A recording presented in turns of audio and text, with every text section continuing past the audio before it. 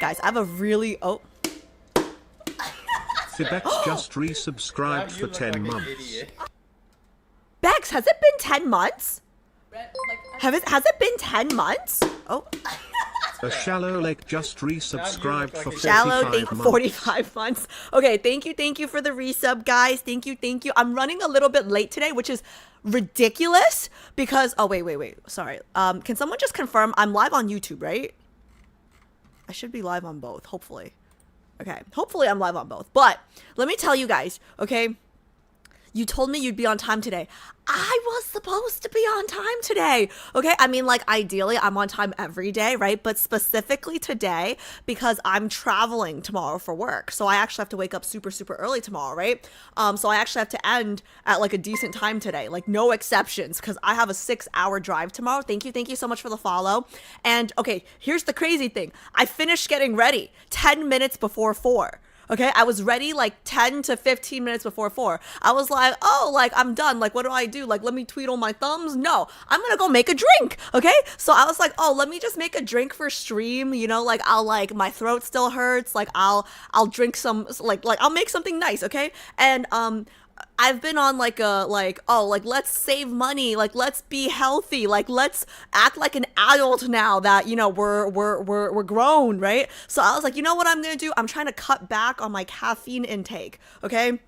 So I'm trying to cut back to like maybe like just 3 cups of coffee a day, and then like maybe like if I can replace everything after the 3rd cup, or like the 3rd cup and after, like with green tea. So earlier this week, actually, I ordered a matcha set. I have to add it to my Amazon storefront, but I wanted to use it first before I decide if I wanted to recommend it and put it on my storefront or not, because if it's shitty, I don't want to put it on there. So anyways, I made matcha, okay, and it took half an hour. Okay, it took half an hour, and it looks like it looks like my matcha freaking exploded. Okay, wait, actually, let me show you guys. Actually, hold up. Let me show you guys, because I didn't have time to clean it. But like, look at me, like, I got this fancy scoopage thing, and this like fancy sifter thing, and then this like fancy like cup with like the thingy, and it took me half a fucking hour, guys. Okay, so...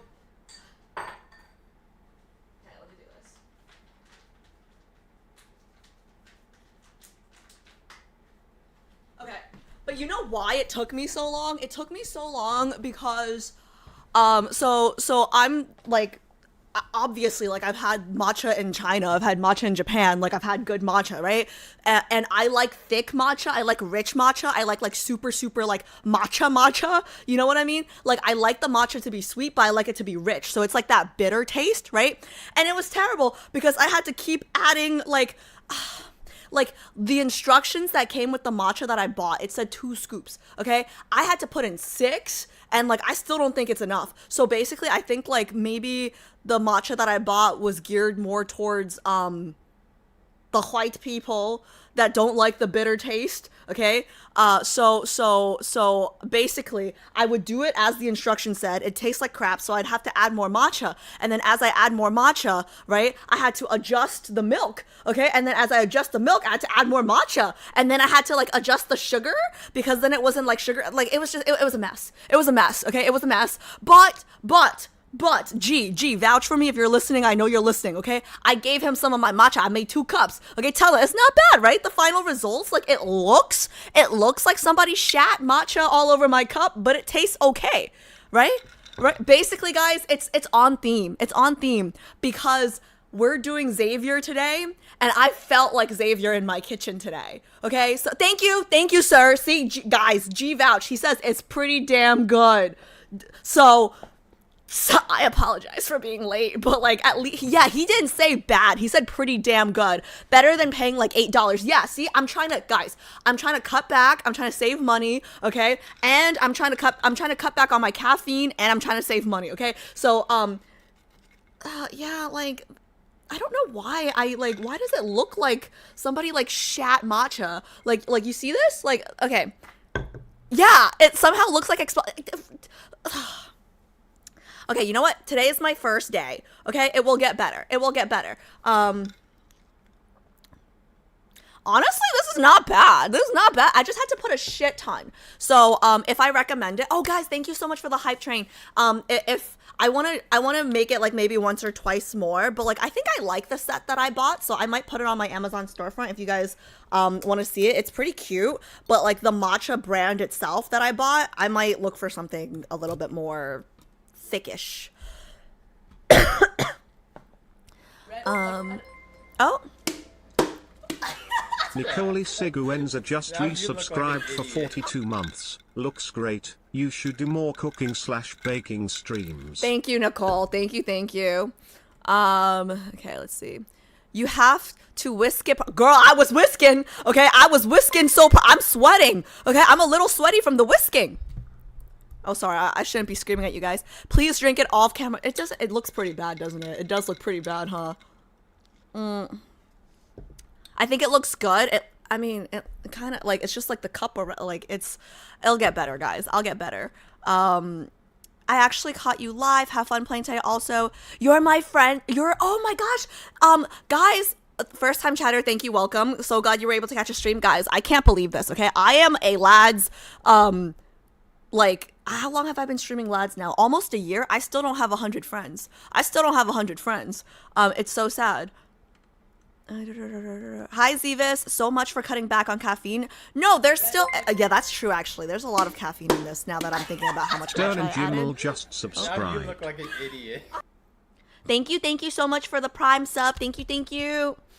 New here, but I liked you too much. I'm watching your past live streams and now I'm on the Sylus's anecdotes. Wow, wait, did you? Wait. So did you start from the beginning? I have a playlist if it makes it easier, but wait, did you start from the beginning and you cut up to, if you started from our very first stream and you're up to Sylus's anecdote, then that's like insane. Because like then you covered like a ton of videos. That's insane. So I just wondered, did you decide on your main? I'm 7 months behind you. No, girl, I still have. I'm still on the journey to decide my main. It was really funny actually. I got a comment on YouTube literally just last week.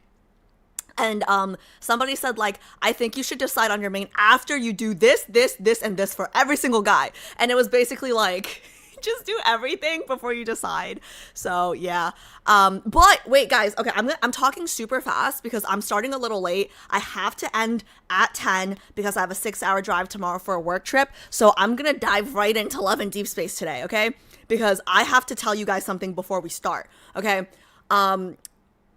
Okay, so glad some of you guys are here for the first time. What I normally do on Sundays before we dive right into the new stuff is I like to tell you guys what happened like the entire week that I had to think about the last stream. So basically what happens is I do like a 4, 5, 6, 7, 8 hour stream for Love and Deepspace on a Sunday. And then I spend the next week editing and talking to Bex and June who helped me edit about like my like process, okay? And I actually wrote 2 bullets down this time because I really wanted to stress this on stream, okay?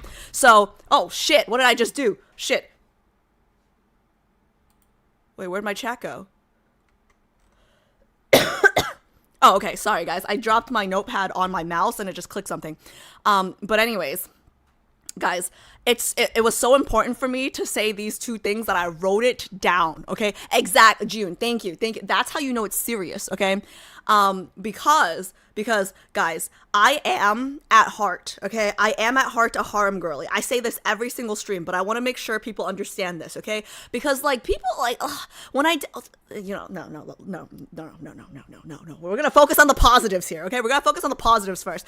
No, but you know what? I wanted to. Okay, no. We're gonna do the positive first, okay? So first and foremost, I am a harem girly, okay? But I think recency bias is truly a powerful thing for me, okay? And I thank Love and Deepspace so much for letting me go through my hoe phase that I never got in IRL. Because like this game, every time we switched guys, I feel like they're in the front, okay? Like I feel like they're in the front. Like guys, Xavier is so underrated, okay? So underrated. And I feel like, I'm not even gonna lie, I don't really have official rankings for the guys right now, right? I don't have official rankings for the guys. Think of it, I've explained this once, I think to Bex or June, I don't remember who, but basically, like, think of the guys as, like, running a marathon, right? I don't know who's gonna win the marathon yet, okay? But I know, like, who's, like, in the front, I know who's, like, in the back, I know who's, like, in the middle, right? So, like, I've been telling you guys that, like, Zayn and Sylus are probably, like, in the front, right? And, like, unfortunately, like, Caleb and Raph, I've had my issues with, right? So I didn't even notice this until I was talking to my Love and Deepspace committee, and Ardor is our resident? Yeah, she's our resident Xavier girly, right? And I was gushing about, like, I was just telling her, like, oh, like, he's so great, blah, blah, blah, blah, like, last week after, blah, blah. And she told me, I'm talking so fast because... I like it. Oh, okay, thanks for that, Joe. Sorry, I'm talking so fast, and I'm not even reading chat, but I will read chat in a second. I'm just talking so fast because I'm late and I want to start at 5. But yeah. So Ardor was the one that brought this to my attention. She was just like, I never thought you liked Xavier because what now? Shame. What now, Joe? Shame on what? Shame on your mom, okay? She basically was like, Shame. oh, like, you are always like, oh, you know, like, he's cute, but, like, moving on, right?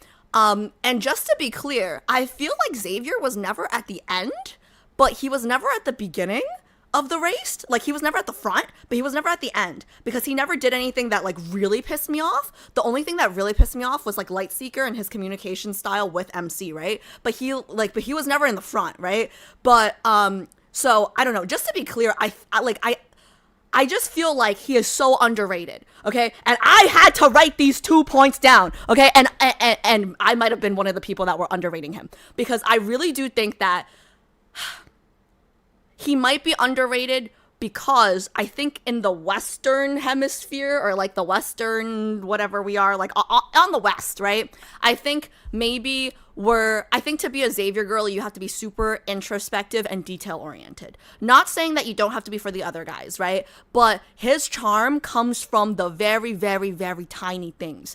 And not everybody takes the time or has the patience to really appreciate the little things, right? So, okay, the 2 things that I wrote down. One, this was not something that I even, like, thought about during stream. This is something after stream that, like, as I was editing, I was crying while I was editing, and I have not cried since I was editing for Tower of Secrets, Zayn, right?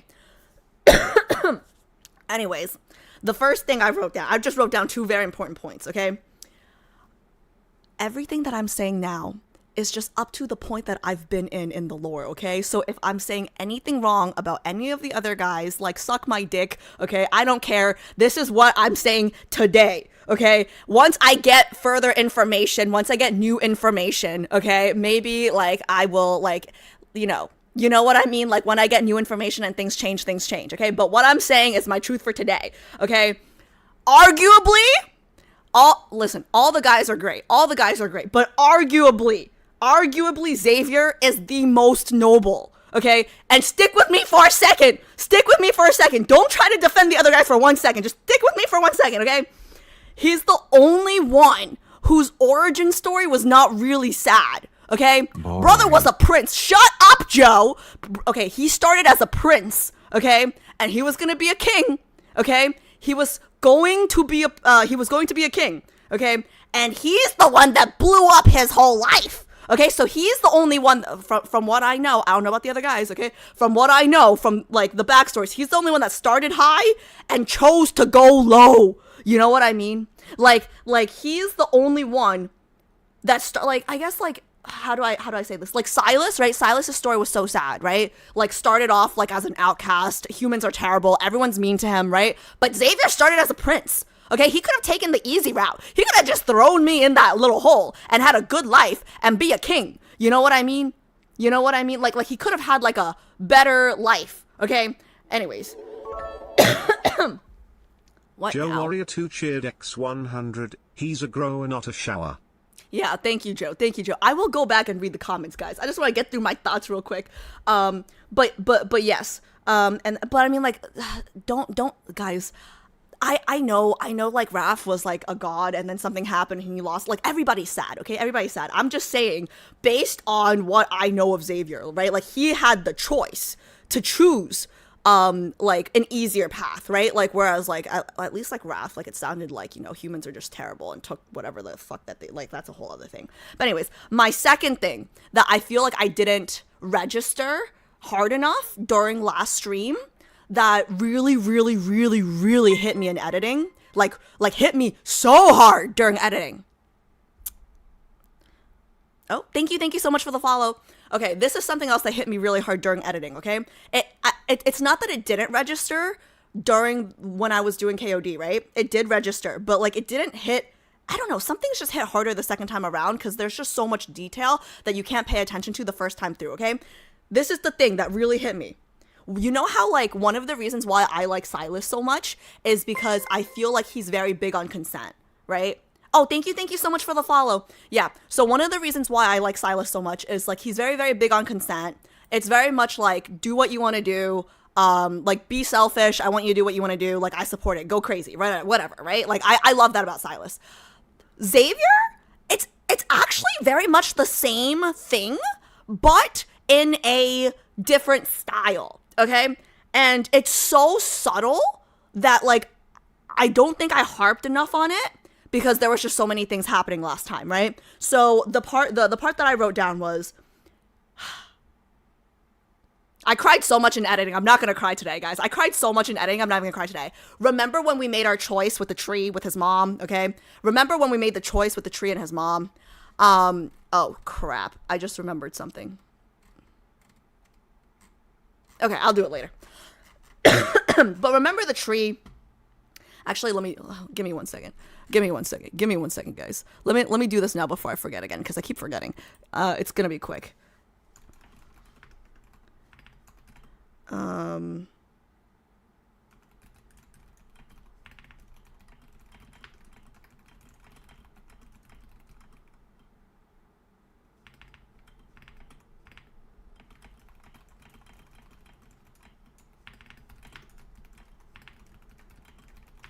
Okay, cool.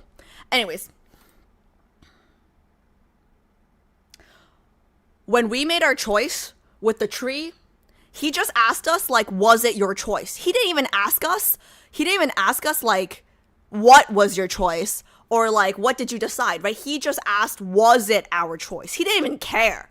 He didn't even care what we picked, right? It was just more so like he wanted it to be our choice, right? So I feel like he and Sylus are very similar in that regard, but it's just packaged in a different way, right? I just feel like he's so underrated now because, don't get me wrong, I think if Xavier was presented by himself, right? Like he's like all 5 of the guys are very like first male lead, main male lead, you know, material. I don't even know what to call it, right? Like they're all main male lead. None of them are second male lead. Like not a single one of them is second male lead. And that's why it's so hard for me to choose, right? But when you put all 5 of them together and you introduce all 5 of them together, like it happened for me, right? Like I didn't meet just 3 guys together. I met all 5 together, basically, because I started the game late, right?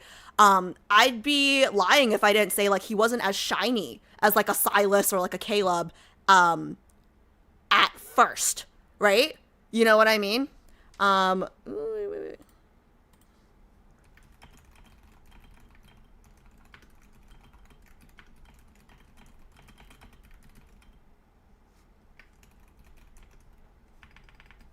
Give me 1 second, guys.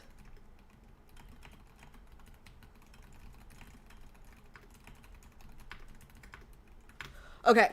Anyways. Okay, Xavier felt very underrated to me when I first got into the fandom. He's very subtle compared to others. Yes. No. But like, here's the thing about him.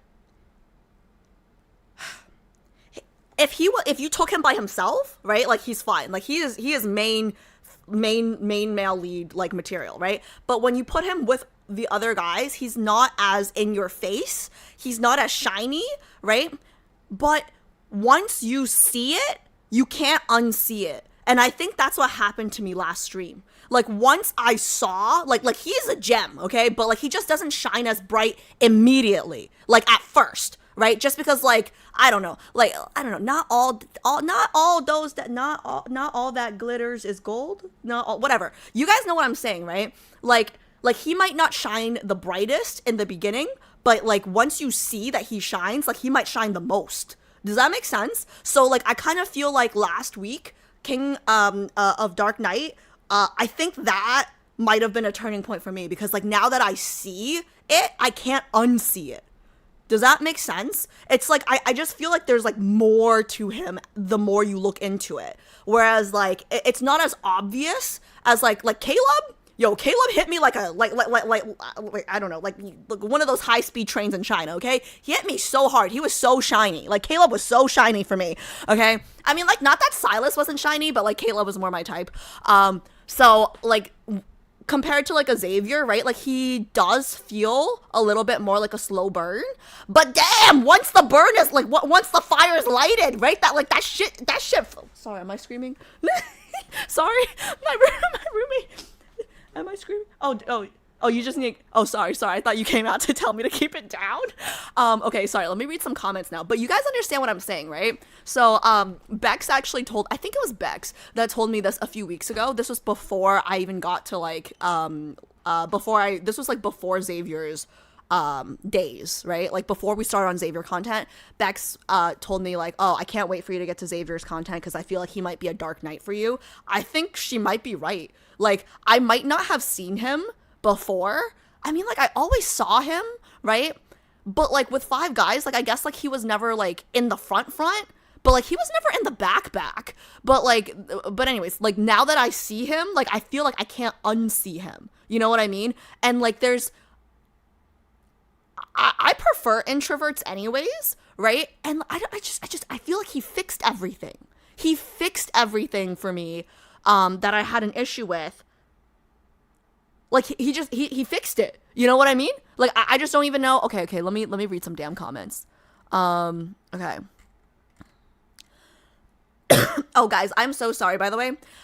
I like reading comments, but it's really hard for me to read all the comments on Sundays. But I do go back and read some of your comments while I'm editing. So, if that makes you guys feel any better. Let me see.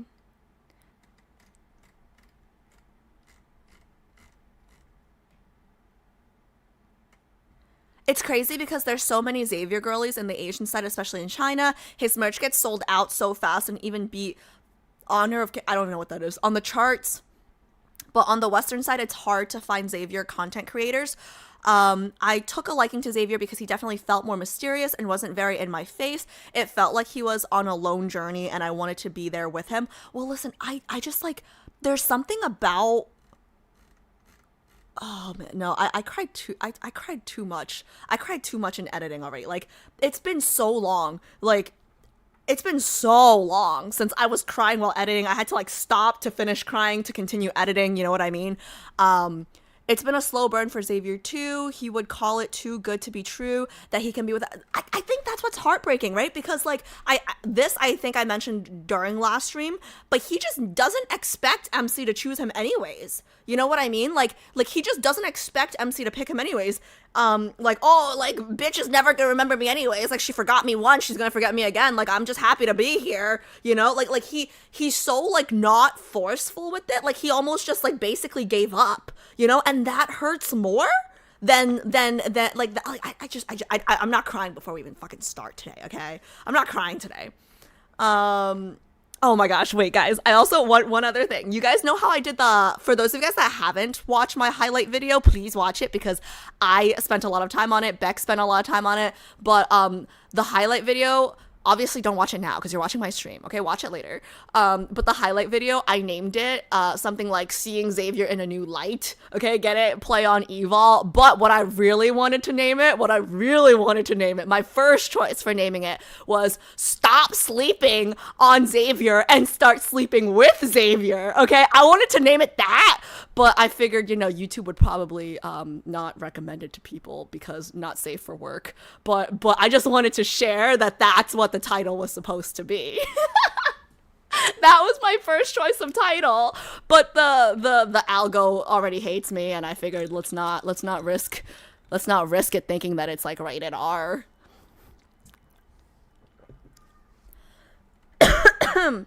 Only thing he was assertive in was having the chance to be MC's partner again. His only selfish request is being able to work together and have each other's back.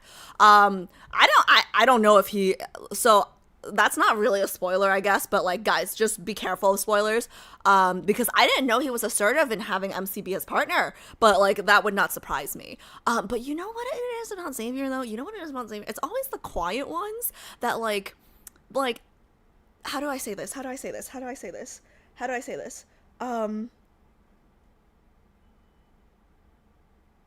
I don't know, guys. It's gonna be really hard. Because I feel like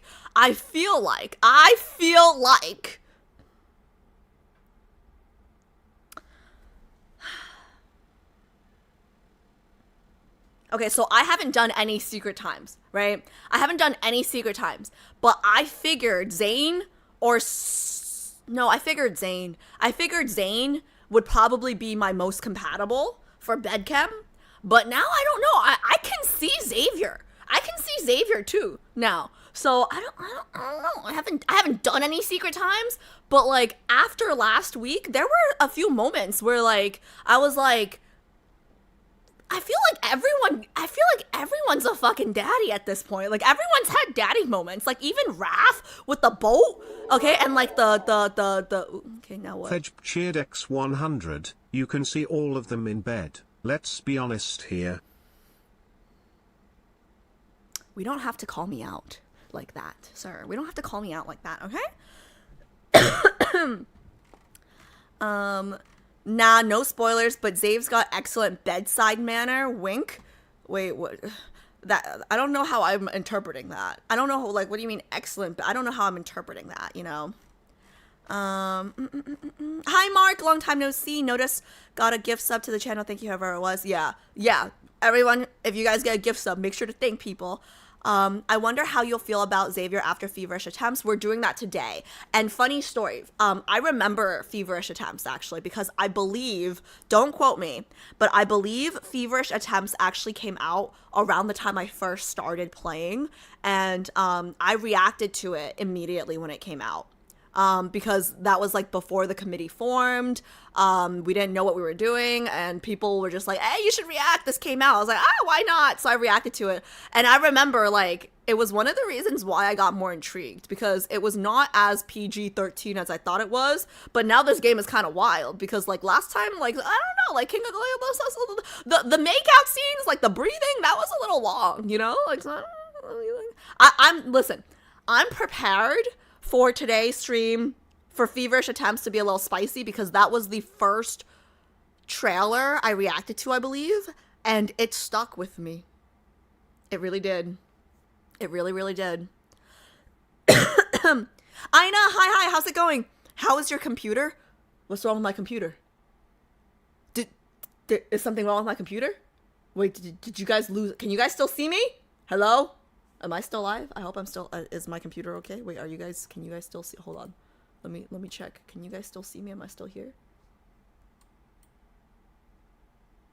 Wait, I should still be live. I think I'm still live, right? Your computer died as you... It did? My computer?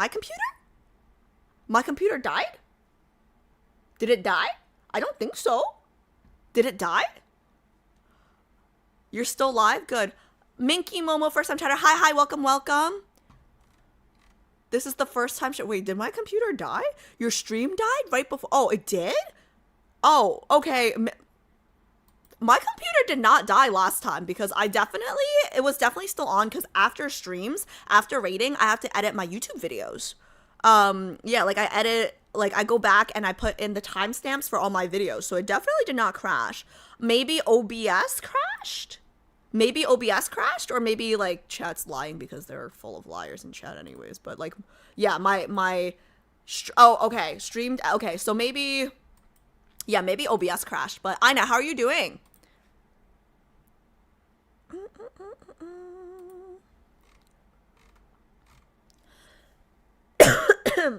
I've been watching your journey in Deepspace since you started. Really? Thank you so much for following along. Your hair looks longer, Alice. Oh, does it? Let me see. Sorry, I can't even see myself. Does it look longer? Oh yeah, I guess it does a little bit, right? Thanks. Yeah, I don't, like I don't look good with short hair, but long hair is actually getting really annoying to maintain. 5:06. Okay, I will start at 5:15, I promise. Also, MC's and Xavier's relationship aspect in Feverish Attempts is important for their development later on after. Yeah, I just want to preface this, guys. I read all my YouTube comments. I don't respond to all of them. I try to, but it depends on like when I'm reading it. A lot of the times I'm reading it like on my way to work or on my way home from work. So it depends on my like signal, right? Like if I'm on the subway, like I might not be able to respond. So just like after watchers, like people who are watching the VOD, like I do read every single comment. I might not respond to every single comment. Don't at me.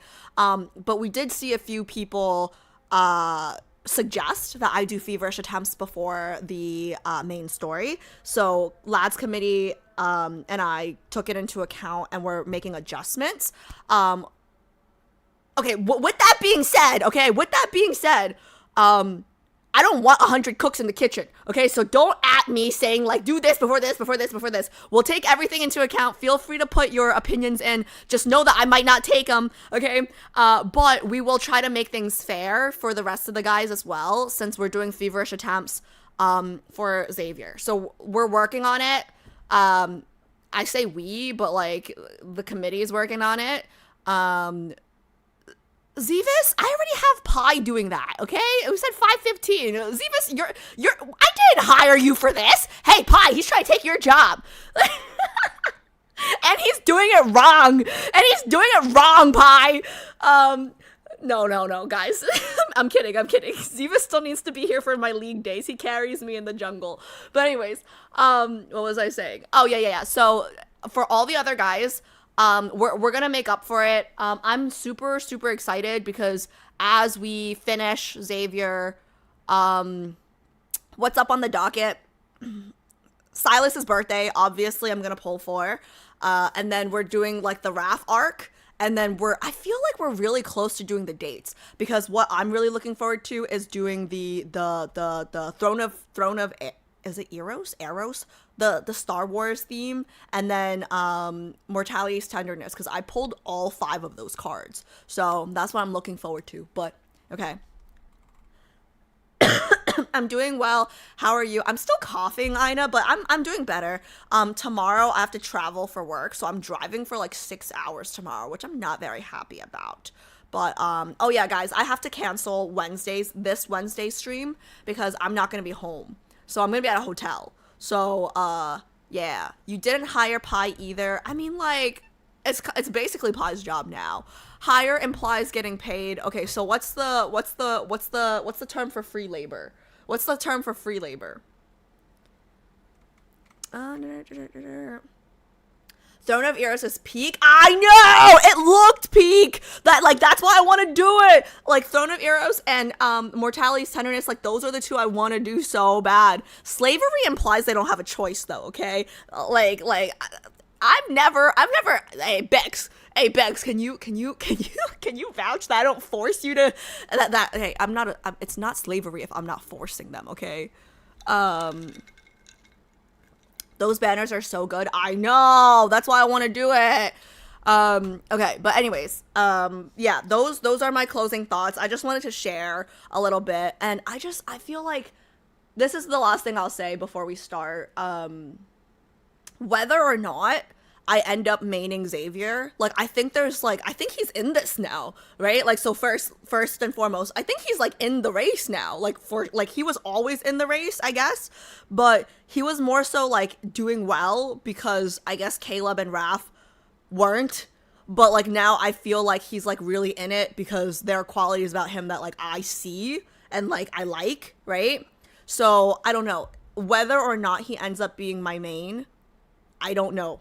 But even if I don't choose him as my main, I feel like I'm going to be spreading Xavier gospel right now because I think he is so underrated. Like, so underrated. And now I'm, like, even more mad that I didn't get the Hot Pot card. Anyways. Where am I?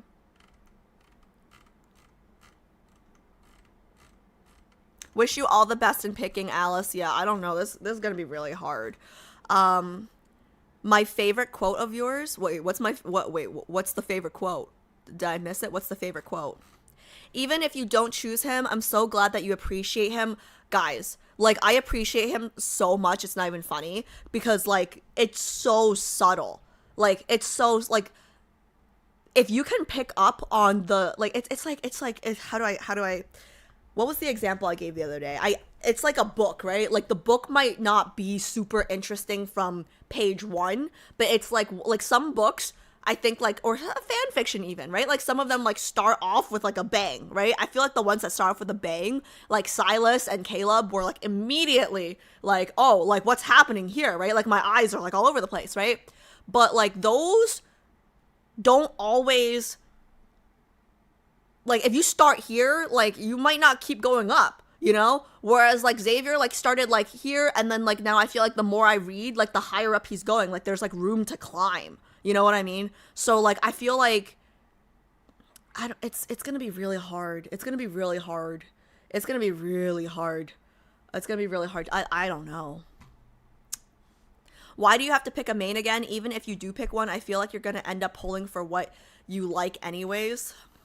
I guess that's true, but, like, I feel like I have to pick a main because what if I get, like, the dodgeball thing?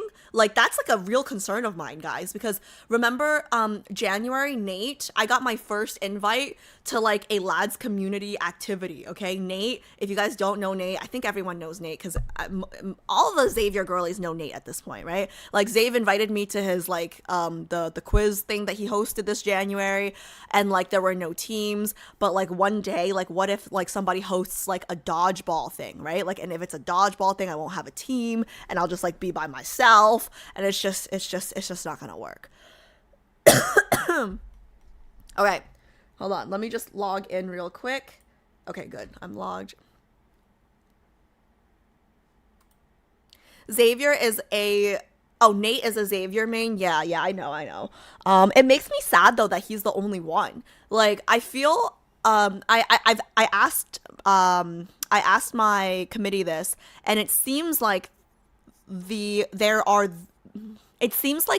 the most Sylus streamers. I feel like Sylus seems to be, like, the one that it has most streamers, and Xavier seems like the least.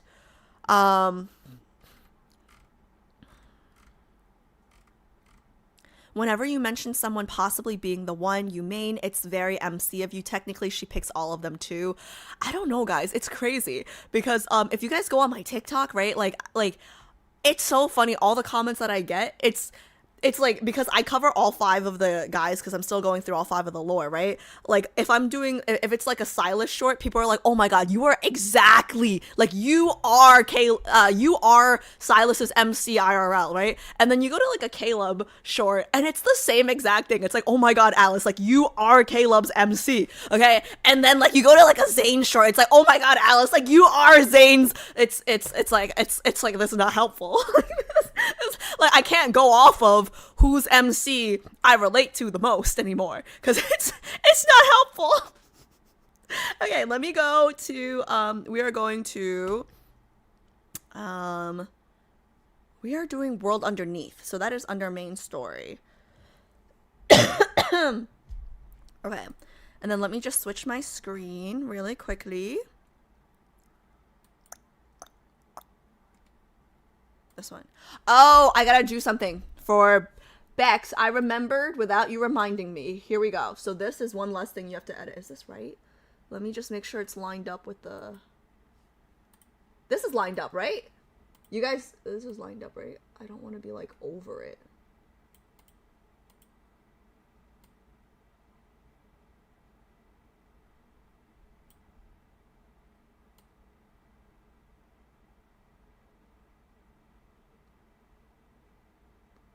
I think that's... No, I see, like, a tiny bit that's gonna piss me off. I still see, like, a tiny slither of...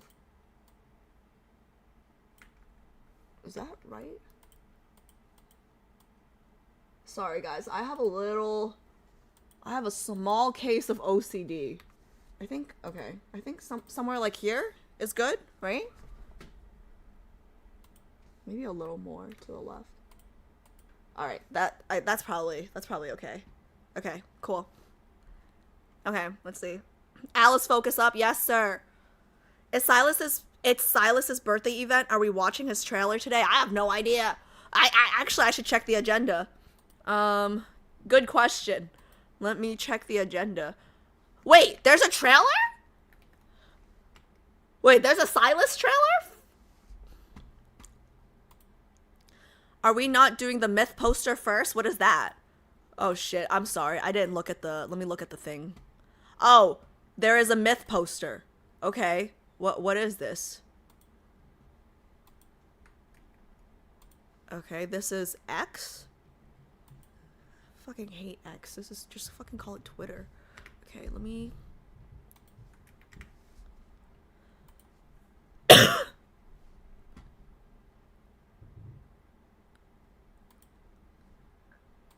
Okay. Where's my layout for Twitter? Is this it? Is this it? Yes, this one? What is this? You are the last light upon the throne, soul. Do I have to read this? What is this?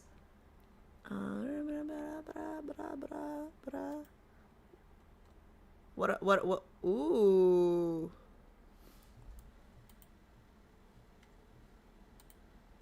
Ooh. What is that? Like, is it just to look at? What is this? Let me see.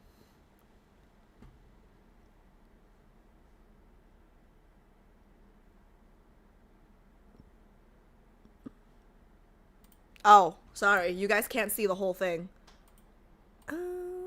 I don't have a layout for this. This is annoying. Duplicate. Okay. Here we go.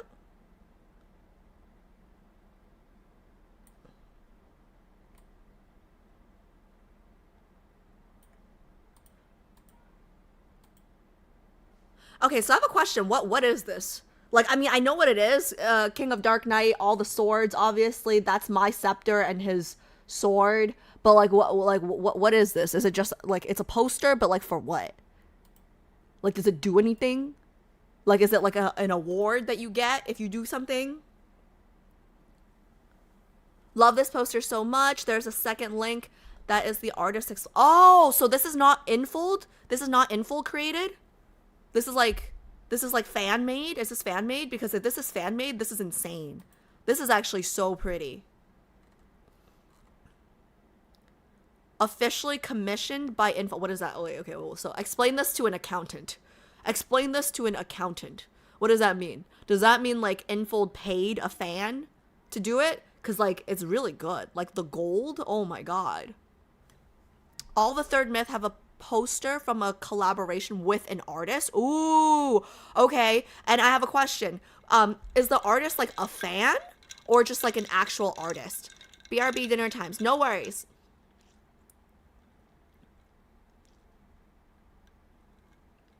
All the artists are usually pretty famous for other things. Oh, okay. It would have been, I mean, it makes sense because this poster looks amazing, right? Like the detail, the intricacy, like look at the little gold flowers, right? Like the lumer, you know what I'm trying to say, the name of the flowers, right? Like the intricate details here, the scepter, like everything looks so good, right? But I would have been more like, I don't know, I guess like it would have been really cool if it was like a fan made Lumen Flora. Thank you. Yeah, I mean like a legit artist doing this. I mean it's still beautiful, right? But I feel like I would have liked it better if it was a fan, like a fan artist that did it. But I'm biased, right? Like I kind of feel like, Can you imagine, like, if they commissioned me to paint something? Holy shit, it would look like crap. So, you know what? I take back everything I just said. It does not have to be fan-made, okay? Anything fan-made, like, no. Guys, I lost well, I didn't lose, but, like, the wheel, right? For those of you guys who don't know, my 4th year anniversary, TLDR, I have to do a painting or a drawing of Raph, right? I have to pick a date for that. I have to do a painting or a drawing of Raph on stream. You guys will see something.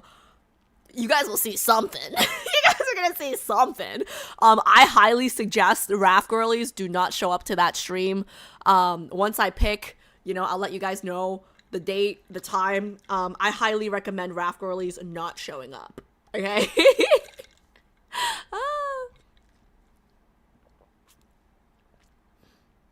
As an artist, they got paid for it, so it's a W. Yeah, it's beautiful. Like, look at how detailed this is. Like,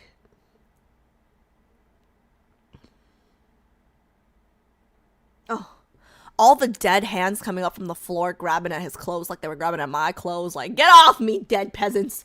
No, this is actually really pretty. Oh, I really want a stream room, right? Like, I really want a stream room just so I could start buying these things and, like, putting them around my wall. Like, I want, like, a nerd room. Okay, anyways, what's the next thing? Oh, second poster. What is this? This is also X. Perfect. Also X, so I don't have to change. What is this? Ooh. I don't know what this is. Let's see.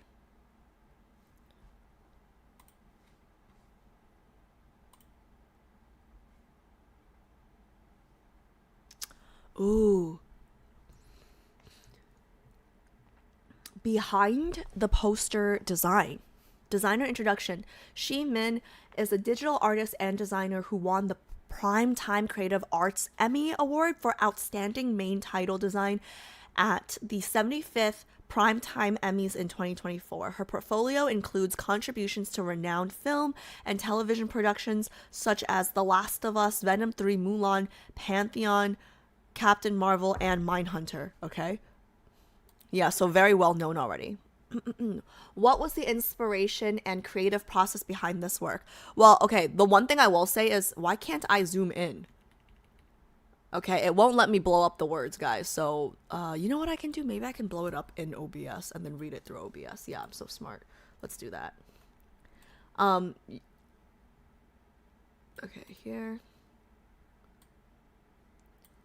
I will say, right, like, in order to make this drawing, they had to have played the lore, or at least, like, played some of it, Okay. What was the inspiration and creative process behind this work? The inspiration came from ancient Greek sculpture. After reading the story of Miss Hunter and Xavier, I personally resonated with 4 intertwined themes of eternity: eternal memory, eternal death, eternal life, and eternal love. Oh my god, wait, that's so... Oh, I got goosebumps! Okay. Sculptures, an art form that freezes a moment in time, powerfully conveys a sense of temporal suspension. In many cultures, sculptures are also used to commemorate heroes and monarchs. The centerpiece of the image is a marble statue of King Xavier as arms representing revenants and death reach out from all directions to engulf him. At this final moment of erosion, we still see Xavier protecting the crown, which symbolizes Miss Hunter. It is the only thing he clings to. The rose window at the top of the composition symbolizes hope and salvation. The light shining through it casts a glow on Xavier to make the originally grim moment feel less terrifying, yet somewhat majestic and sublime. A golden curtain flutters in the wind. This wind is a metaphor that's open to interpretation. We don't know whether it's trying to block out the sunlight, which will plunge the world into endless darkness, or lifting the shadowy veil to let hope enter this space. Even a single breeze is elusive. Oh my god, wait, that's beautiful. Oh my god, yeah, like this I understand. Like the Picasso shit, I don't understand. This is beautiful. And to a king, those kneeling at the steps are even more fickle. Beneath the throne, loyalty, ambition, glory, and disgrace are but a heartbeat apart in the face of desire. Another detail lies in the chandelier. Oh my god, guys. I had a really bad nightmare about my friend Jay dying to a chandelier literally just 2 nights ago. So I don't know what that has to do with this, but the word chandelier. I texted him just to make sure he was alive, and I told him to stay away from chandeliers. True story. Anyways. I lost my place. Oh yeah, another detail lies in the chandelier above Xavier. The candles within it are placed upside down, much like the golden curtain stirred by the wind before the rose window. This is a paradox of life and death, of hope and despair. It leaves room for Miss Hunter to interpret in her own way. Amidst this complex visual scene, Xavier still stands tall, his posture in a protective stance, his kingly dignity and knightly spirit remain the most radiant presence in the entire composition. Oh, this is beautiful. Guys, this is beautiful. Guys, this is beautiful, beautiful. Oh man, there's more. My throat hurts. Okay, this is not good for our World Underneath reading that I have not started. Okay, sorry, my throat is not fully recovered yet. We understand this was your first time designing a poster for a video game. How was the experience different from your previous work? It was my first time designing for a game, and it just so happened to be Love and Deepspace. It's truly a case of serendipity, even before. I gotta blow this up more. Why is it so small? I try to blow it up on the web page, but it won't work.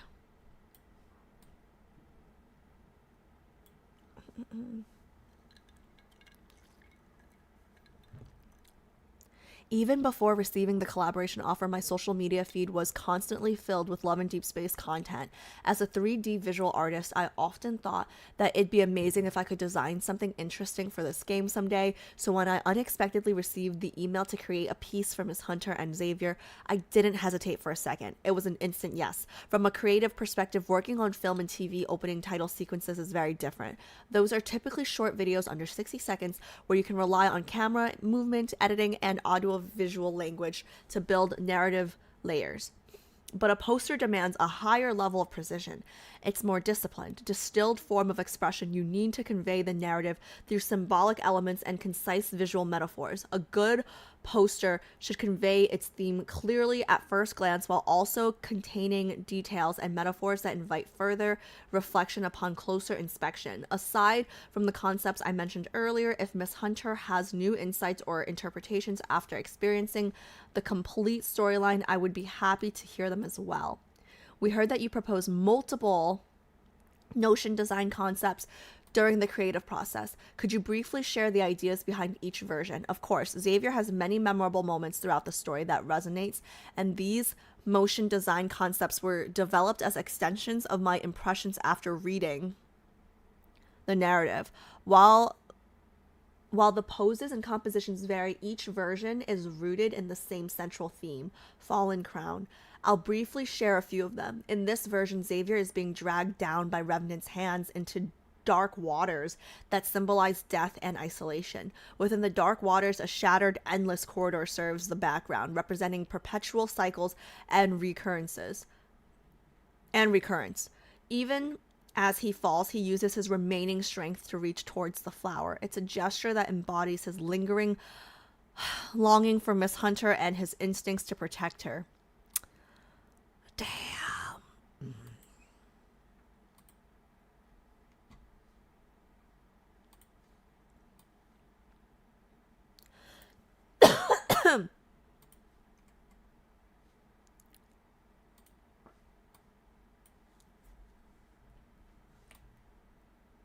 In this version, the king is ensnared with revenants, his robe restrained and bound by countless ghostly hands, as if they're dragging him into the abyss. The background features celestial imagery of day and night as they alternate, which symbolizes the endless cycle of time.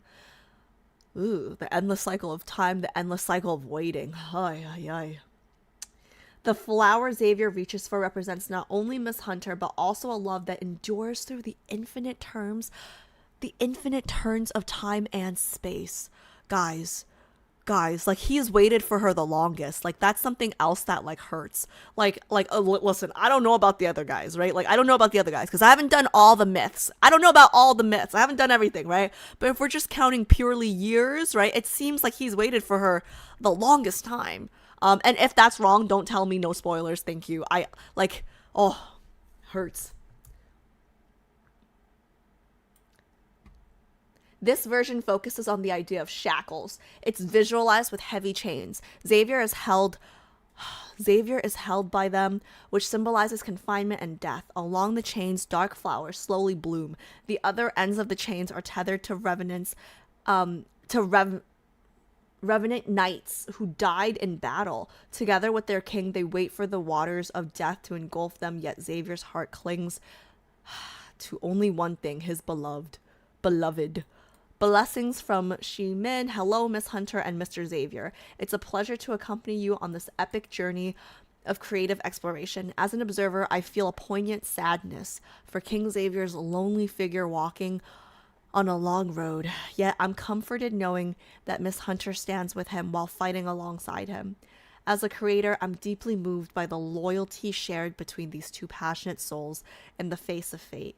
Loyalty that is more imperishable than any crown, more everlasting than every dawn. Oh, man. I'm not crying from a fucking poster, okay? This poster with its open-ended narrative is my humble tribute to an insurmountable regal love. My hope is that years from now, it will still evoke the profound emotions sparked by the light you brought to each other when you two see it again. That's, oh my God, guys, it's beautiful. Guys, this is beautiful. Like, it's things like this that makes me wish I had like just an ounce of artistic ability. Okay, like both my sisters, like I have artistic genes, okay, like in my genetics, but I think they're just like recessive traits in me. Okay, so like maybe my kids will be artsy, I don't know, but like both of my sisters are very artsy. I just didn't inherit that gene. But like things like this really make me wish that I did. You know what I mean? Like art that makes you feel something. You know what I'm like? It's so, oh man, it's so good. So good. Bravo. So good. Oh man. Wait, did you guys tell me that there's poster art for all of the third myths? Did I make that up or is that true? Is that third myth or... Okay, let me see. Oh, guys, also, just so you know, when I say I don't have an artistic bone in my body, it doesn't mean I don't appreciate good art, okay? Okay. Where am I going with this? I'm going... Oh, okay. Next thing is World Underneath. Perfect. Guys, that was beautiful. Like, hold on. I just want to see this. I just want to see this one more time. This is beautiful. Like, this is actually, like...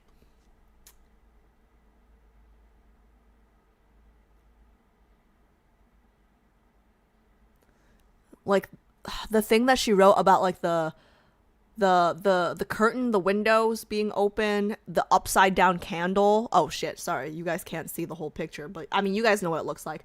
But like, it's so beautiful. Like when you read like her interpret, like I guess like the artist's original intent for all the choices and everything. Oh, it's so beautiful. And then like just like the gold, like the coloring of it makes sense. Like I feel like Xavier's like the golden boy, right? Like in his anecdote, like he was like the golden boy in school. I mean his evol's fucking light, right? Like just like the, oh, it's so beautiful, guys. So beautiful. So beautiful. I hate this. It really gives me Souls vibes. Like it really gives me like Dark Souls, Elden Ring, like, vibes. Like this artwork, even. Okay, let's see. Okay, let me pull up the thing.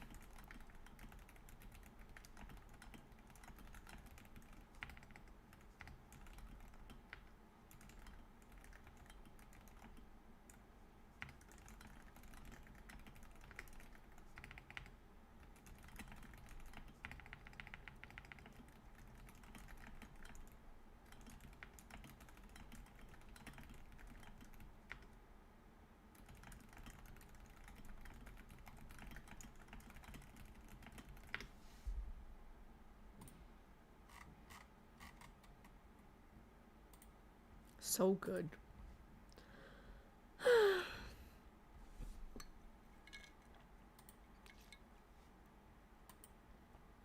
Really makes me wish I had some talent.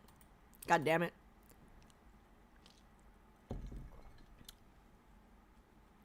Xavier sometimes is compared to Final Fantasy, Lord of the Ring characters, so... Well, I don't play Final Fantasy, but... and I've only seen Lord of the... Oh, well, I have seen Lord of the Ring once, right? On stream, actually. Which character? Which character?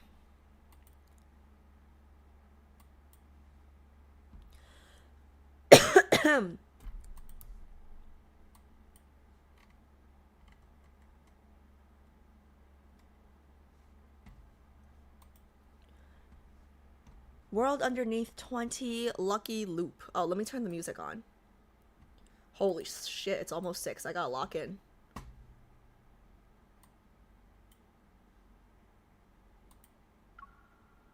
Okay.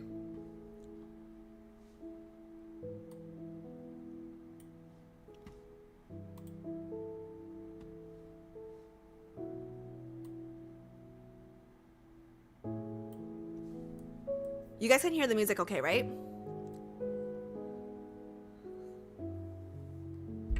Let me know if it needs to be louder or quieter.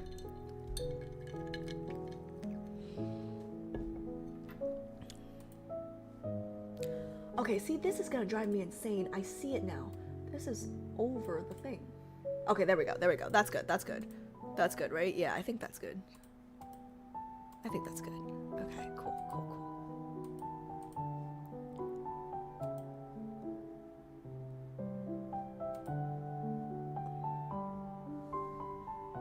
That's perfect. Perfect. Thank you, Bix. Okay, yeah. Sorry. Let me know. Like, feel free to point it out because I don't want you to do more work in editing when it's something that I can fix live. Okay. I'm gonna lock in, okay? Music is good. Music is good. Okay, cool, cool, cool, cool.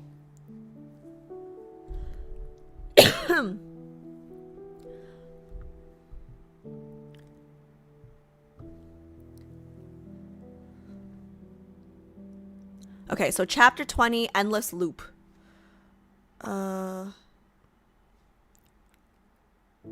Chapter 1, The Final Love Letter. My dear, I hope this letter finds you. This is the last letter I'll write. In the end, the history of Sylus and its immortality have failed to outlive humanity. The end of the world is looming at the window, yet I feel extraordinarily calm. A little happy even. I'm reminded of the time shortly after we had moved in together. The pipe burst and water gushed across the entire floor one afternoon. We panicked and screamed at first. Then we calmed down, worked together, and fixed it before we rested on the sofa. We looked at each other and smiled. It's that sort of happiness. The apocalypse feels like that afternoon, initially chaotic, until all that remains are our quiet surroundings. I can almost hear the rushing water, except it's time flowing away. As everything returns to the beginning and nothingness, I know my wish came true. After countless uncontrollable jumps through fractured timelines, I finally reached the ideal ending. Who is this? Is it Xavier writing to me? Sylus is gone with the curse of immortality. Although my courier friend might disagree, I can say that I'm truly human now. To be exact, I'm a human who can meet you in another world. I remember the time we spent together and those inherent imperfections that you used to joke about. Sylus defined them as meaningless, but I was utterly fascinated. There was a person spending 30 minutes agonizing over ice cream flavors at the supermarket's freezer, an office worker napping against a stranger's shoulder on the subway, a college student placing fallen phoenix flower petals on a cat that was napping under the afternoon sun. As I write this, I'm crying just like before. I never once saw a cat in Sylus. I'm confused. We never moved in with Xavier, that I know of. Now these peculiar Yet, endearing traits that belong only to humans will continue until humankind breathes its last. They won't be reshaped into an external planet. Oh, they won't be reshaped into an eternal planet without ice cream, phoenix flower petals, or napping cats. As I watch this wasteland created by human hands gradually turn to dust, from the inside out, erased by the flow of time, I don't feel sorrow. Why should I grieve for nothingness? First, Philosians, after spending the first few hundred years of immortality, lose their ability to perceive meaning. Edicts forbade us from dying, yet we had no desire to live. Until that day, when injured by a wanderer, we and our bodies that surpass the scope of medicine are sent to the heart of the planet for peaceful recuperation. Yeah, right, it's more like sacrifices. I never saw anyone return from the forest. I only heard that they became part of Philos forevermore. Yeah, that's one way to put it. It was murder, disguised as a glorious rite. The disappearance of Philos isn't the magnificent extinction of a starry sea. Rather, it's the silent dripping of a leaky kitchen faucet or clean clothes with no more creases from being worn. Life here had died long ago. To escape my predetermined fate, I discovered a small cosmic vortex at the edge of Philos and jumped into it. My body was stretched, compressed, torn apart, and reassembled until I became nothing but a fragment, drifting through the cracks of space-time. Who is this? Sometimes I fell, and sometimes I was blown away. I couldn't stay anywhere for long, and time no longer flowed continuously. I thought I would be trapped in another form of eternity, but instead, I arrived on Earth before the age of immortality and met you. Is this Jeremiah? Because I know he did move in with that girl, but I guess when I read moved in, I read it as like they moved in together in Philos. Is this Jeremiah? Let's see. I feel like, who else do I know? I feel like those are the only people we know.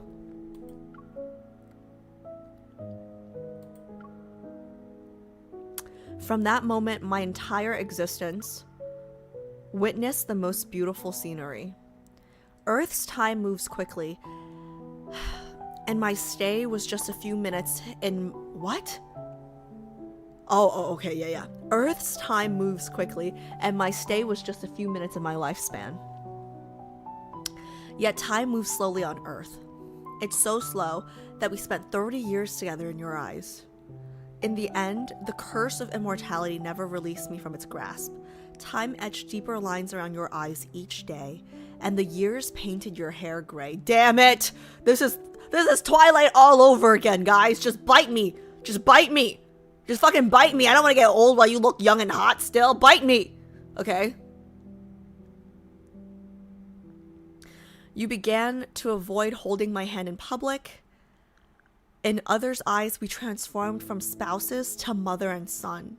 You refused to go out with me, and finally you refused to leave Lincoln City to start a new life in a place where no one knew us. After that argument, you said, "My dear, this is as far as our journey can go in this lifetime." Your voice was soft, calm, yet resolute, and I knew I couldn't keep you anymore. Damn. Earth in that era was too primitive, so rudimentary that I couldn't travel to other timelines. After you sent me away, I wandered aimlessly until our final meeting in 2034. The catastrophe, guys. Oh my god. I feel like this is Jeremiah.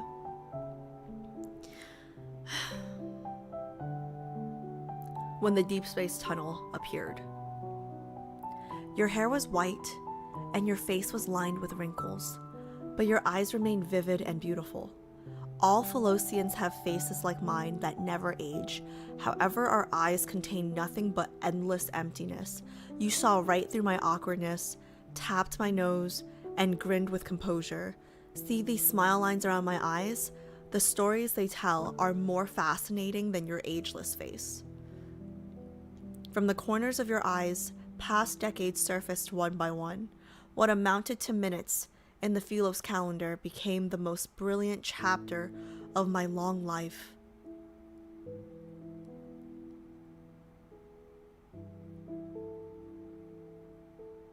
That's beautiful. What amounted to minutes in the Philos calendar became the most brilliant chapter of my long life. The minutes that he spent with her became the most brilliant chapter of his long. Oh God, that's beautiful. I had made a decision then. There was something I had to do. Whether I would succeed or not, I didn't know, but I had to try. As the Deepspace tunnel drew closer, you shooed me away, your voice soft yet determined. Go on now, hurry up. Who knows if there's an interstellar post office out there? If so, you can write to me. Tell me about the adorable old ladies you've met.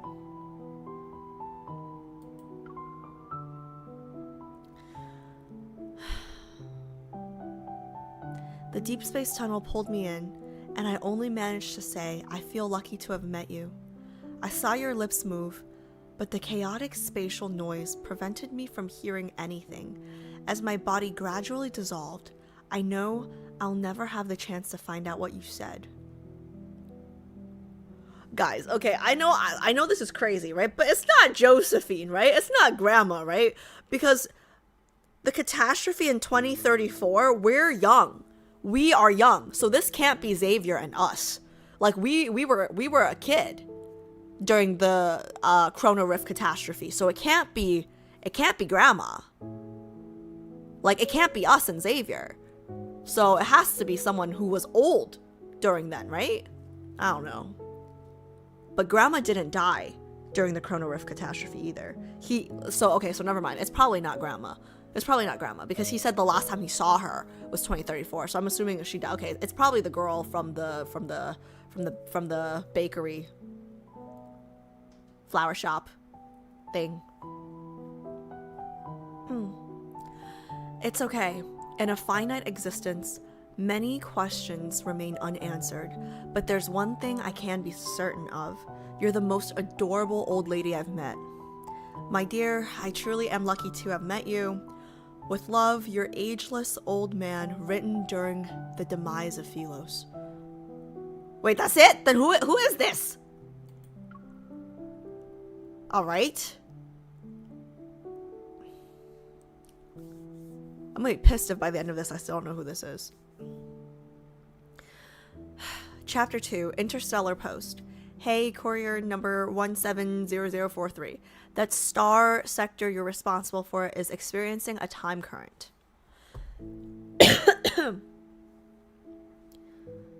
I guess it'll vanish from that section of deep space without a trace.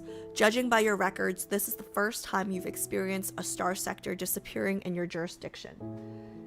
Courier number 1770043 nods to their colleague and glances at their code. Yes, courier number 002761. Don't be sad. You get used to seeing them disappear after a while.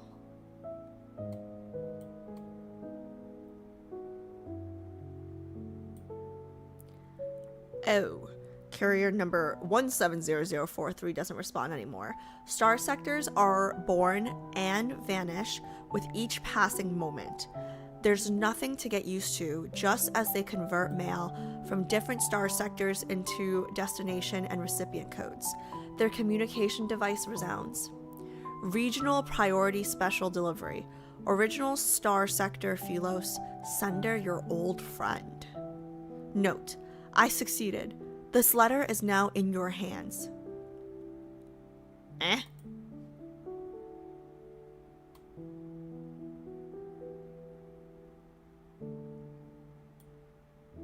Who could this be?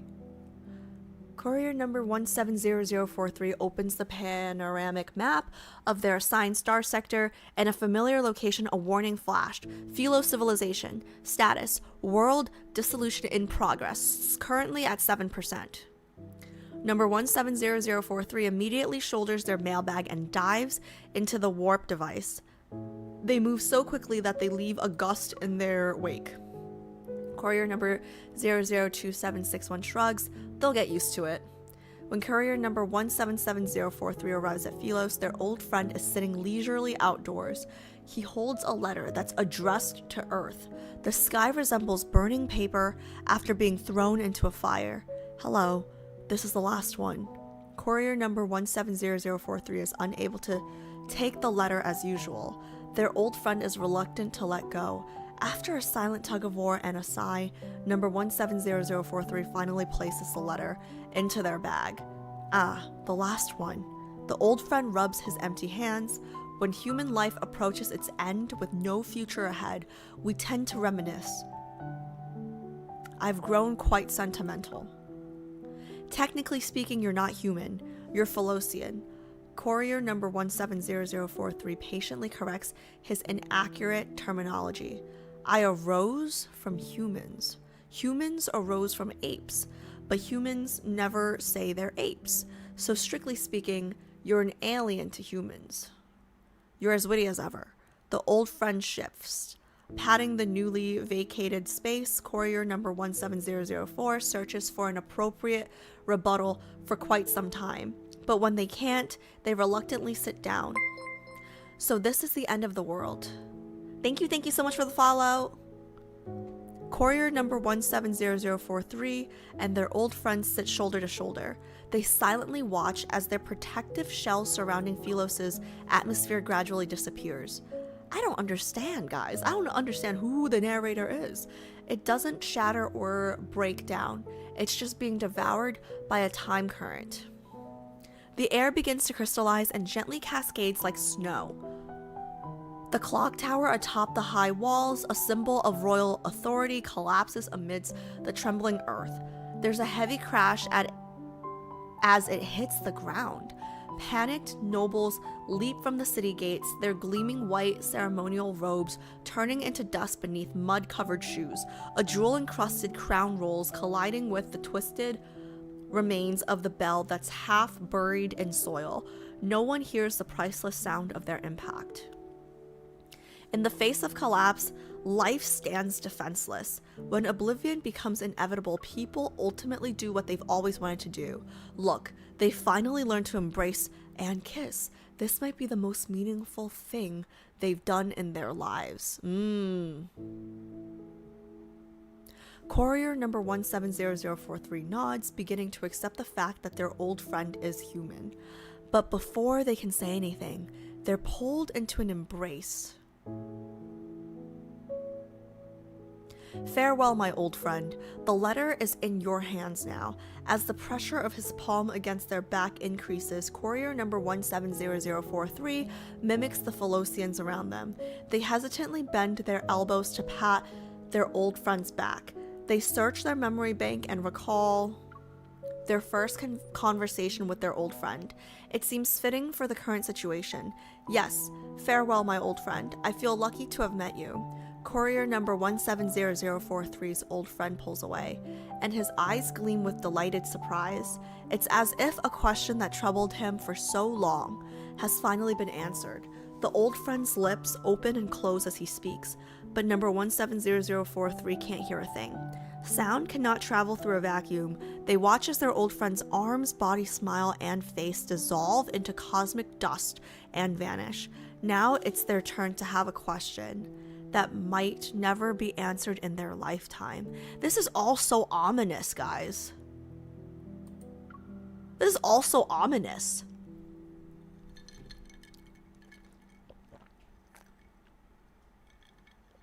This better all make sense by the end. Otherwise, I have more questions than answers from this. Chapter 3, An Afternoon Letter from the Stars. Back at the interstellar post, like this whole thing kind of reminds me of Celestial Message, right? The date, the birthday event that we had with Xavier, like with the mail and everything. But I have a feeling that this isn't Xavier. Back at interstellar post, courier number 170043 stares at the final letter from a life form that has vanished. After struggling, they decided to enter the Postal Service's central transfer hub. Crossing through space-time is never easy. The greater the mass, the greater the difficulty. Most mail is sent through the central transfer hub. For registered mail, couriers typically project their consciousness into relay vessels in the corresponding timeline. But the Earth their old friend wanted to send letters to is too ancient and distant. It's unreachable even with the use of relay vessels.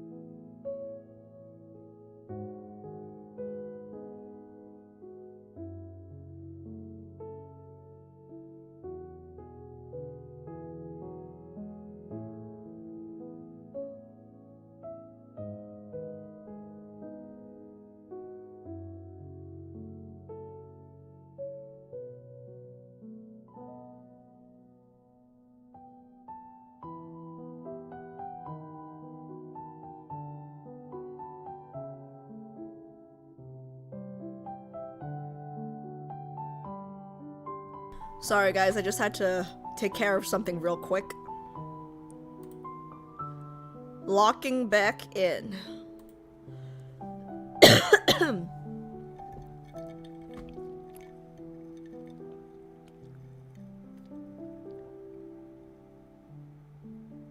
Yeah, I don't think this is Xavier speaking. Crossing through space-time is never easy. The greater the mass, the greater the difficulty. Most mail is sent through the central transfer hub. For registered mail, couriers typically project their consciousness into relay vessels in the corresponding timeline. Aw, Mephisto Ka. Sylus Main, obviously. Thank you so much for the follow. Most mail is sent through the central transfer hub. For registered mail, couriers typically project their consciousness into relay vessels in the corresponding timeline. But the Earth their old friend wanted to send letters to is too ancient and distant. It's unreachable even with the use of relay vessels. Courier number 170043 has a private mailbag filled with letters their old friend sent to that ancient planet. Sadly, none were successfully delivered. However, number 170043 decided to see what place created those few minutes that their millennia-old friend cherished so deeply, even if it means they might never return or vanish into the space-time rift. Their surroundings become bizarre and kaleidoscopic. Courier number 170043 feels their body being flattened, stretched, squeezed into a square, and then bent into a triangle. What does this mean? What does this mean? Who is this? They search Earth's vocabulary for quite some time before finding appropriate descriptors. Have you ever been stuffed into a front loader? Or have you played simulation games that involve managing an amusement park? It's like using every wild idea to build an outrageous, sadistic, epic roller coaster with countless loops and drop towers. Then you press start only to discover yourself as a single passenger on the untested ride. Nothing matters except for hoping to survive. No, even death would be acceptable because this is so unbearably painful. When the sky finally stops spinning, a figure replaces the light that was stinging courier number 170043's eyes. There's fluttering which sends a gentle breeze towards their face. Opening their eyes, number 170043 finds a pair of large, curious eyes blinking repeatedly. They're staring at them. Number 170043 takes a moment to gather their thoughts before looking around.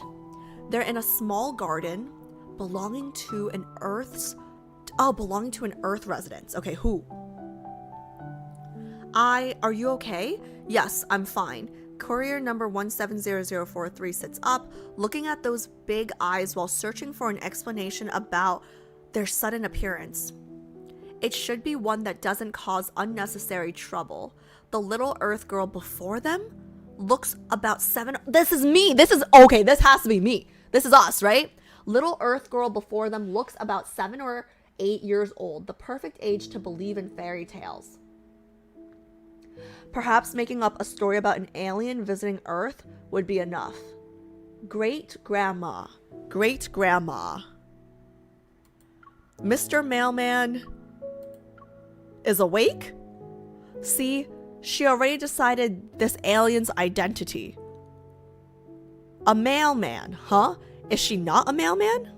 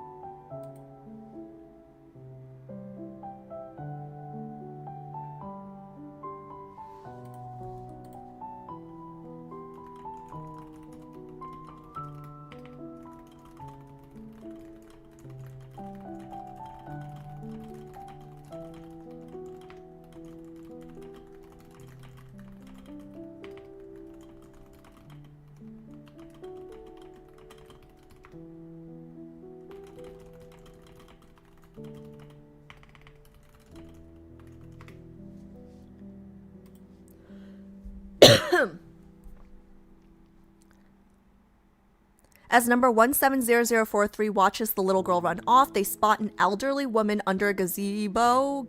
Gazebo? I don't. What's the correct pronunciation for this again? Gazebo? Gazebo? Whatever. You guys know what I'm talking about. At the far end of the garden. You guys know what I'm talking about. At the far end of the garden. This is her first meeting, yet they have known her for a long time. Their old friend told the story. Really? You followed for Gazebo? Thank you so much. thank you for the follow. This is their first time meeting, yet they have known her for a long time. Their old friend told the story of those few minutes countless times. Her hair gradually turning white, her wrinkles deepening, her body slowly becoming smaller and frailer, but those eyes that contained galaxies never changed. The elderly woman beckons. Courier number 170043 follows the cobblestone path and slowly walks towards the gazebo. That strange sensation that felt while embracing their old friend returns. With each step, the metal components beneath their skin seem to corrode under Earth's atmosphere. Although they don't want to admit it, they feel as if all that remains in their body is a tiny fragment of human consciousness that stems from their origin. Are you here to deliver a letter? The elderly woman takes the letters from courier number 170043, her fingers caressing the timeless handwriting. She slowly removes the paper and gently locks in her lounge chair as she reads one after another. Courier number 170043 stands nearby. The afternoon breeze is quiet and the sunlight is gentle. They watch as particles like dust from another dimension pass through her wrinkled, delicate fingers and scatter across her body. Her expression remains serene. A smile plays at her lips as if this final testament before her is another cycle of seasons changing. What is that voice acting, Alice? Her soft chuckle pulls number 170043's drifting thoughts back to the present. She carefully refolds the letters along her creases and gently presses them against her lap. Of course, I'll be the most adorable old lady you'll meet in your lifetime.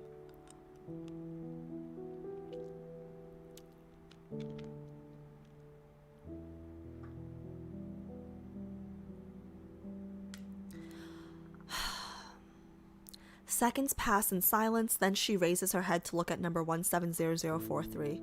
Thank you. Wait, I don't know who this is, but great grandma, wait, so whoever this is, she was in love with the Phalocian, and they were together for 30 years. And then she told him to fuck off because, well, she was aging and he was not. And I'm assuming she met someone else and had a family, because now this little girl is calling her great grandma, right? Yeah, I think that's what I'm concluding. Seconds pass in silence, then she raises her head to look at number 170043. Thank you. Courier number 170043 finally has an image to match the afternoon their old friend described so many times. In a garden where one sits on a chair and listens to stories of distant times and worlds he tells, human eyes truly can contain an entire galaxy within them.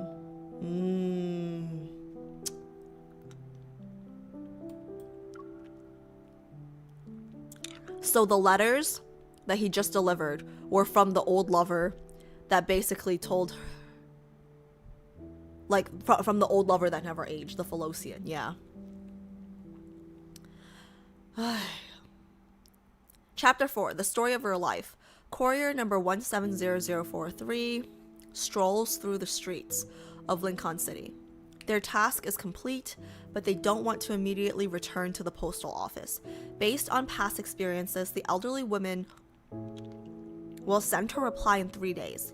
Local network message from number 002761 to number 170043. Content: you've gone quite far. New star sector assignments have been allocated. Remember to claim yours when you return. Local network message from number 170043 to number 002761. I'm waiting for a response letter.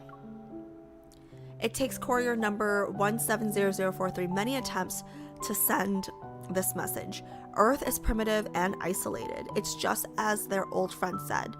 They barely send a single message. From number 002761 to, sorry guys, my throat still hurts, so I have a cough drop and maybe I gotta whisper. A response letter? Oh, you mean from your Phalocian friend's ancient Earth sweetheart? Didn't she read the letter? Hey, that's kind of rude. Ancient Earth sweetheart? Well, I guess she is kind of ancient since she's a great grandmother, right? Didn't she read the letters? She did. Failed to send, failed to send, failed to send.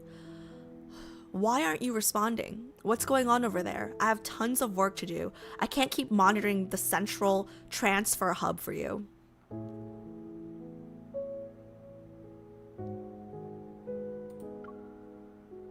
Then don't wait for me.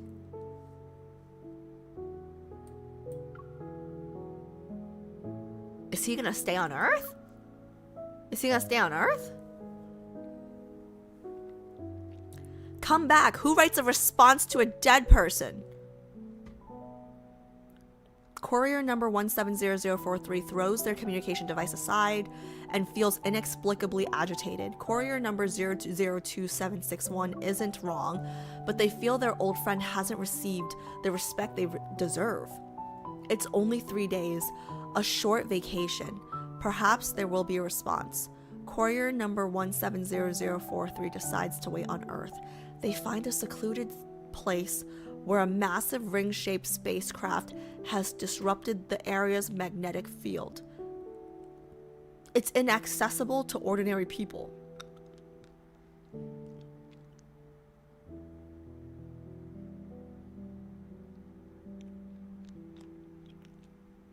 Is this the backtracker? Is this Xavier's spaceship?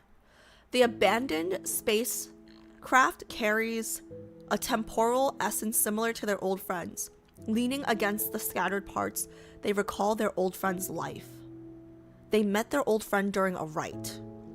They used to relay vessel to deliver mail to Philos and never expected it become evidence condemning them as an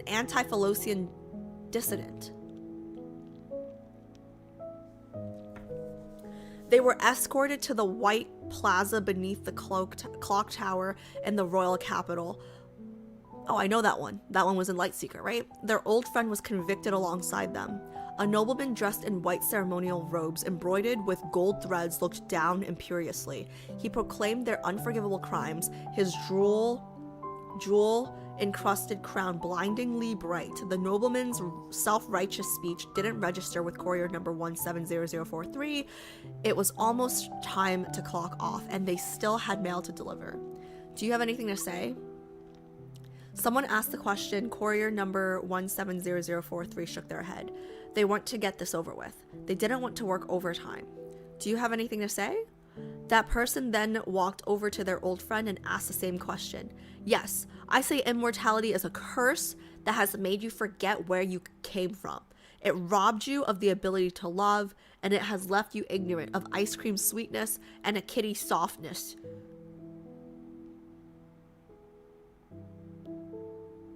No, Alice, that was not perverted. She's talking about, like, he's talking about an actual cat, okay? You're unable to appreciate the vitality bursting from blooming flowers while being deaf to the nightingale's final song before dawn. You call yourselves immortal, yet you cannot perceive moments of happiness. You possess time, but you've lost your reverence for life. You've conquered the stars despite not comprehending the luster of tears. You will eventually perish, and the love in my heart will be more than you. It will be more enduring, genuine, and everlasting. Oh man, he's gonna get killed, right? I mean, he dies already, but... Oh, I gotta sneeze. The cries' echoes reverberated between the high walls, but the crowd didn't shout, surge, or rage. There was only silence. Courier number 170043 turned to look at the overly dramatic Velocian beside him. With a barely perceptible sigh, his tense body slackened. He missed the slightly quirked eyebrow on the young...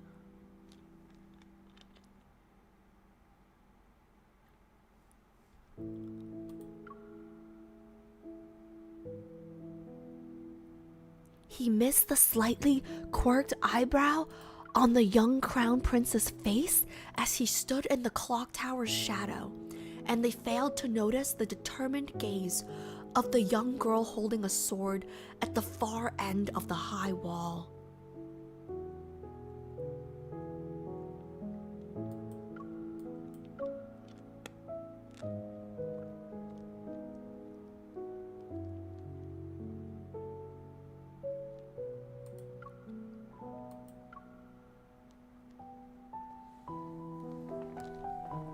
That's me and Xavier for sure.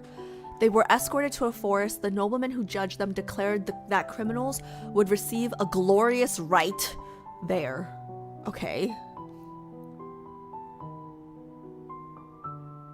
Once their sins were washed away, they would be reborn. Of course, courier number 170043 later learned that they would become fuel to keep the planet's hollow heart running.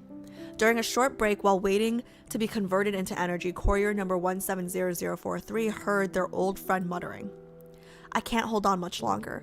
I'm being tossed back and forth through space-time rifts. After depleting my energy at one point in time, I'm thrown into a new one. When will it end? Will my cries ever receive a response? Who can bring an end to this cursed immortality? You're certainly quick to make friends. Aren't you a dissident too? Courier number 170043 was surprised by the question.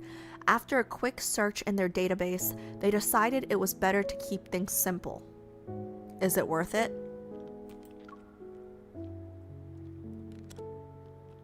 It must be.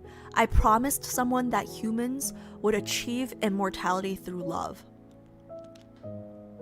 The word philos in some ancient earth language means love. Since Philos has achieved immortality, the concept of love is immortal in a sense.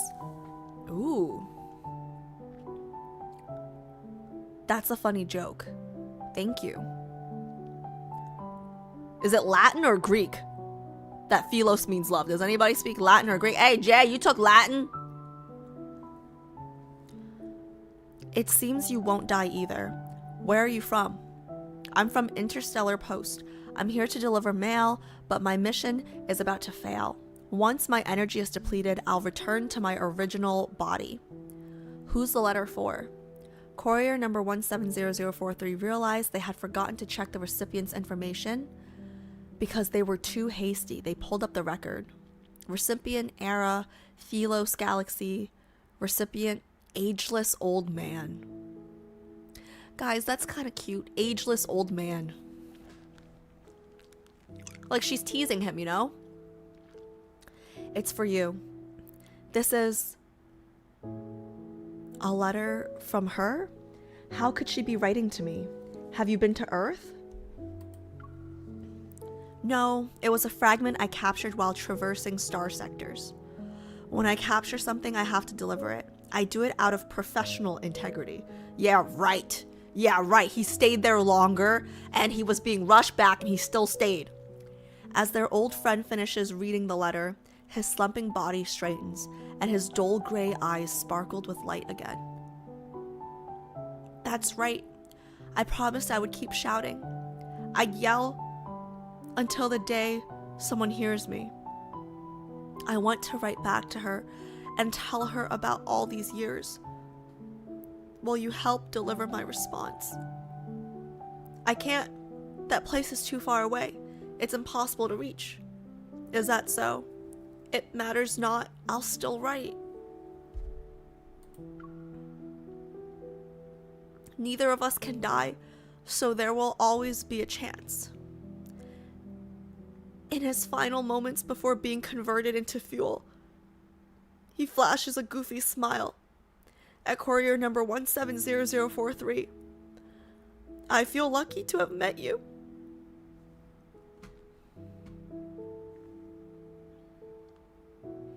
Looking back, facing death together during their first meeting had created a bond forged in the face of oblivion.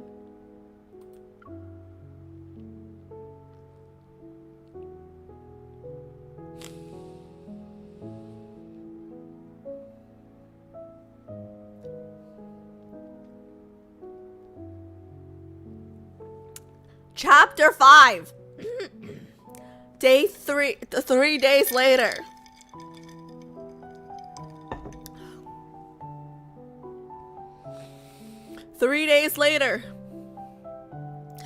Courier number 170043 returns to the garden they crashed into, only to find people dressed in black. People dressed in black? They died together. Whoever the fuck they are. I still don't know who we're reading about, but they died together. They crashed into only to find people dressed in black coming and going. The little girl with bright blinking eyes runs up to them and hands over a letter as courier number 170043 is about to place it in their pouch. The little girl holds their hand. Great Grandma said this letter is for you, Mr. Mailman.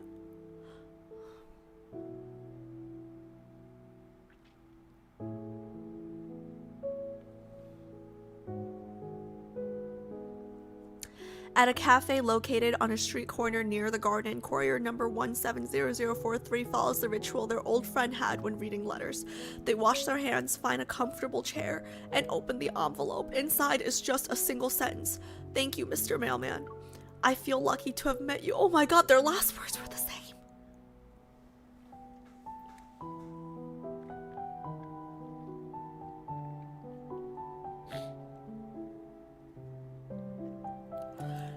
A young couple walks into the cafe. Number 170043 immediately recognizes the crown prince. Bex, I might... No, you know what? No, okay, I have 2 pages left. I can get through this. 2 pages left. 2 pages left. 2 pages left. I don't even know who the fuck we're crying about. A young couple walks into the cafe. Number 170043 immediately recognizes the crown prince. Oh, it's me and okay. A young hot couple, a young attractive couple, a young attractive couple walks into the cafe number 170043, immediately recognizes the crown prince, the only one whose eyes held a persistent spark among the countless numb faces on the high wall that day. His eyes holds a spark because he too has a timeless love in us. Okay. His royal garments have been replaced with a simple hoodie. This prince who granted his old friends This prince who granted his old friends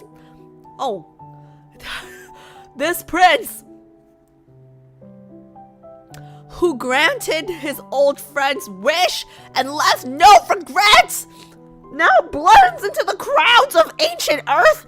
Yeah, don't get sad, get mad, Alice. Someday, at one point in the future, he'd return life to its original meaning. What would their old friend want to do if he were still here? Courier number 170043 thinks before standing up. The scraping sound of the table breaks the cafe's silence. Courier number 170043 realizes they've become just as dramatic as their old friend. The prince's and the girl's gazes fall on courier number 170043. Number 170043 approaches them, walks up to the crown prince, and delivers a message for their old friend who no longer exists. I feel lucky to have met you. The crown prince furrows his brow in confusion.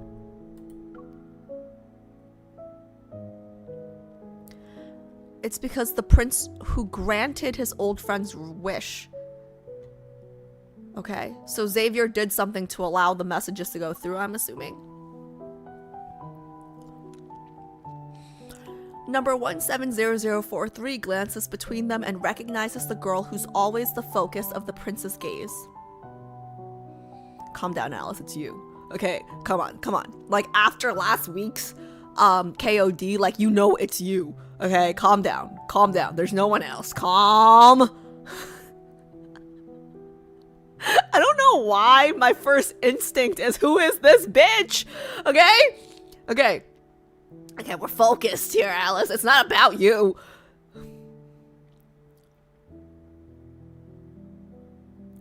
Number 170043 glances between them and recognizes the girl who's always the focus of the prince's gaze. The place where hope was born. The looks exchanged between them resemble those in their old friend's eyes when he spoke of the elderly woman. It's that unique radiance shared between humans in love. What their old friend called true immortality. A love that transcends space and time. Oh. After a moment, the crown prince turns and repeats the same words to the girl beside him. Her response makes the prince smile. The light in his eyes grows even brighter, as if it contains the entire universe. And finally, courier number 170043 hears the answer they have missed countless times before. I feel lucky to have met you too.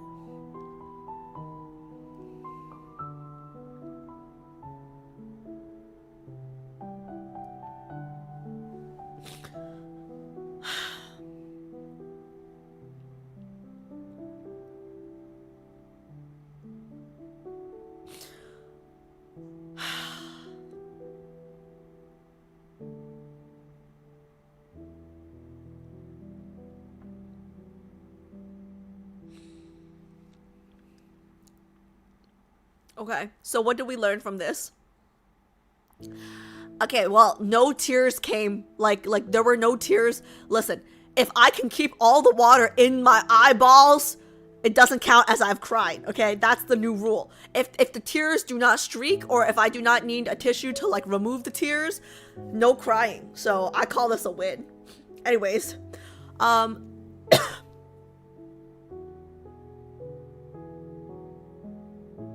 what we've learned from this is Jeremiah, Xavier, like, they're not the first Velocians to fall in love with a human. So we don't know who the great grandma is. We don't know who the old friend is. And I don't even know if it's important to the main story, right? It could be, it could not be, it could come back later, I don't know. But as of right now, what we can gain from this story is, oh my god, guys, I just love their trope so much now. Like it just pissed, like Lightseeker, their trope pissed me off so bad, right? Because, oh man, their trope pissed me off so bad in Lightseeker, because it's just like so like frustrating, right? Like naive young love, whatever, pisses me off. But now after KOD and like seeing the growth of like their relationship, right? And like the growth of like how they communicate to each other. And like going back and reading this as something that was like, I'm pretty sure this would be like in Lightseeker or like around Lightseeker times, right? Like, it's just crazy because the look in his eye for MC, it must be like so obvious that like this mailman can see it. You know what I mean? It's like MC couldn't see it, but he could. You know what I mean? Like, it's just so like I think reading this after doing KOD, like, it hits even harder, you know? Oh god. Oh, no tissue, no count. No tissue, no count. Like, the love is so obvious that like other people can see it, right? But like she couldn't. And it's so frustrating, but it's also like kind of healing to know that it was always there.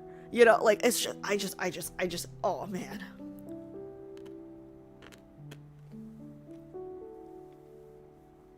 Can we talk about this couple that we have no idea who they are? I'm assuming, don't tell me, no spoilers, don't tell me, but I don't know who they are. I don't know if you guys know who they are. I don't know if we'll find out who they are. I don't think it matters, right? But like, just their love story itself, it's so sad. Like,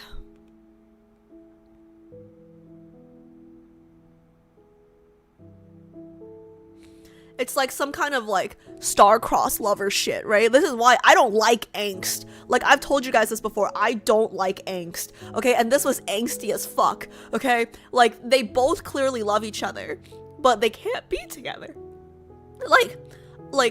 And like, that's the whole point of this line, like the I feel lucky to have met you too, right? It's like very like, be thankful that it happened, like, you know, like, be happy though. Don't be sad that it's over, be happy that it happened, right? Like, nah, fuck that! If it never happened, I'd never feel this pain! Okay, fuck that! But like, you know, like, I hate these angsty tropes, man. Like, it's like two people who like obviously love each other, but they can't be together because one of them won't fucking age. So like, she moves on with someone else and like has like grandchildren, whatever.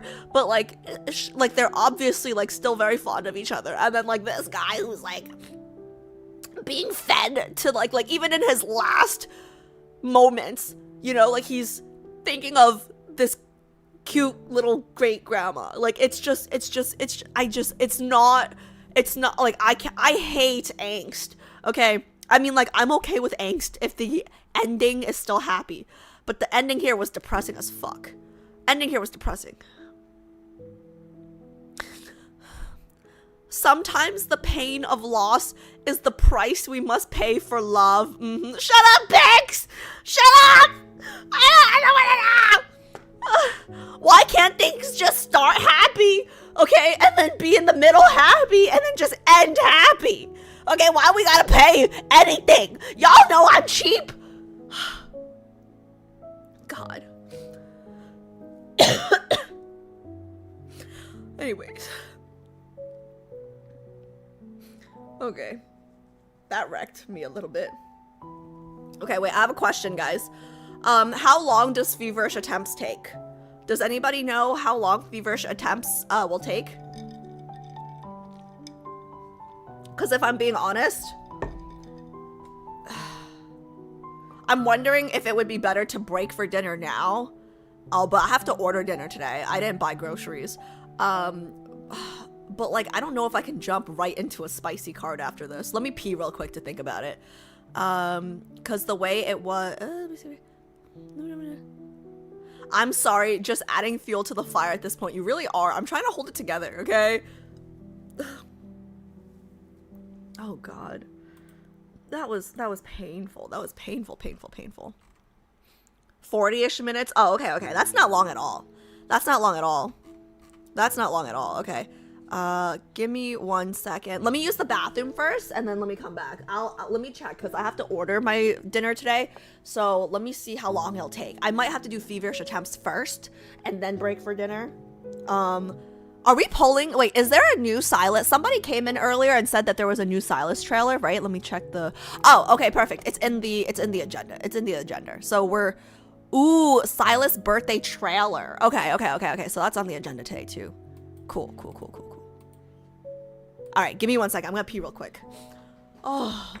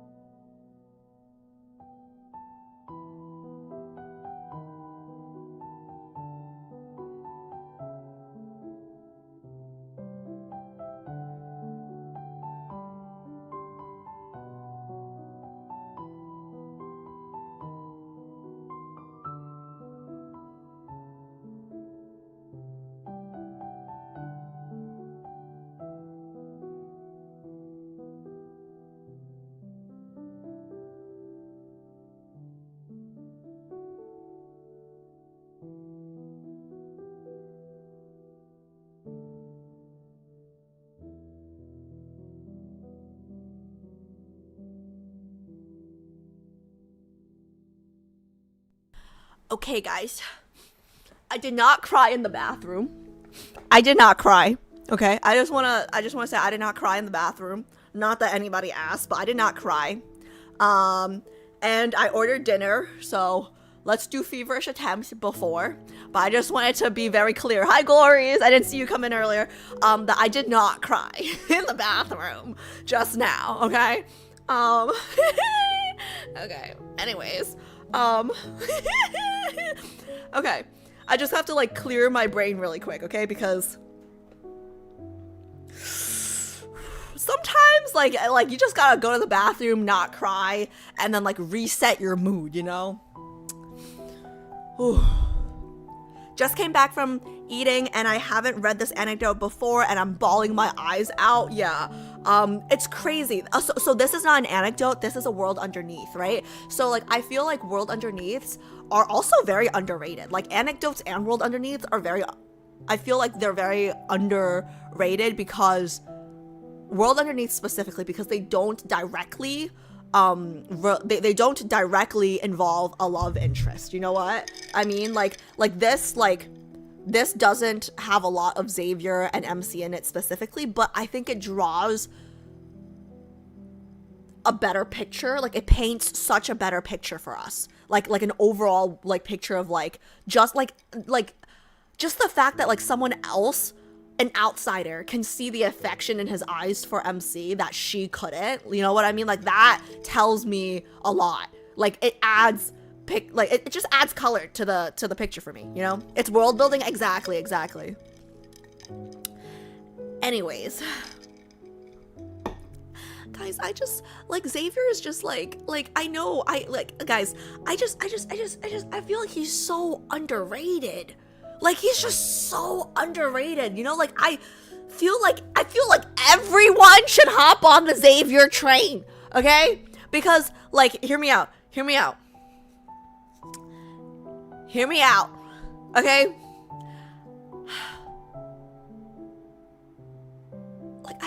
I just feel like he's so underrated. Like he's so cute now, right? But like he can be mean when he needs to be mean. And like I really like how he's not really in your face. You know what I mean? Like he's just very subtle. Like how he was like how he and MC were observing the scene from the tower, from the clock tower, you know, like just like he's very like he's just not in your face. And I don't know, there's just something like really understated about it. You know what I mean? Like it's just like when he how do I say this? It's like he doesn't want to be main character, but when he wants to be, he can be. Like when he has something to say, like you won't listen, you know? But like he doesn't have to be main character all the time. And like I guess I just like introverts. Maybe that's it. I just like introverts. Yes, he is my biggest. Hear me out. Hearing you out. Lay it on me. Xavier's lore always gets me, so I always have to prepare myself before watching a card and reading his, yeah. So nice. Also, it makes us feel that things are dire and more colorful when we know stuff from other people. Yes, from other people's perspectives. Yeah. I wish he was in my face, though.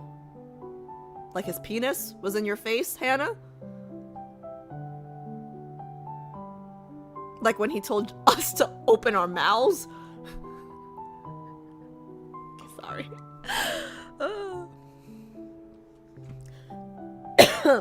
Okay. Let me pull up the, give me 1 second. Let me just pull up the...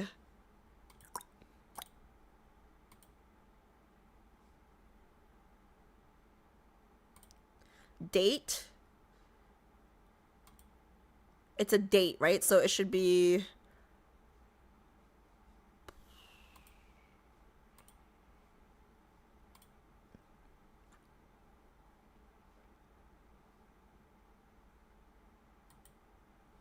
Am I in the right place? I'm pretty sure I'm in the right place. Okay. Switch screens.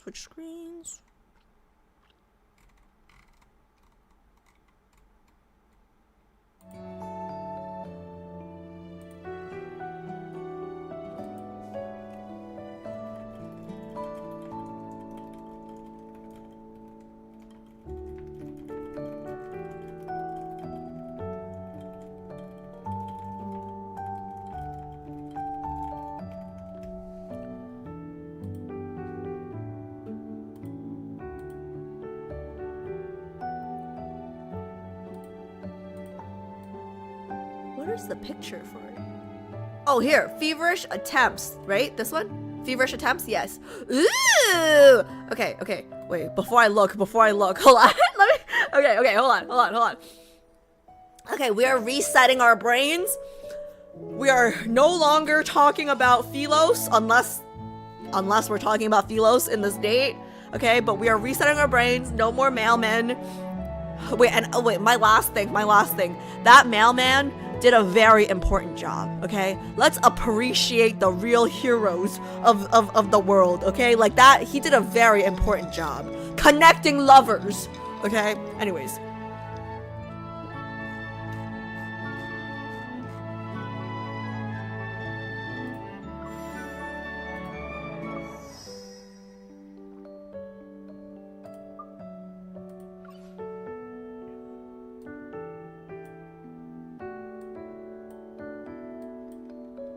Okay, I'm locking in, guys. I'm locking in. Xavier has started his secret missions again recently. Worried about his safety, I'm determined to make him develop a habit of checking in with me. To my surprise, he seems to have his own interpretation of what that means. I have a quick question for chat. I don't know if you guys are allowed to answer me. Do not answer me if there's spoilers involved. But where in the timeline does Feverish Attempt fall? Like, am I allowed to know? Like, is this after KOD, or like I'm assuming it's after KOD because we're back in Lincoln, right? So current timeline, perfect. Okay, I'm starting because I don't want to look at the animation. Okay. I'm not looking at the animation. I'm starting. I'm locking in. I'm so excited. Wait, guys, you know what? It's been a while since I've done one of these dates. I'm excited for these. Okay, here we go. Okay. Okay, sadness out, horniness in. That sounded wrong. Okay. You guys understood what I meant.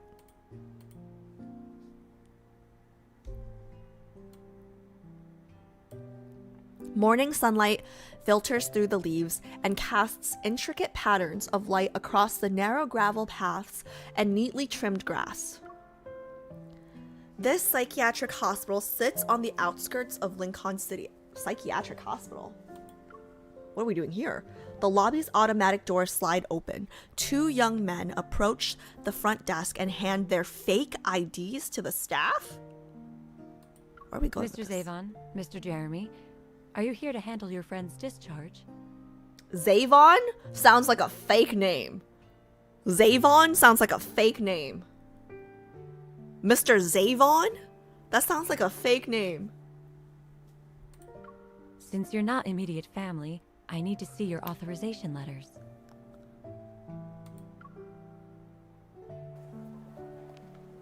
Who is Zavon? Oh my god. Don't tell me Xavier had to come up with a fake name and he came up with Zavon. Guys, you guys know I'm not creative. Even I could do better than that. The caretaker leads the two men to the backyard. A young man in a blue... Wait, so is Jeremy Jeremiah? Of course. A young man in a light blue hospital gown sits alone on a swing. He happily dribbles a rubber ball with one hand. I still don't get why you insisted on sparing him back then. Whatever happened in Phylos was one thing. But Isaiah has never shown you mercy since we arrived here. Is that Phylos? I've been saying Philos. Whoops. When he attacks, he intends to kill. He won't hold back. Why do you remember this better than me?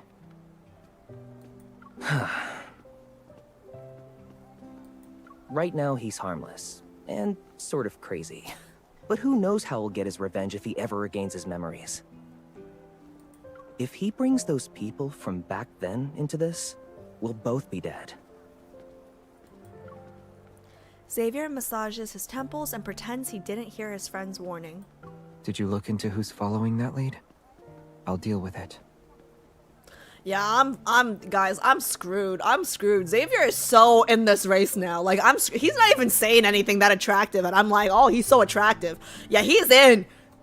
Don't tell me you're still hung up on that old oath to bring everyone home. You're insane.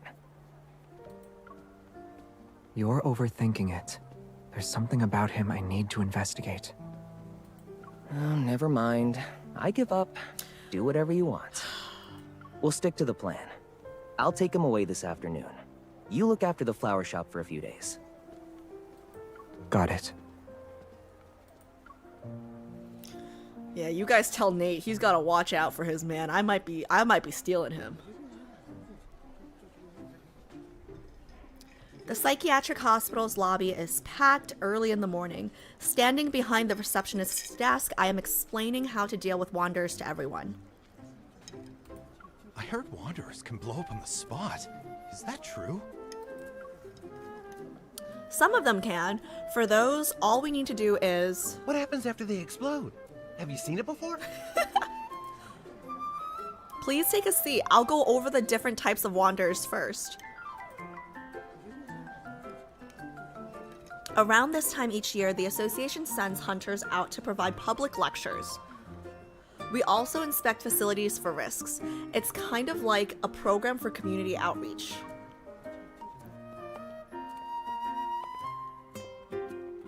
I was busy all morning. When I'm done, a caretaker escorts me out. You must be exhausted. I'm sorry I couldn't provide more assistance. But why did the association only send you? It was always 2 people every year. Do I catch Xavier here, or do I catch Zavon here? Her question reminds me of Xavier, my partner, who's been elusive lately. He's probably doing another secret mission again. Just do it! Okay, that scared the crap out of me. Oh my god. Okay, thank you for the bits. Scared the crap out of me for no reason. Oh. We've been really busy, so they just sent me. Once we're at the exit, I say goodbye to the caretaker and finally check my phone. Several messages from Jeremiah pop up. He sent them earlier this morning. He had to go out, but felt uneasy about leaving some rare new flowers unattended, so he asked me to keep an eye on them. They need fresh water daily, and the watering schedule is written on each vase's label, guys. All my plants are dead. All my plants are dead. Beastin, hope you're doing well. All my friends are dead. Sorry, not friends. I said friends. All my plants. My friends are alive. My friends are fine, guys. Just like you guys, my plants. All my plants are dead.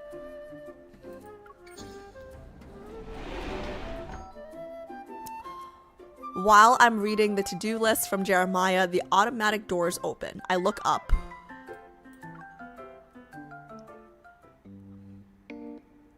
I knew it! We run into Zavon! I knew it! Oh wait, sorry. Should I turn?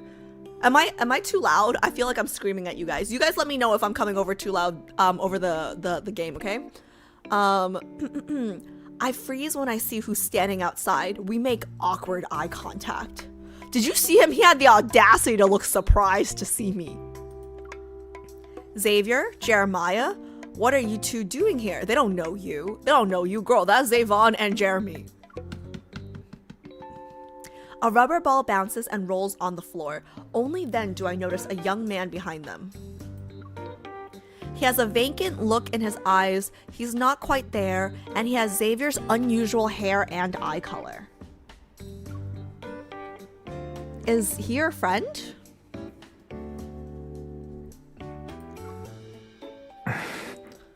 Don't lie to me. Yeah, let's go with that. A friend who isn't mentally stable? I mean, I have Jay, you know? As if reading my mind, Xavier calmly offers an explanation. Similar? Are they they're not related, right?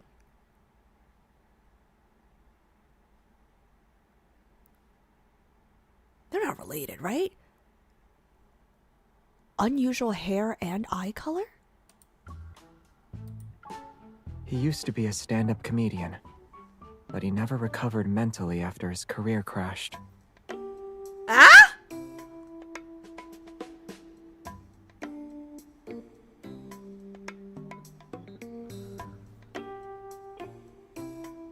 Ah?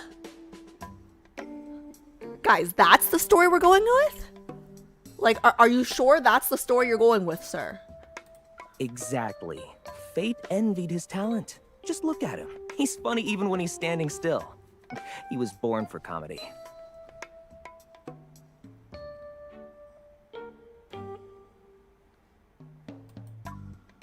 Do they think I'm stupid? They're perfectly in sync. Xavier stays composed while Jeremiah guiltily stares into space. My intuition says they're hiding something, and the decision was essentially don't tell her anything. Suddenly, the young man slips between them and stares at me. There's a strange expression on his face. I know you. Do I know you? Huh? You don't know, huh? You don't belong here. You're just like us. He needs to take his meds. Clearly. Jeremiah quickly gets in between us and forces the young man into a wheelchair by a tree. Restraints snap out from the armrests and wrap themselves around his arms. For a split second, clarity returns to the young man's eyes. Fury surges. Xavier, I'll kill you. And you idiot, Jer. Oh. I have... Who... Have I met Isaiah before? No, right? It's not the crazy guy from the... Is it the crazy guy? No, because that guy did not have Xavier's hair. Yeah. No, I'm getting it mixed, because the crazy guy that stalked us at the school was not... No, his name was not... No, he did not have the same hair.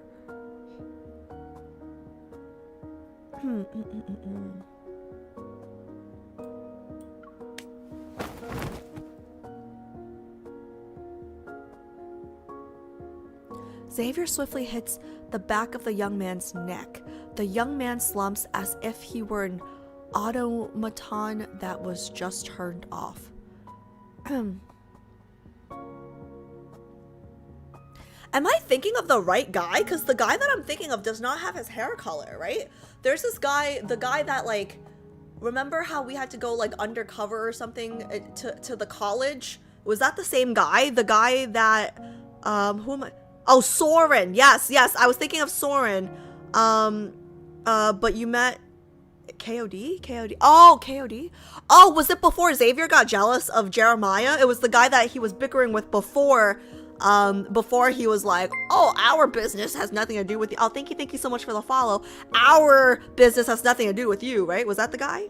Was it like the sassy one? The sassy pants for no reason? Yes? Okay, cool. Okay. I wonder if he's related. Thank you so much for the follow. The sedative must be kicking in. We'll help him return to his room. Yeah, we'll do that. He needs lots of rest.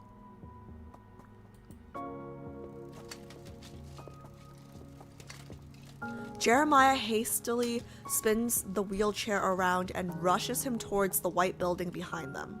The flower shop's in your hands for the next few days. Make sure to read the care instructions I sent. They quickly disappear behind the automatic doors. The courtyard is silent once again.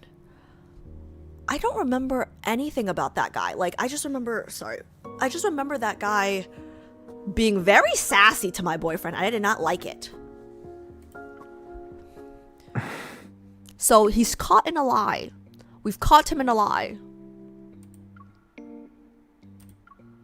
In the silence, Xavier looks into the distance, then his gaze falls into the nearby flower beds before finally landing on me. What a coincidence. You're here. Don't act all cute. Yeah, I'm here as a volunteer on behalf of the association. So what's my hunter colleague up to? You what? An ID card slips out of his pocket. Oh, great. We both reach for it, but I'm faster and pick it up. Yeah. You're not talking to Xavier. You're talking to Zavon. It's a Lincoln City ID. Xavier's picture is visible in the top left corner, but the name next to it. I take a deep breath and hold it out to him. Let's meet up in Philo this afternoon. Don't be late, Mr. Zavon. He couldn't think of a different name. I'm so dead. Who knows what he's doing? He never reaches out first or responds to my text. Girl, ghost him. Next. Thank you, next. Maybe he thinks he's Lumiere, saving the world and all. Keep my boyfriend's name out of your mouth, you dumb whore. I was friends with you for 2 seconds. A boyfriend like that isn't worth it. I'm dumping him tonight. Yeah, whatever. As long as you're not talking about my boyfriend, I don't care. Here are your flowers, bitch. With that, the last order is completed. We close the shop for the day. I walk to the door and flip the open sign to closed. Then I hear a gentle voice just as I close the door. Are you still thinking about what happened earlier? Oh, about how you lied to me. And have a whole second identity. Well, third identity since he has Lumiere too? Not really. I smile, shake my head, and return to standing behind the counter. Our investigation at Prestara University had ended. I thought Xavier, who's no different from a mysterious book, was finally letting me read his table of contents at least. Investigation at Prestara University? I have no idea what that is. Maybe another date that I haven't done. But where will these chapters of his life lead me? What's the story behind them? It's still unclear. The backtrackers, a time traveler, his age, that's suspicious. Oh wait, was the university with Soren? I thought that was Lincoln University. Our investigation at Prestara University. That has to be with Soren, right? That has to be with Soren. What? I guess I thought there was only one university. The backtrackers, a time traveler, his age, that's suspicious. These are elements from a sci-fi movie, and this man who claims to be 23 years old embodies all of them. The ID was fake. No. We needed it to get our friend released. Really? As for my name, I'm Xavier. I always will be.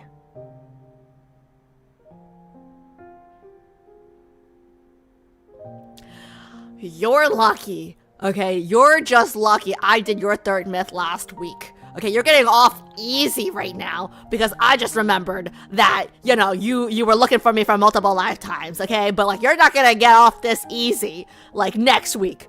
Okay, like the further away KOD is, okay? The less leeway I'm gonna give you, I'll let it slide this one time, but that's it. Bitch. I absent-mindedly flip through Caring for Flowers, a guide, but I listen to every word he says. Yes, girl, act nonchalant. Make him work for it. What else? The friend you saw at the psychiatric hospital was a former member of the Backtrackers. Okay. What else? He softly says that sentence, and waves of unease stir my heart. Like Soren? Yes. Oh no. The Backtrackers have been on Earth for far too long. All of us chose our own path. As for him, Ever placed their bets on him. But he defected while holding on to classified intel. Now he's a thorn in their side.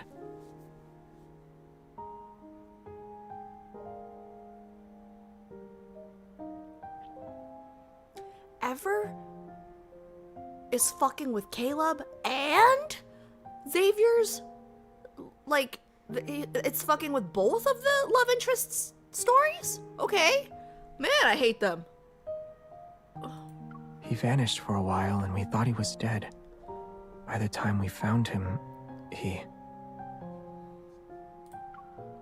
stops, leaning against the shelves to straighten his posture.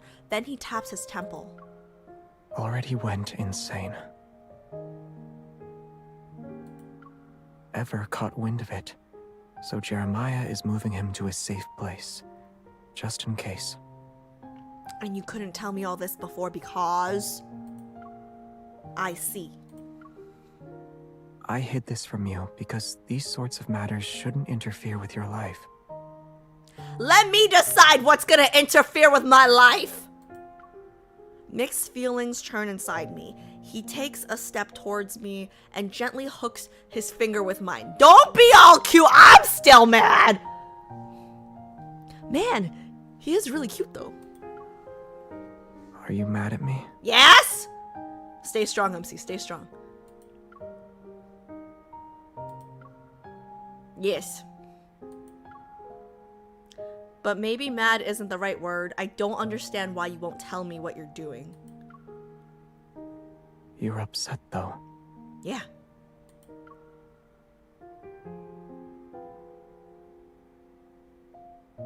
Stay strong, MC. He places his hand on the counter and looks at me. I purposefully avoid his gaze. Good, close your eyes. Since you're so sure, tell me why I'm upset then. Yeah! Make him work for it! I dealt with dangerous things without telling you. And after you found out, I still tried to hide it. Oh, 仲好意思講啊, so he knows what he did wrong. He knows why we're mad, but he's still doing it. Really? So what are you going to do now? I'll redeem myself and keep you up to date. 24/7? Make it 25/8. The way he trails off is weird, and his gaze drifts to the hanging plant.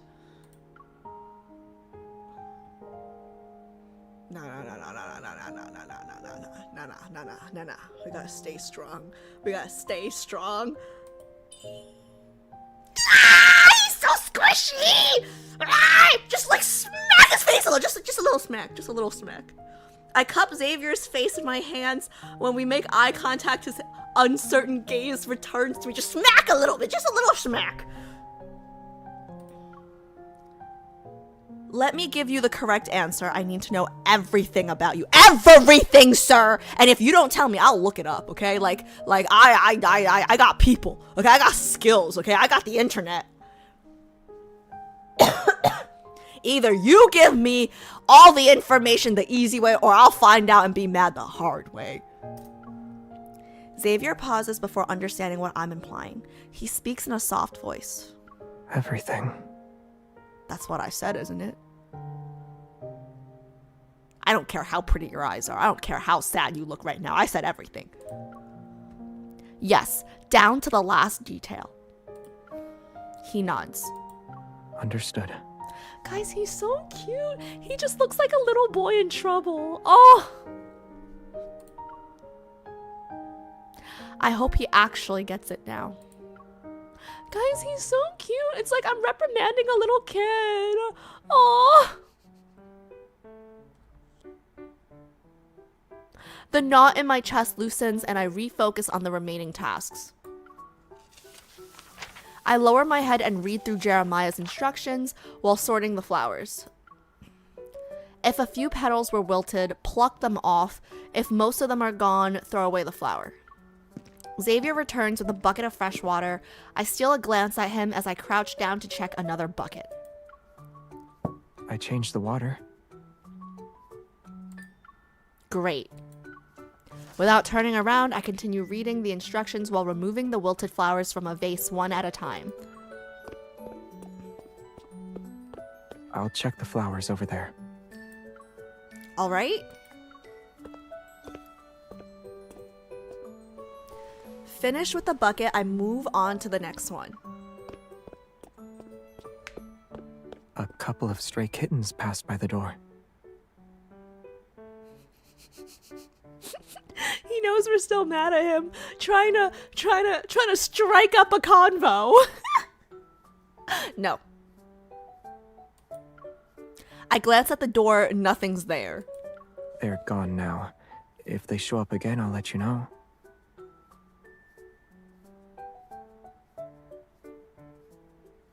Wait, is he...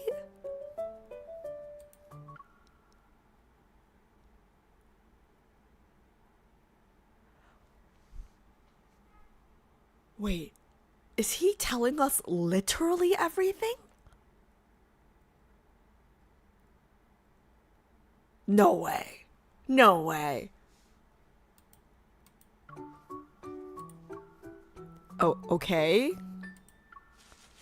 I pull out several unwanted flowers and place them in the nearby trash bin. A little bee landed on a flower.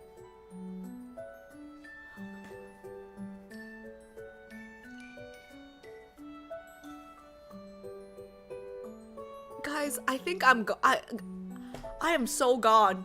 Like, this is like, he's just adorable. He took it literally? He's telling me everything? Like, are you socially awkward, sir? Because I find that adorable. I love socially awkward men. I look up. Xavier is next to me. He's holding a rose. This one. You've already checked every flower? Not yet. I was about to tell you. He drags over a bucket that was behind me. I'm going to start on this bucket now.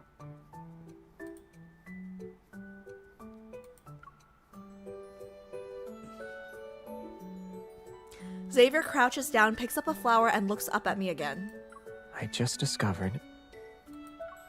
If he keeps reporting every little thing, we'll never finish. I lean over, cradle his face in my hands, and press my lips against his. Oh, they're so cute! Oh, I like the dates, guys. I like the dates. I like the dates so much better than the myths. Oh my god, the myths, I'm always crying and thinking, and this is just so cute! Okay, sorry. She's telling him to shut up. The world is silent for a few seconds. I pull back and look at Xavier. He's slightly panting. I thought it was a light kiss. What's going on? Xavier, we're spending the whole day together. I can see everything you do, so you don't need to tell me all the details. Besides, I was trying to say...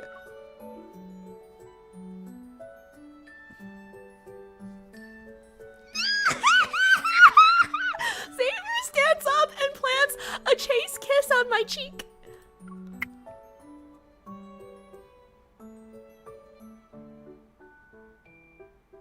I get it. Do I need to make a report in advance before doing something like this next time?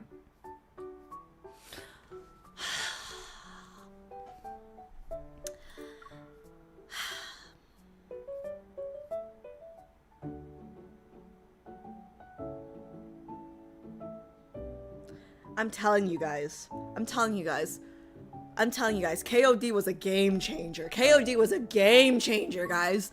It was a game changer, okay? After we finished all our tasks at Jeremiah's shop, I attended an intense hunter training course that required the participants to be isolated. The training lasted 2 weeks and we were cut off from the outside world. No phones and no other communication methods. Oh shit, 2 weeks? That's a long time to go. Okay. When it finally ended, the first thing I did after retrieving my phone was contact Xavier. Notifications flood my screen. At the top sat a weather alert.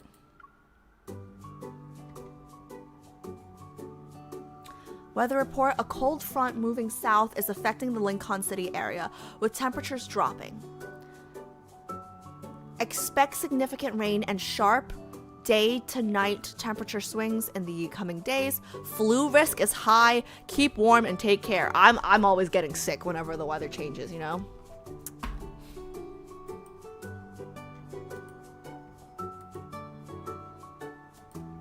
Hey, how do I get out of here? Oh! Do claw machines play favorites with their plush? Oh, okay. Guys, he says he misses us. Ah! Oh? Wait. Oh. Okay. I was like, I was gonna say, if the convo started there, that was a lot. I got hungry in the middle of the night and found some instant noodles. I'm about to eat. I'm full now. I'm going to bed since it's time to sleep.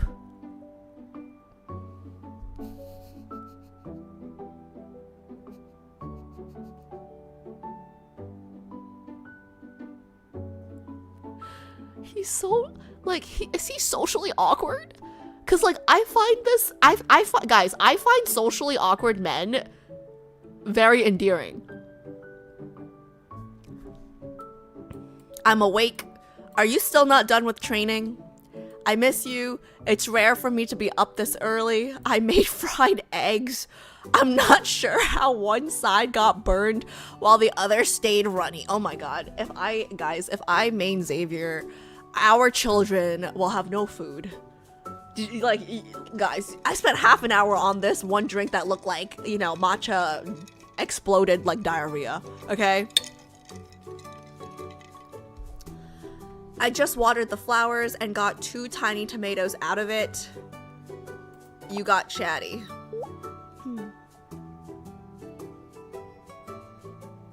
You don't like it?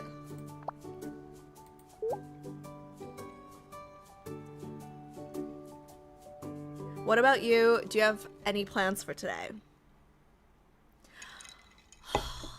He's so cute, guys. He's so fucking cute. Alice likes a little of the Ardor! You know what? You say that, but I think it's true. I do. Alice likes a little of the tism. It's true, okay? Do you guys, like, am I weird? Do you guys not like socially awkward men? Do you guys not like socially awkward men? Like, if I'm being honest, right? If I'm being honest, like, I love Sylus.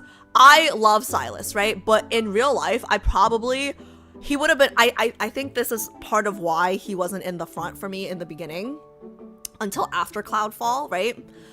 He was too smooth. He was too smooth. Like, why do you know how to talk to women?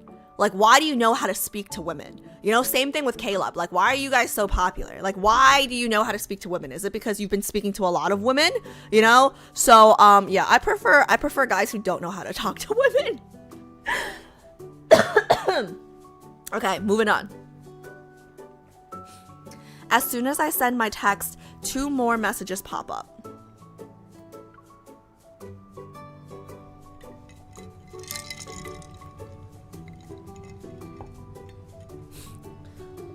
Xavier's words warm my heart from the phone. When I enter the elevator, I press the button for his floor without a second thought. Judging by these texts, Xavier should be home. Maybe I'll stop by for dinner. When I reach his door, I knock, but nothing happens. Confused, I use the spare key he left me to open the door.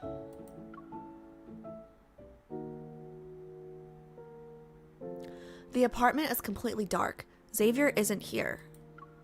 Where the fuck is he? He responded right away and asked about my plans, but he's gone? Is he cheating? No, Alice, that's crazy. We just did, guys, come on. Yo, you're crazy. You're crazy. Okay, remember how he sacrificed everything? Okay, yeah, you're crazy. You're crazy. It's gonna be okay. We promised to keep each other up to date. For him to leave without saying anything. Is he doing something dangerous again? Does he not want me to know about it? I look at my phone. Xavier's messages are still there on the screen. You're not home? Where are you? Again and again, I type and delete that question. It's not long before I give up and put my phone away in frustration. He's definitely doing something behind my back. My phone vibrates as if it reads my thoughts, as if it read my thoughts. Xavier. I hesitate for a second before answering the phone call. You're done training? The picture. So cute. Yes. Good. Just good? What is it? You don't have anything else to say? His voice sounds off. I do, actually. Is he okay? Is he jerking off? Can oh. You pick me up? Oh no, he doesn't feel well. Okay. Where are you? Are you in trouble? Send me your location.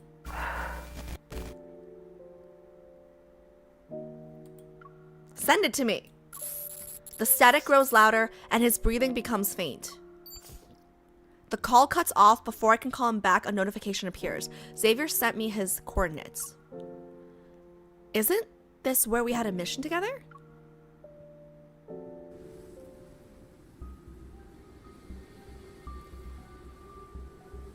The nighttime breeze carries moonlight past the bamboo leaves and casts it onto the moss-covered stones beneath my feet. Collapsed stone pillars lie in a corner of the bamboo forest. The mossy ground bears footprints and signs of something being dragged. The protofield is in disarray. That way.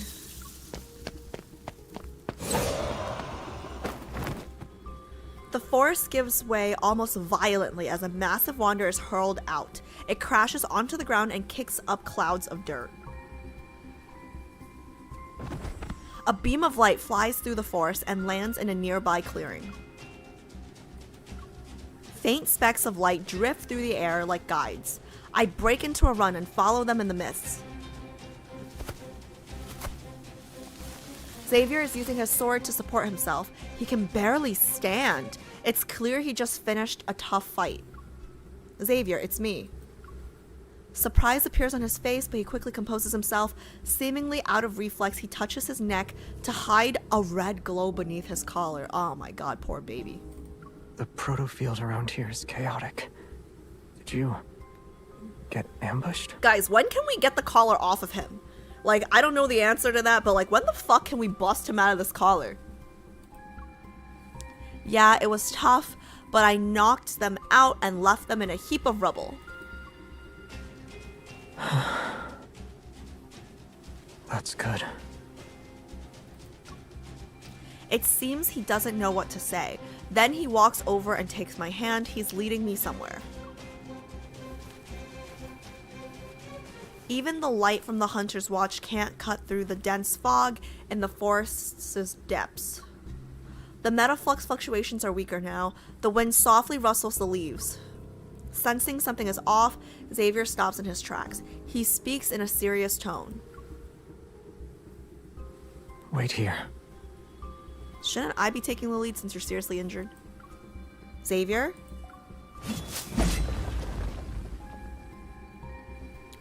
From his sword, light appears and pierces the thick fog as he leaps into the darkness. A brilliant shower of light rains down.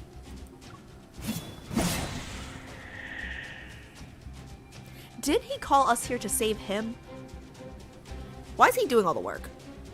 A few seconds later, a bright flash cleaves the forest and disperses the fog. Now, Xavier stands before me. The light blade vanishes with a flick of his wrist. Only specks of light remain. As always, Xavier is calm after fighting. He dusts off his sleeve. The threats have been dealt with. I should feel relieved, but I feel a little upset. Yeah, I feel very upset. Like, did you just call me here for no reason? You're seriously injured. I thought I was here to fight and save your ass.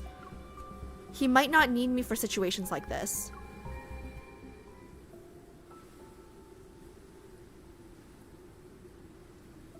Nearby, a lake quietly shimmers under the moon. We sit on its grassy bank. If you were in a dangerous place, why did you pretend nothing was wrong in your texts? Because you'd be worried.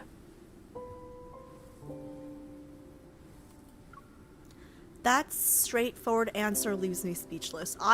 Yeah, fair. I did not expect him to answer so straightforward. Then why did you call me? Because I wanted to hear your voice. No, stay strong, girl. Stay strong. We're still mad. Stay strong. We're still mad. His answers are still vague. He pauses before poking a blade of grass coated in dew. You always have your reasons. I'm used to you disappearing on me. I won't look for you next time you're gone for a few days. The light in Xavier's eyes dims for a second before he lowers his gaze. I'm sorry. No! No, no! No! No, no! We stay strong! I don't care how... MC, I don't care how cute he looks. We stay strong! Another empty apology. Unsure if I'm angry or sad, I punch his shoulder. Okay, good, good. Yeah, punch his shoulder. Stop saying that. You never change. Good! Good job, MC. Good! That was a punch. Yeah, good girl. His fluffy head lolls onto me before I can finish. Pressed against my shoulder, his temple is damp with sweat. What's wrong? I look down. Xavier blinks slowly. His breaths are ragged. I couldn't keep my promise. It's my fault. Yes, and that's why I will stay mad. No matter how cute you But look. I didn't lie to you.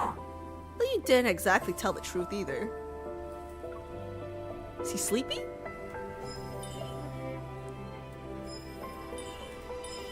Hello? Oh. His skin is hot against my palm. I feel his forehead and my heart clenches. Xavier, do you have a fever? Yes.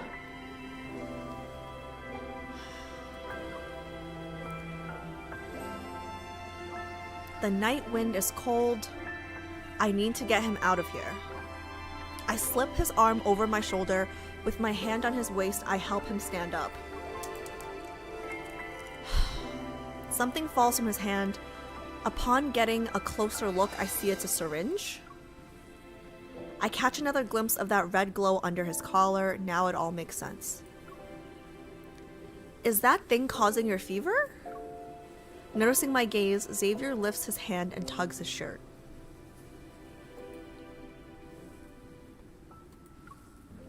An almost transparent collar tightly clings to his neck.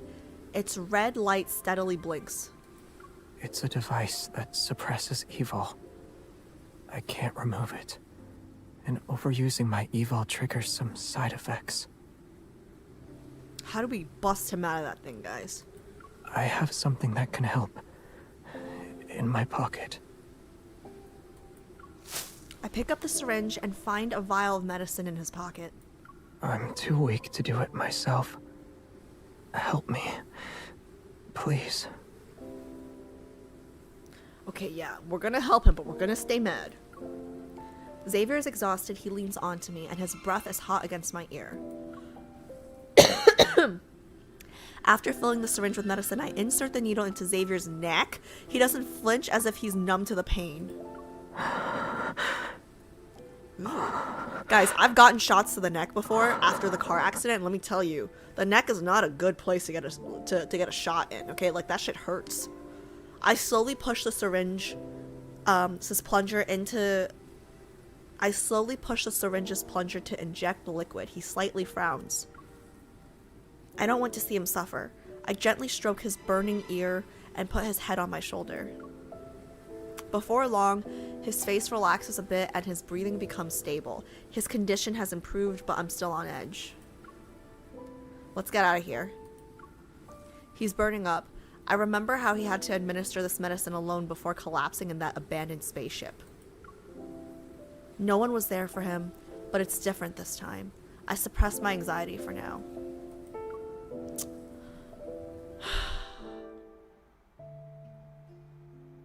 Ooh! Hello, deep V-neck! On the balcony, sunflowers droop like their weary owner under this overcast sky. His hands and neck are cold, but his forehead is hot. He's not injured, he only has a fever. Wow, that is a deep V-neck. What is this? Is this a bathrobe or a cardigan? Like, why is it so deep? Okay, pay attention. Pay attention, Alice.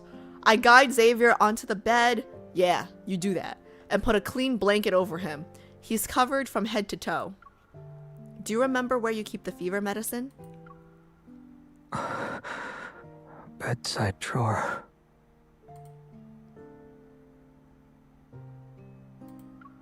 He pulls the thick blanket away from his face and takes several deep breaths. It's as if he can finally breathe. I feel a lot better now. Once I sleep for a bit, my fever will be gone. Promise. Isn't your shirt a little low for someone who's got a cold? I rummage through the drawer for the fever medicine and ignore him. Just rest and don't move. I'll get a glass of water from the kitchen. He's just wearing that low-cut shirt to get us to forgive him, chat. Like, he knows what he's doing. The glass is half full when the door opens behind me. The sound is soon accompanied by a set of footsteps. I thought I told you to stay in bed, sir. What are you doing getting up? I thought I told you to stay in bed. What? Were you afraid I didn't know where to get the water? There is absolutely no reason for your V-neck to be that V. I turn around to find Xavier blinking. He's at a loss for words. He shifts his weight, leaning back against the fridge. He carefully watches my expression. Here. I give him the glass of water and medicine bottle. Drink it and take your medicine. Oh, okay. Will you be going home soon? Just ask me to stay. What do you think? If you leave and my fever comes back in the middle of the night, what if I die? Will anyone notice?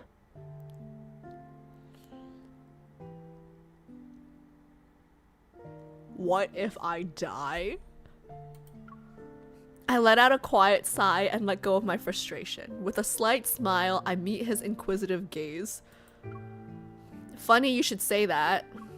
I was planning to look after my fragile neighbor. His long eyelashes flutter under the lamp's warm light. The seemingly gray shadows on his face gradually fade. I guess I can be mad at him when his fever is gone. I only have one bed, though. Oh. 1 second, guys. That's my dinner. Let me let the delivery person in first.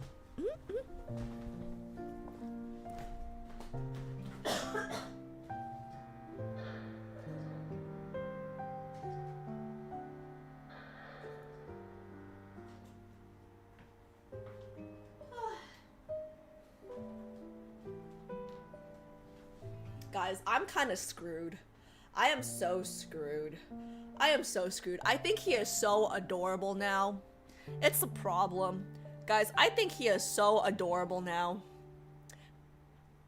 I'm gonna finish this before I do dinner. But like, I'm so screwed. I am so screwed now. Oh my god. How am I? Oh, it's fine. It's fine.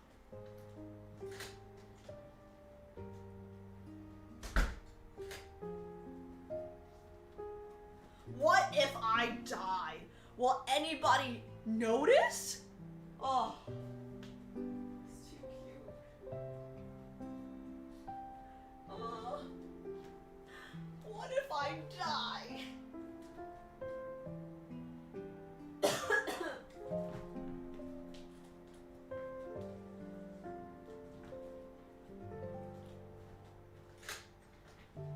Oh, hi. No, take your time. Take your time, take your time. Thank you so much. You too, thank you so much. Okay.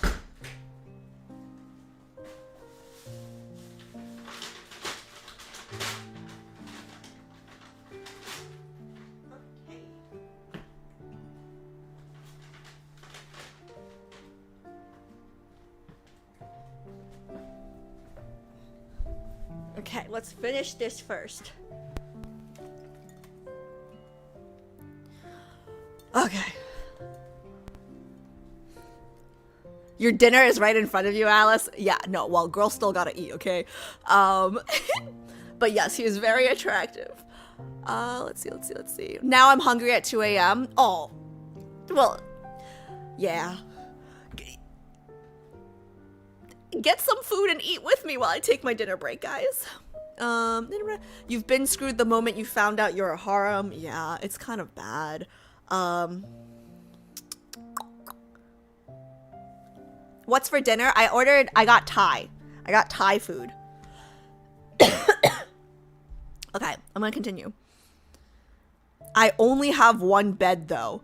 Guys, I don't know, like, he's so cute. I'm kind of like, I don't know, like, my personality, I'd be like, you only have one bed though? Okay, I guess you take the couch and I take the bed, right? Like, I don't know, I like to tease him, but I don't think MC will do that. I don't think MC would do that, especially when he's sick, right? But I think I'm just like, I think, yeah, you know what? That's what I would say.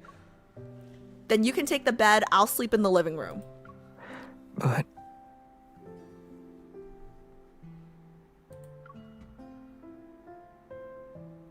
Done with his flimsy excuses, I grab his shoulders and gently steer him to the bedroom. Yeah. Quiet. Focus on resting.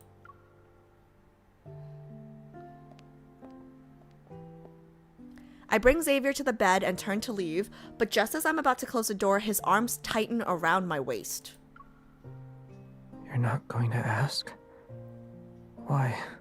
You can ask where I've been, who I've met, what I've done without telling you. I don't want to ask, okay? I already did last time we had this conversation. I said I want to know everything, okay? You even said 24/7, okay? And I'm not asking again. I'm just gonna stay mad. I'm just gonna stay mad, bitch. You wanna tell me? You tell me. You don't wanna tell me? I'm not asking no more, okay? I'm just being nice because you got a fever. He doesn't let me push him away. Instead, he gently holds my fingers. The medicine doesn't seem to be working. His breath is hotter against my neck.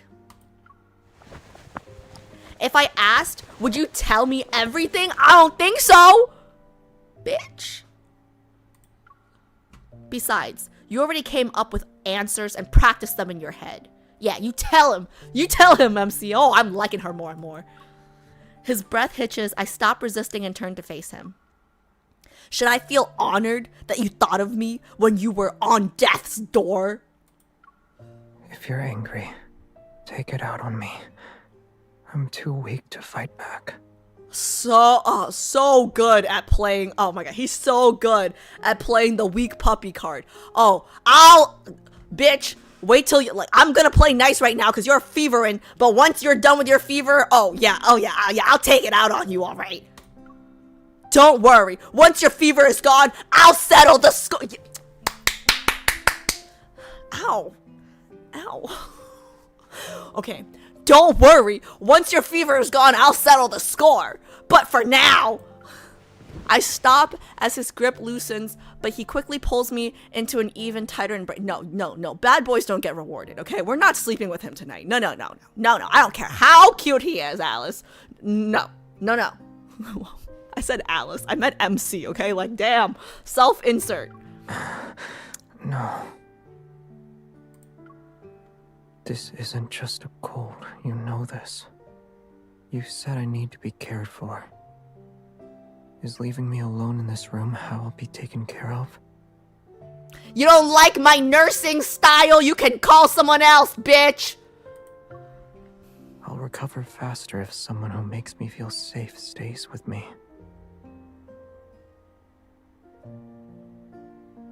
Why is he so good at, like, why is he so good at this? Guys, why is he so good at this? Like, it's pissing me off. No, I will not be manipulated, you asshole. I don't care how cute you are.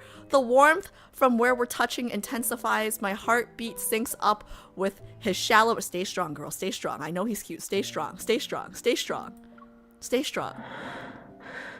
I want you to stay. Yeah, and I want you to tell me what's happening when it's happening. Okay, I also want $1 billion, but that's not happening, is it? Yeah, stay strong, girl. Stay strong. Stay strong. Stay strong, girl. Stay strong. Stay strong. Oh, she stayed. Okay, it's till morning. Fine, whatever. The morning breeze stirs the curtains, and light slips through the gap. As I open my eyes, I see a ray of light falling across Xavier's eyelids. I touch Xavier's forehead. He's still a little hot. I mean, he's very hot, but separate from the temperature. Xavier stirs and slowly opens his eyes. Don't look all innocent. Don't look like, oh my god, you guys know that meme where, Kindle coming, oh, Kindle's coming. Guys, you guys know that meme where, like, you look like a cinnamon bun. He just looks soft, okay? He is not soft. Great, now I want a cinnamon roll. Or a cinnamon bun, whatever it is. Now I want cinnamon. Okay, groggy, he looks at me. His fever has returned.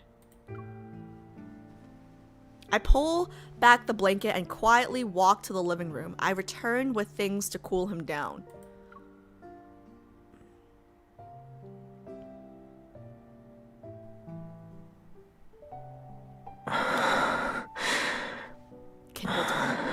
Kindle time, girls.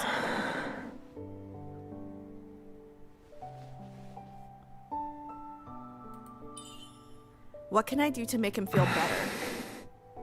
Why does this... I'm so sorry. Why did that sound like the beginning of like a porno? Like, what can I do to make him feel better? Okay, sorry.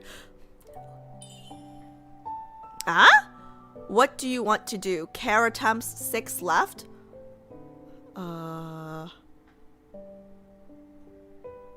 I mean, do we kiss him? I don't think that's gonna make him feel better. Cold towel, ice? Not ice. What is this touch? Touch him?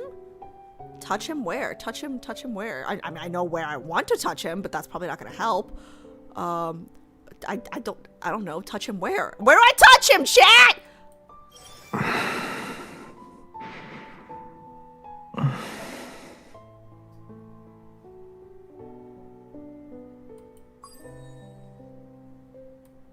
I don't know. Ice? Maybe some ice? Okay, I'm lowering his temperature, but here's the problem, guys. I only know Fahrenheit. The fuck is Celsius? Are we good? Are we good? Are we trying to lower it? Or are we trying to raise it? Make him hotter? No, I'm trying to... Why would I heat him up, guys? He's got a fever. Raise it? 38 is fever? Oh. But guys... Oh. You get 2 Kindle endings?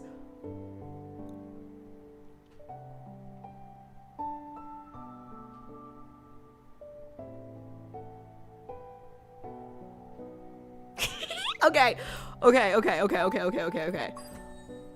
Let's... Okay, so it's 2 endings, okay? So we're gonna do hot and then cold.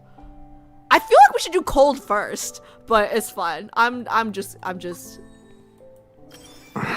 Guys, I think we're gonna melt his brains. Guys, I think we're gonna melt his brain at this point. His ears are so red. Would it have hit 40? I feel like it's getting hotter. Guys, we are terrible nurses. Chat, we are terrible nurses. Ooh, okay, we're going again. We're gonna keep... What is wrong with me? What is wrong with me? Just as I thought. You're even warmer here than I am. Guys, this is a dirty, dirty game. This is a dirty, dirty game. This is a dirty, dirty, dirty game. Can I reach for his pants? Like, can we lower... Let me try it. Can we reach for his pants? Look at you. You're bolder than me. Even I wouldn't dare do this. Can I go even lower? Look at you. You're bolder than me. Even I wouldn't dare do this. Well, is he gonna take his pants off or what? How many times do I have to kiss his... Like, how many times do I have to do this over the pants shit? You're bolder than me. Even I wouldn't dare do this. Let's do this one to even it out.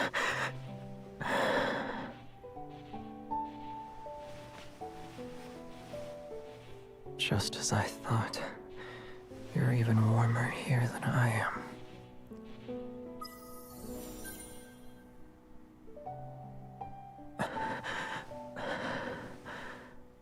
You've changed.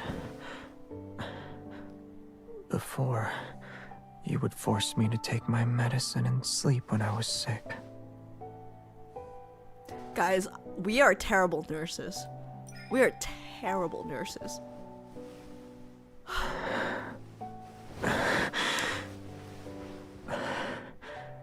Shouldn't a hunter be used to flirting with danger by now? Hey, I thought you were dying! The closer they are to it, the more sensitive they become.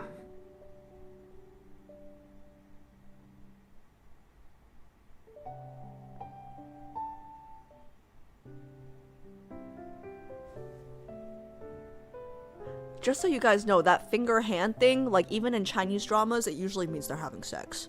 Just so you guys know. Oh my god. Something just went into my eye. Oh! My last clear memory of Xavier is tightly holding me. In my hazy mind, I felt nothing but his warm embrace. Oh god. You're awake?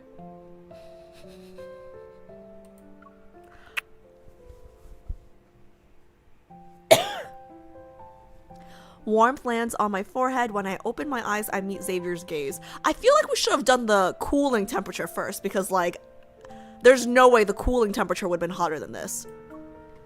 Without thinking, I pressed my forehead against his. I checked my temperature while you were sleeping. Don't worry. In this position, Xavier pulls me closer. I'm on top of him. I can feel the rise and fall of his chest with every breath. At least give me a heads up next time you keep me worried for one whole day a night. Oh my god, guys. I can't handle it. I can't handle it. What if being aware of the situation only makes you more worried? I still want to know. That's all the more reason for me to know. I couldn't help but tighten my grip on his hand. Instead of being the person who takes you home after something happens, I'd rather be the one who prevents the unexpected from happening. You know, last stream, somebody said, like, they can see Xavier pulling in baddies. I can see it now, too. I can see it now, too. I think Lightseeker, right, like, really, like, they were very young, right? But now I can totally see it. She's pretty headstrong, too. Xavier looks at me and emotion flickers in his eyes. I made a promise to you. I'll tell you anything you want to know about me. Okay, yeah, but do it in a timely manner. You better keep your word. Pressed against his skin, his naked skin, I can feel his throbbing... Oh, heartbeat. Okay, fine. Yeah, right. Xavier, you're getting hot again. Won't you stay by my side for a bit? So you can make sure nothing unexpected happens. I'm so fucked, guys. I'm so fucked. Oh, that's it. Okay, wait. Okay. Let me go back and play the cool side before I grab dinner real quick. Guys, I'm so fucked. He's so cute. Okay, let me go back to the Kindled. Let me do the Kindled, but, like, I'll make it cold this time. Oh my god. Oh my god. Oh, go to the memories? Oh shit, should I do that? I fucked up. I should have read your comment first. Should I still leave? Yeah?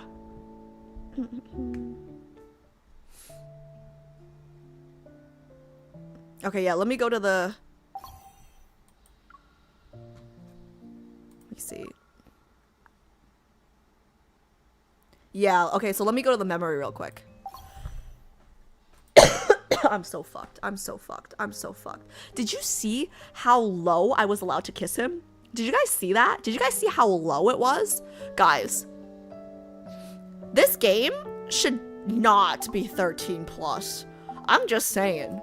I don't think this game should be 13 plus. Okay, Xavier.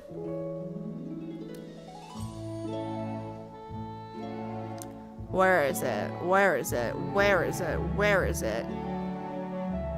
Hey, what's this one about? Tender Night's looking pretty good.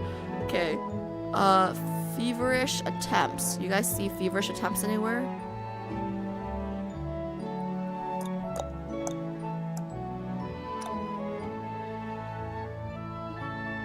Did I pass it already? Oh, right here.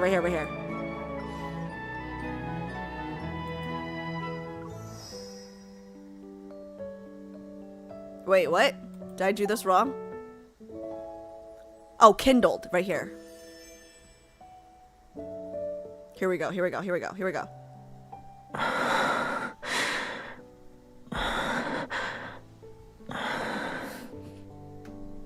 Guys, look at how red his ears are.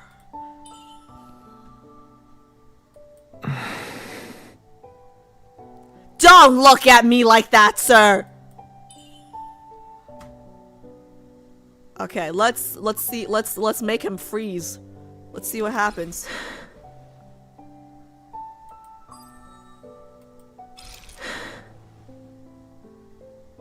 What does the cold setting do?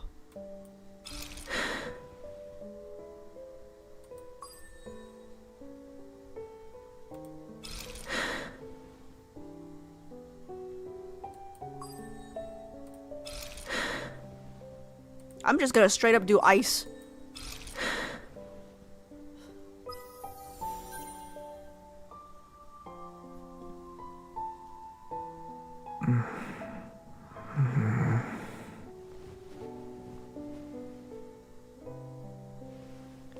Oh my god, his eyelashes.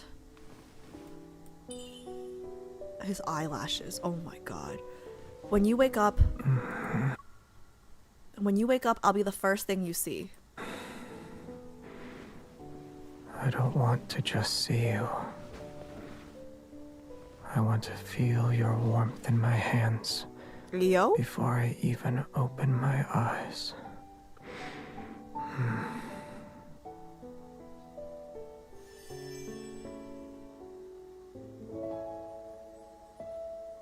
That's it? Okay, yeah. Guys, fuck being a good nurse. I'm getting his temperature all the way up. Like, what is that? What was that? What was that? Y'all said both Kindles were good. Fuck nah. What the hell? What the sweet versus spicy? Always spicy. Except for food. I prefer sweet. I prefer food. Guys, you guys said both endings were good. You tended to him, you made him feel better. Okay, yeah, but what about me? I want to feel better too, Sal. Like, I just edged. Hello?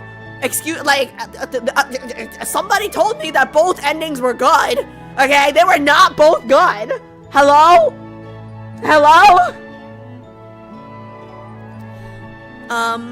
Alice, you prefer him towering over you? Hell yeah! Sakura, is it your first day here, girl? Hell yeah, I prefer that. Okay, alright, be real for a second. Who prefers the cold ending? Okay, anybody here prefer the cold ending? Anybody here? Oh, look at that, crickets. Look at that. Type 1 if you prefer the hot ending. Type 2 if you prefer the cool ending. Alright, let's see. Who prefers the cool ending? Type 2. Anybody? Shallow, you don't play this game, man. Yeah, okay, exactly. Yeah, don't judge me. Look at all the ones in chat. What the fuck is for? What the fuck is for? I plead the fifth. Your silence is compliance there. Okay, we know you prefer one. I like both. Yeah, Zivas and I are on the same. What is 4, guys? What is 4, guys? I love both. I mean, like, okay, listen, I'm not gonna lie. The second ending, right, he did, like, that side profile where he was, like, on the side sleeping and he has eyes open. Like, listen, he was beautiful. Okay, he was beautiful. But you can't be wearing that, like, deep of a V-neck and expect me to be okay with just that second ending. Hello? Unfortunately, I'm a degenerate. Need his love in my deep space.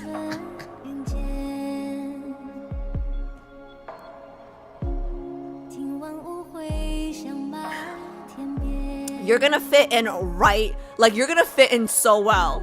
Like, hey, Hanny B, you're gonna fit in here so well. You're gonna fit right in. This is a really good song, guys. Okay, wait, I gotta break for dinner real quick, and then I'll come back for the main story. What do we want? Do we want Xavier working out, studying? What's the other option? Sleeping? Do we put him to sleep? Let me see.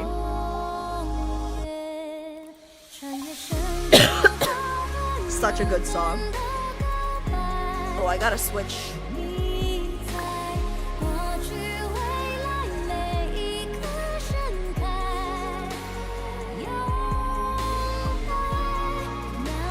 Sleeping? Okay.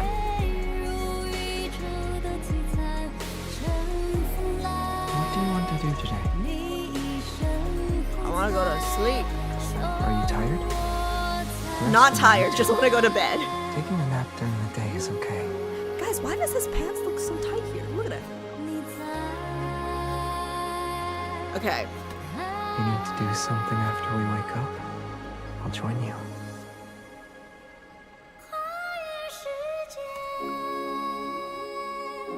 Been a long time YouTube lurker, but you hate us, so I switched to Twitch. I don't hate you guys. It just took me a while to integrate. Now I can integrate the chat so I can read both on my side. But it's hard. Ooh. Ooh. Ooh. Are you blushing? No. It's obvious. No. I'm just tucking you in. Huh? It still feels a little cold under the blanket. Let's move closer.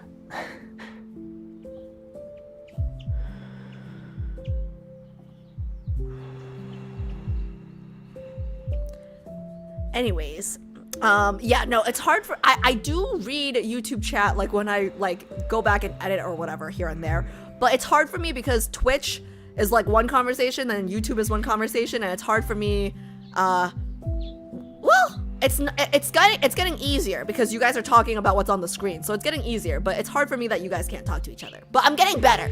I'm getting better at reading both, okay? Anyways, all right, I'm gonna break for dinner, and I'll be right back. So adorable. Is he dreaming about us? Is he dreaming about us?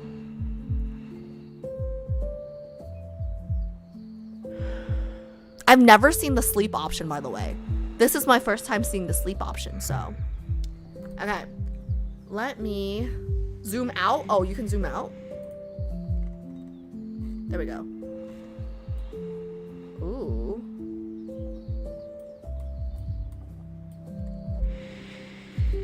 Can't see anything.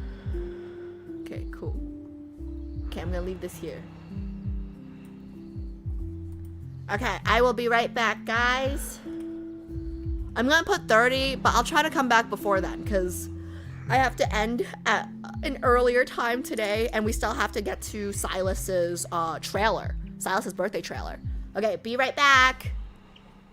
Everybody go eat, drink water, pee, do what you gotta do. Take her out for a hot pot tomorrow. I love hot pot. I love hot pot. All right.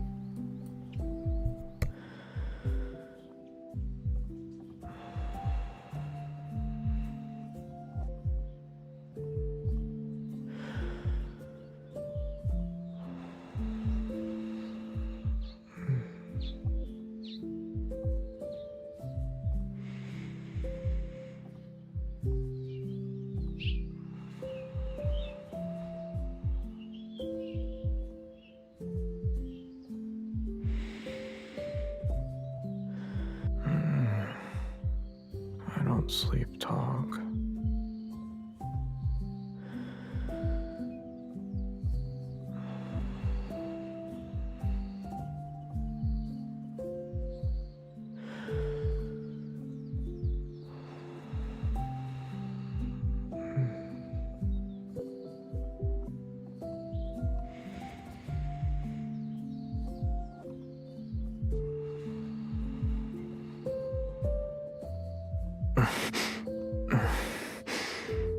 It's okay.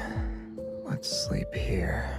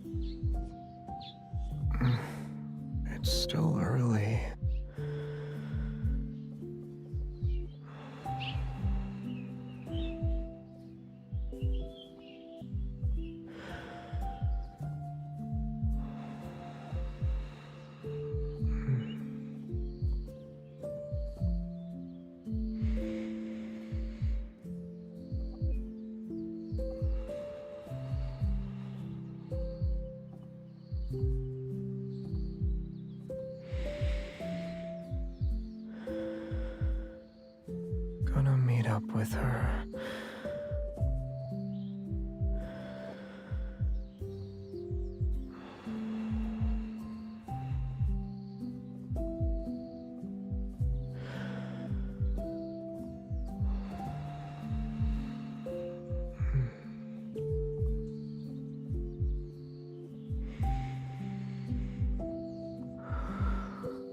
I miss you.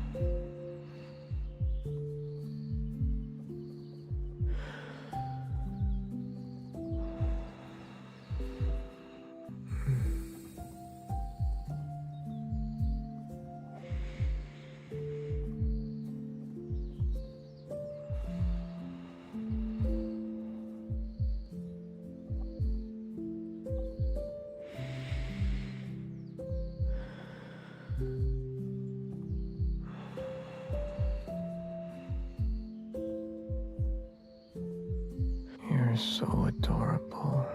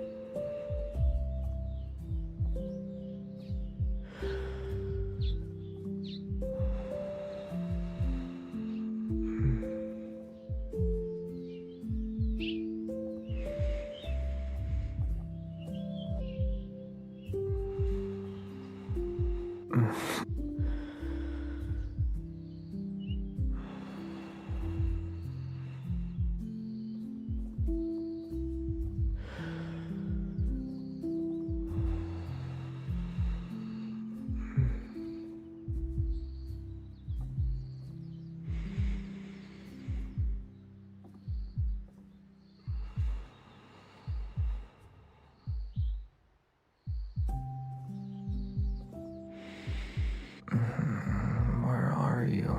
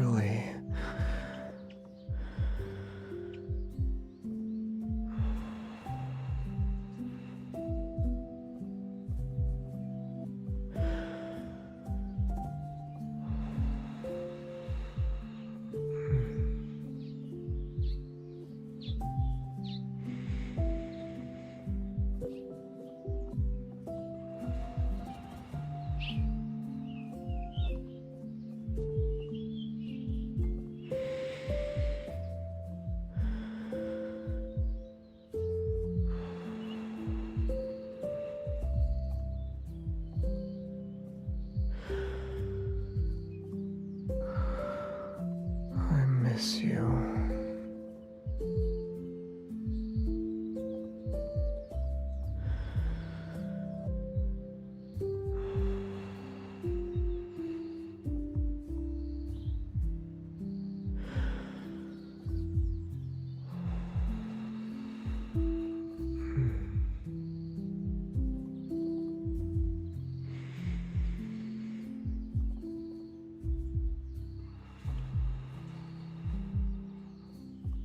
Take her out for a hot pot tomorrow.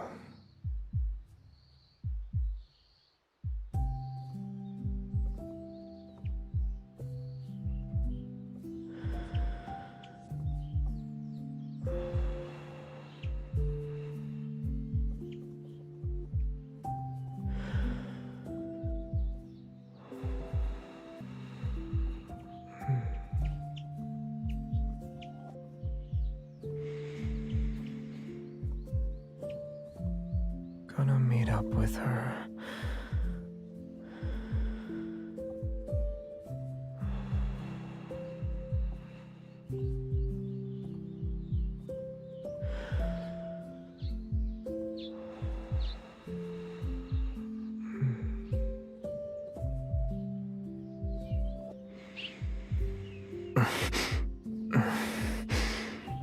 It's okay. Let's sleep.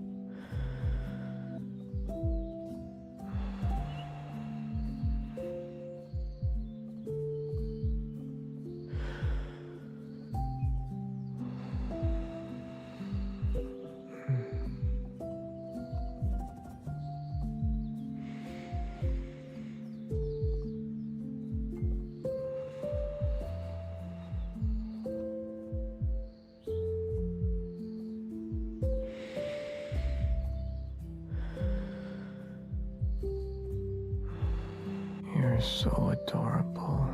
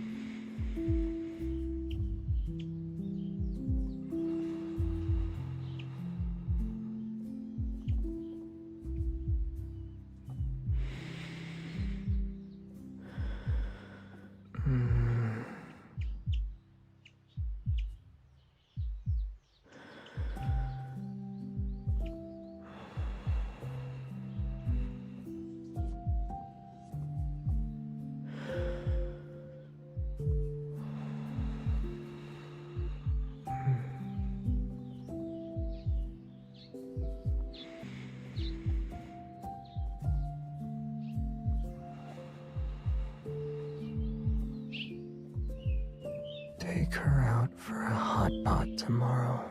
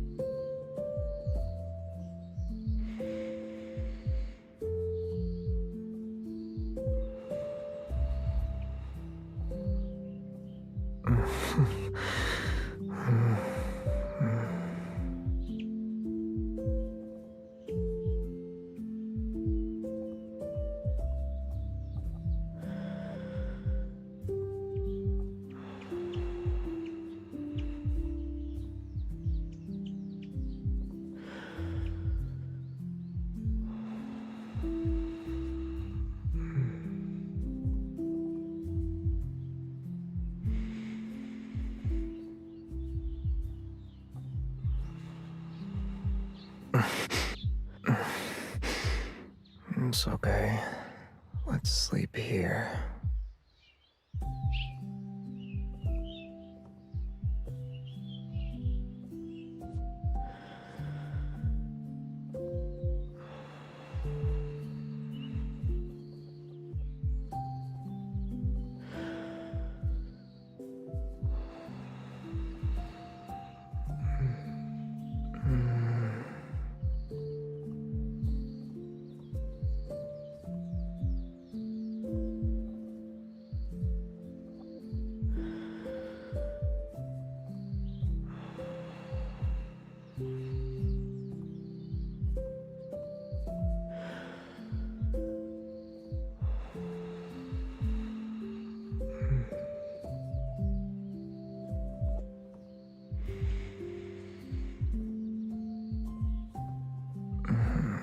Where are you?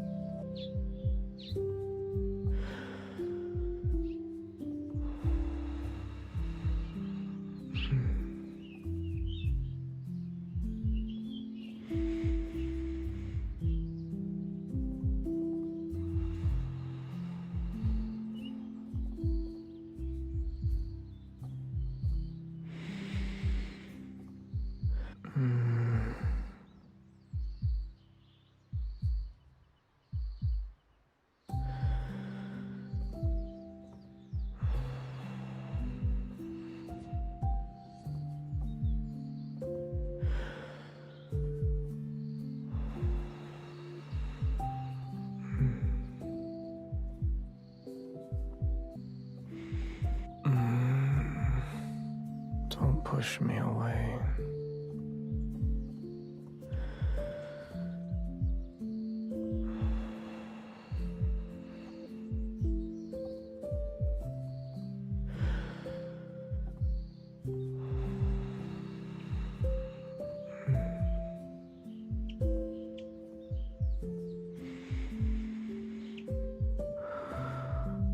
I miss you.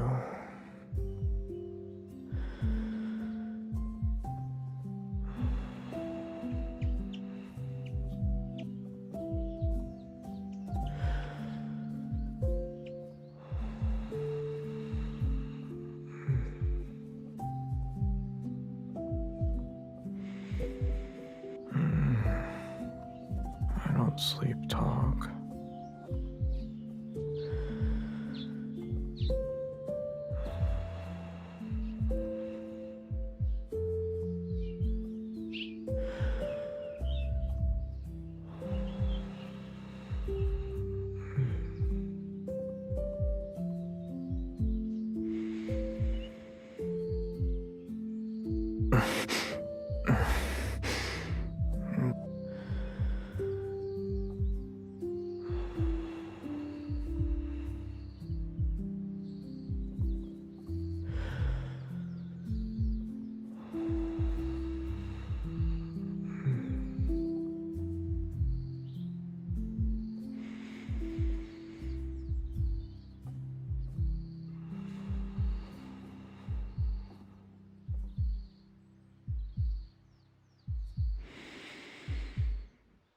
Gonna meet up with her.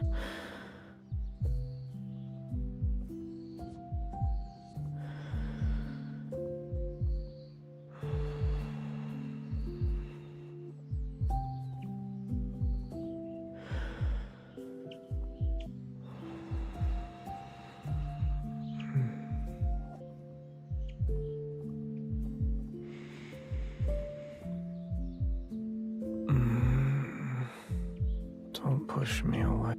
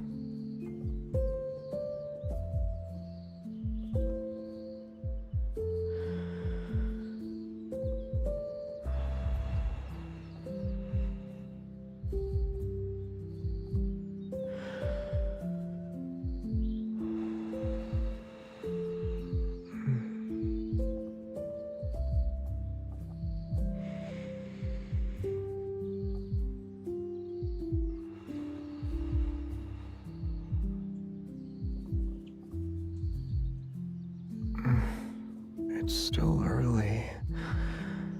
No need to get up.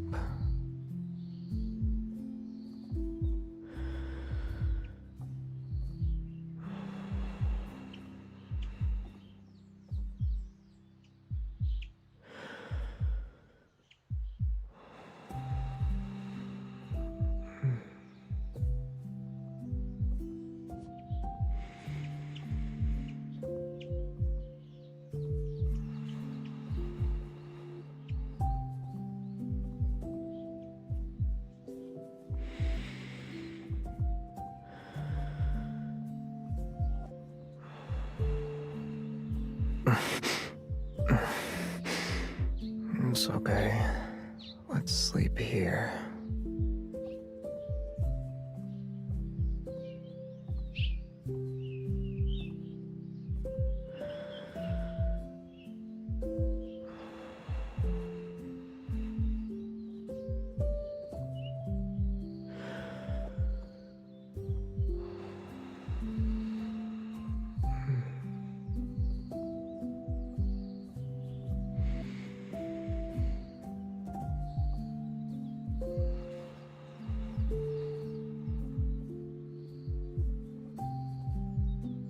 Gonna meet up with her.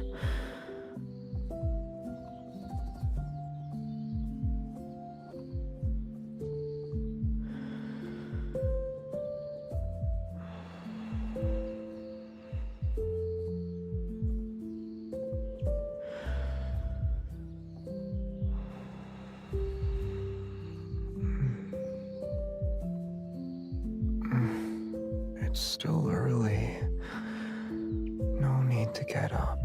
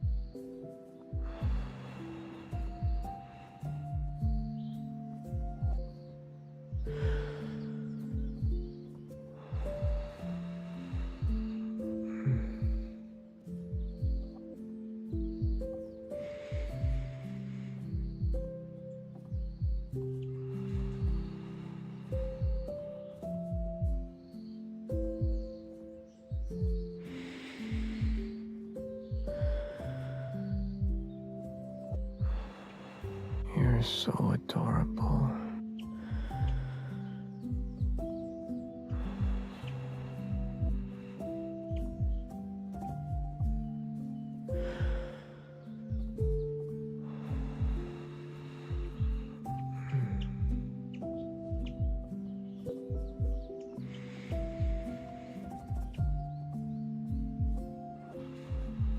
Take her out for...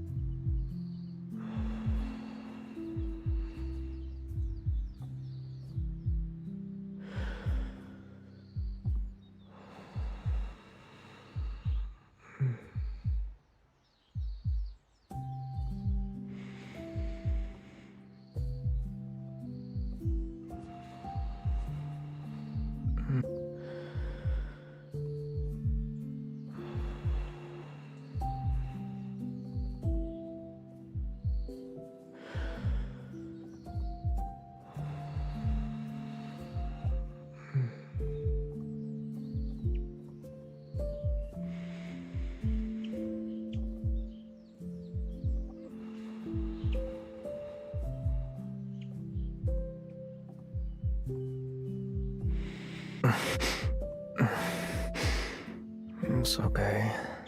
Let's sleep here.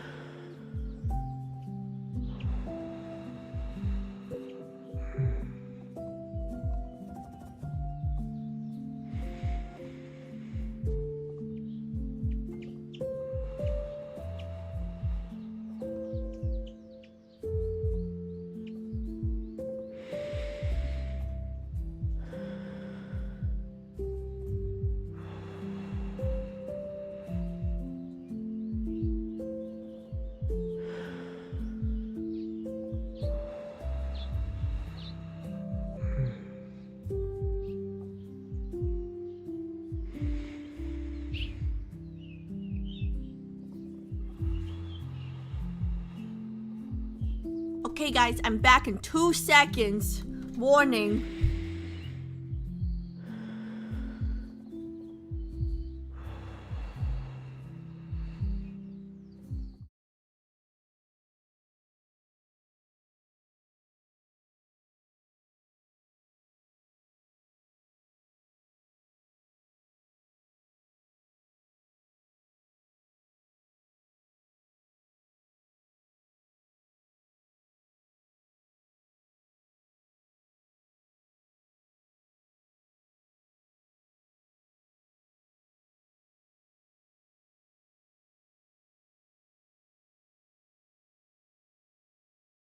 Okay, give me 1 second. I gotta pull up the thingy.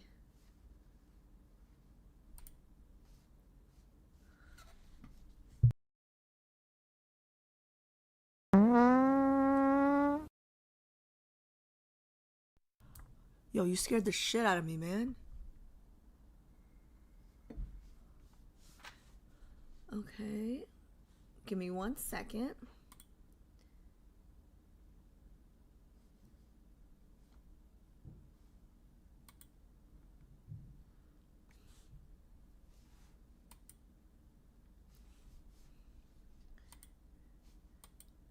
Confirm.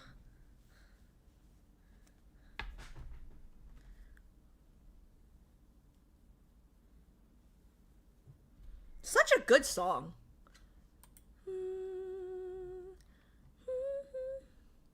Okay, here we go. Here we go. Here we go.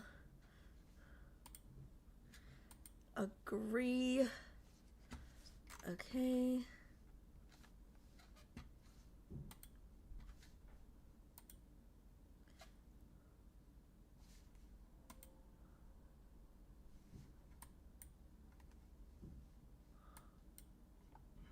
Okay, guys, I'm switching over to the main story.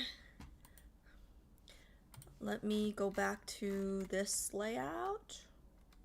Perfect.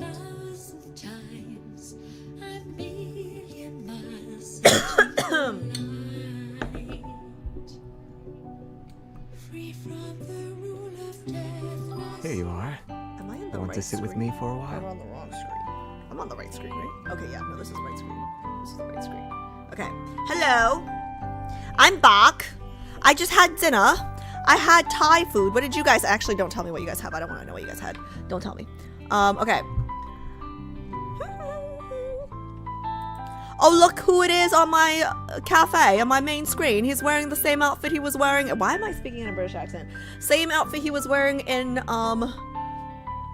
yeah, don't tell me what you guys have. Now I It's okay, hard to great. choose what to read. Great. Will you help me pick a book?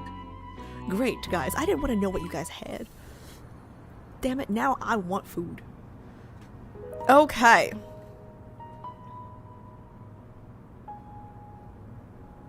Wait, should I be clicking this or this? I guess it doesn't matter. Right?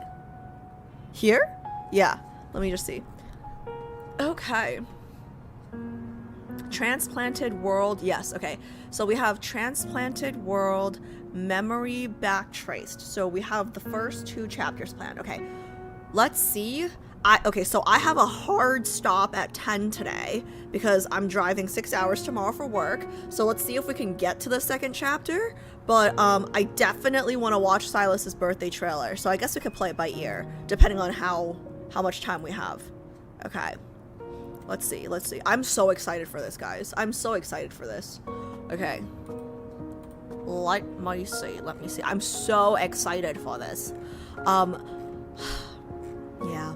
Okay, so I feel like once I'm caught up on main story, right, they're gonna release new main story. So I'm just excited to kind of catch up. Okay. Let's lock in super quickly. Has anyone not done main story? Like, is anyone doing main story for the first time with me right now? Let me see. Let me pull up the combined chat real quick. Okay, so we have, okay. So, I'm gonna ask no spoilers because there are people in chat doing main story with me for the first time today. So, I have to add a command. I'll talk about it next stream, but basically let's keep spoilers to when I am at dinner, just to be safe. Because I don't want to spoil anything for people who are doing it for the first time with me. You can spoil me, it's okay. JHP, shut up. This is not about your weird kinks, okay? This is about my weird kinks. I'm playing the game right now. Sorry, I'm still, I don't know, he was here, he was here for it. Sorry, I'm still on, Feverish Attempts. Sorry, guys. I'm still thinking about Feverish Attempts. Okay, ready. I'm locking in. This is okay for me to click, right? Yeah, I think that's okay. Okay. Let me see. This chapter is 1 hour long on auto, by the way. So, if it's 1 hour long on auto, then we probably won't get to chapter 2. Let's see what time it is when I end. If we can finish this chapter, maybe we just do Sylus's trailer, and then we continue next stream. Oh shit. Okay, cool. Sorry, okay, everything just moved for a second. Okay, we're good. Okay, I'm locking in. I'm so excited now. I feel like, okay, sorry, just one last thing before I start. I feel like I'm so excited because now with something that's really nice about Xavier's timeline is it makes sense to me now. So I'm kind of like excited, right? Because now I understand that this is after KOD. All right, the downloads should be fast. Okay. Oh, just a heads up, guys. So I have to cancel League and Reaction and Yapping stream this Wednesday, but if, and that's a big if I'm up to it, I might do an IRL stream just to get some of the push-ups and squats from the anniversary wheels out of the way. So that's dependent on my work schedule though, because I'd have to drag myself to the hotel gym. So yeah, don't say I didn't warn you. It might happen, it might not happen. Yes. Are we doing the biking in New York stream? Hannah, we didn't hit the wheel, so no. That was the third wheel. That was the third wheel we never hit, thank God. Once you finish main story, we popping the biggest bottles. Oh, I know, but like I feel like as soon as I finish the main story, there's gonna be new main story that drops. So I'm gonna lock in. Alice nearly caught up on the main story. They grow up so fast. Yeah, well, I want to catch up on the dates. Ooh, locking in. At this long-awaited press conference, Val Salit. Okay, no. We're not doing this again, Alice. We're not doing this again. Why am I like this? Okay, why is she like this?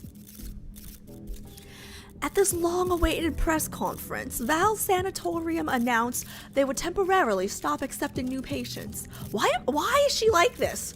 Why am I like? I don't know why I'm, guys. I don't. Cause you're a troll. No, I'm not. Even Alice doesn't understand her. Yeah, I really don't. I don't know what's going on with my accent. Okay.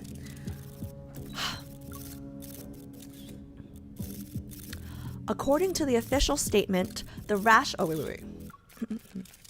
At this long-awaited press conference, Val Sanatorium announced they would temporarily stop accepting new patients. According to the official statement, the rationale is that they want to focus their limited resources and expertise on patients with greater needs.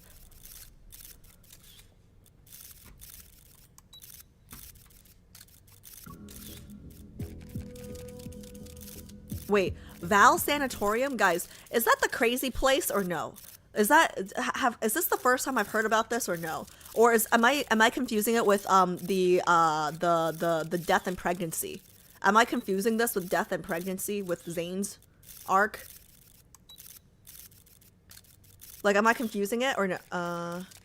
This is oh, perfect. That's exactly what I thought it was. Okay, I just wanted to make sure. Perfect. That was man, I'm on it, guys. It's been like a year. I don't remember. Like, I did pregnancy in like November, but I'm still on it. Okay, cool.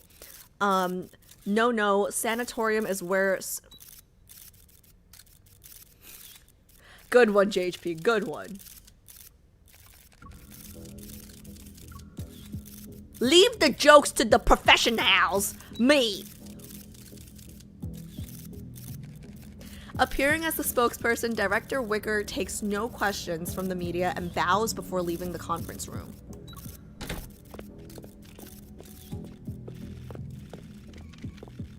Having escaped the relentless cameras in hot pursuit, Director Wicker feels satisfied. His mission is complete, and all that remains is filing his final report. Oh my god, wait. So if this is picking up from Death and Rebirth, they had to stop taking patients, right? Because we fucked up their, okay, I remember now. We messed up. Okay, like, we messed up their whole, the whole thing with Zane, yes, okay.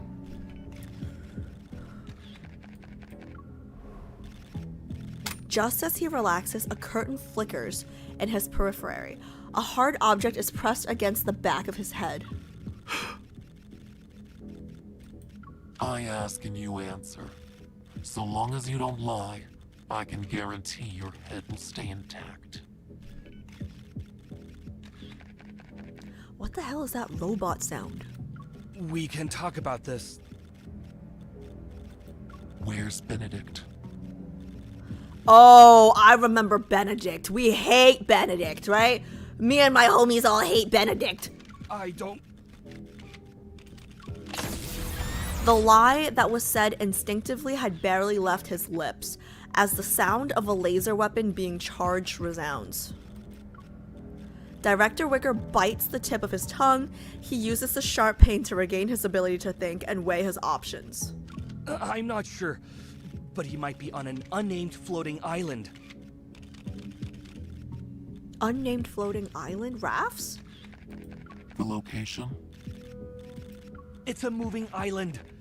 No one knows its exact coordinates. A person like me knowing this much information is already an exception to the rules. Please understand.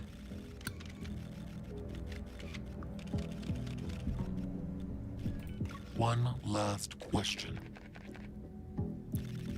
What is this voice? Yes. Is Stanley still alive? Who?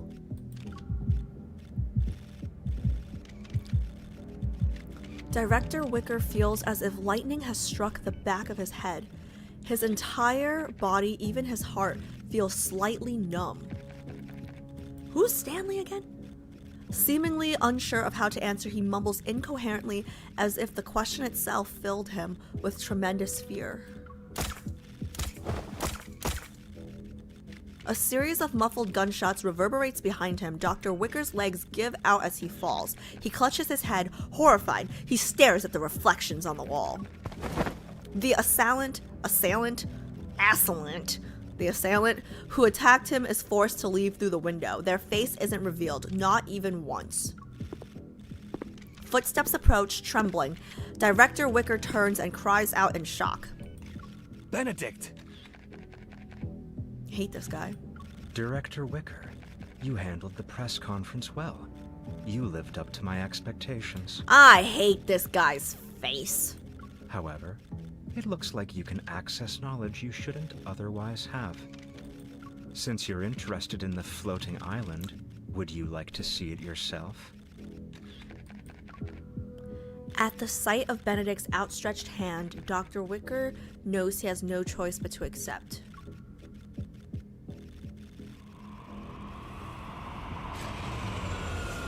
The private aircraft takes off under the cover of night.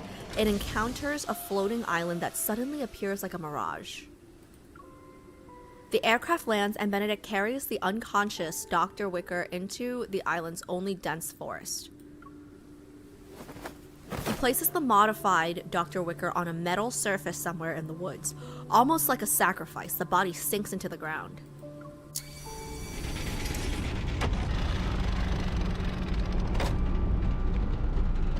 The platform quickly passes through the artificially constructed soil and enters a cold, metallic interior. At the end of this journey is a vast hall. Inorganic light flickers and spreads. Electronic displays emitting cold lights envelops the area. Wait, this looks exactly like pregnancy, but with Sylus. With Dimitri. Does it not? Bright floors, curved walls, and soft lighting are constructed by holographic blue lines. Does this not look the same as in no more than 10 seconds, the space is fully built. Even more refined lasers interweave to form 4 or 5 human figures? This is the Fountain of Atay's latest achievement. It doesn't look impressive. Oh, we don't have a name for her, she's just languid woman. A figure walks around Dr. Wicker, loses interest halfway, and turns to ask another hologram. Long time no see, Professor Lucius. You took so many things from my Gaia biotech, and this is all you can accomplish? Guys, her voice seems familiar. Do you guys remember? I don't remember where it was. I don't remember if it was main story. I don't remember where it was, but remember before, it was like before pregnancy, something exploded or something, and then a voice, it was a female voice. It was a female voice that was talking to us, saying like we should have been, or like we should have been their, like I don't know, like their treasure or something, or like their. Thank you so much for the follow. Guys, it's been so long. I like don't remember where it was, but I remember there was like an explosion, like maybe there was like a truck or something, and there was a voice, and it was a female. Oh yes, what she told us was what prompted us to go to Sylus, right? What she told us was what prompted us to go to Sylus, because she was the one that said Gaia Research Center. That was the first time we heard the name Gaia or some shit like that, right? And then is this, I mean, like, chat, I'm not even reading you guys, so don't answer my question just in case it's a spoiler for anybody else who's doing this for the first time with me.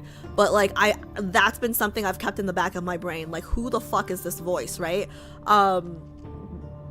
Is it this voice? I don't know. It could be. We still don't have her name. Hopefully I didn't just make that all up. And this is all you can accomplish. Okay, yeah. The Fountain of Atay's core has nothing to do with your precious research center.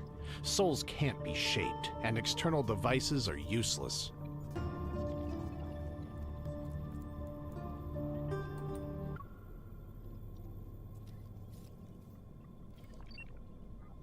Guys, it's been so long since I've done any of this. It's so bad. This is the problem with, okay, I think doing content once a week is not bad. It's a good pace. But because I took basically 2 months off, right? Professor Lucius, is he the bitch from Chicken Wings? Is he the bitch from Homecoming Chicken Wings? Like, I'm gonna look over because it's not a spoiler if I'm right. But if I'm wrong, you guys can just say no, so it's not really a spoiler, right? But like Professor Lucius, is he the bitch from Homecoming Chicken Wings that basically like tore apart the brother and the sister, and I hate him? Okay, I'm gonna look over in like 3, 2, 1.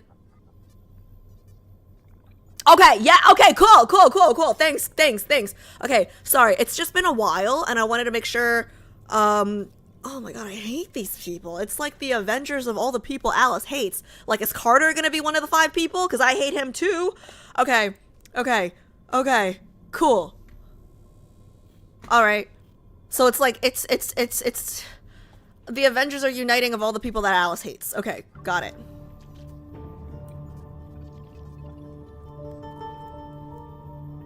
Fountain of Atay's core has nothing to do with your precious research center.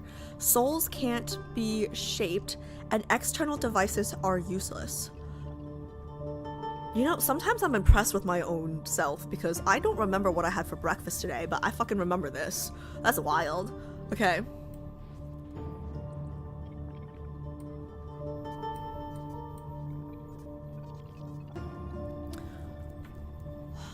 And this looks exactly like the place that Dimitri took us to. So all these people are related via the Gaia Research Center somehow. So who are the other 3? Okay. You're here. Quiet man? 진짜?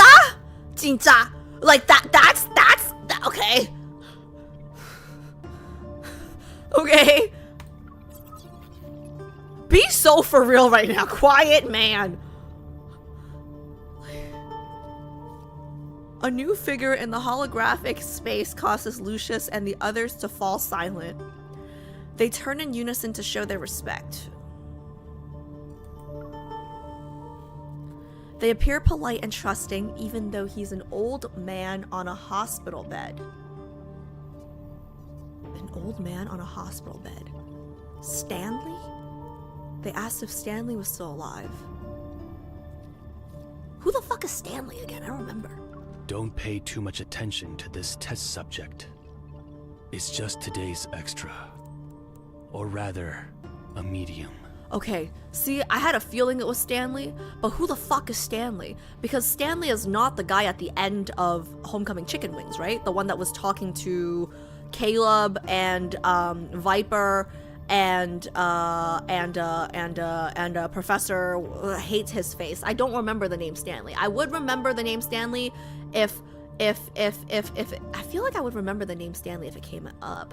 But I remember there was like, did they give like, I remember end of Homecoming Chicken Wings, it was like the very, very end. Caleb was talking to Viper and the professor, and they were talking about, but I don't remember if it was this guy, because I feel like I would remember his name, because like, this is my cousin, like I have a cousin named Stanley, I would remember this name, right? I don't know.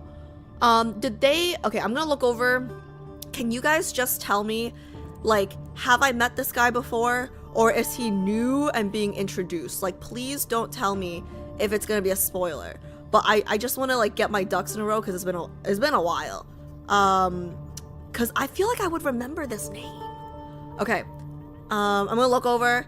3, 2, 1. Did I meet this guy before? He didn't have a name in Homecoming Wings, but it is the same guy. Okay, so I was right. Okay. Oh my god, I'm so smart. I am so smart. You know why I like this game? Because it makes me feel smart. Okay, when I play Lost Ark, I look dumb. Okay, anyways.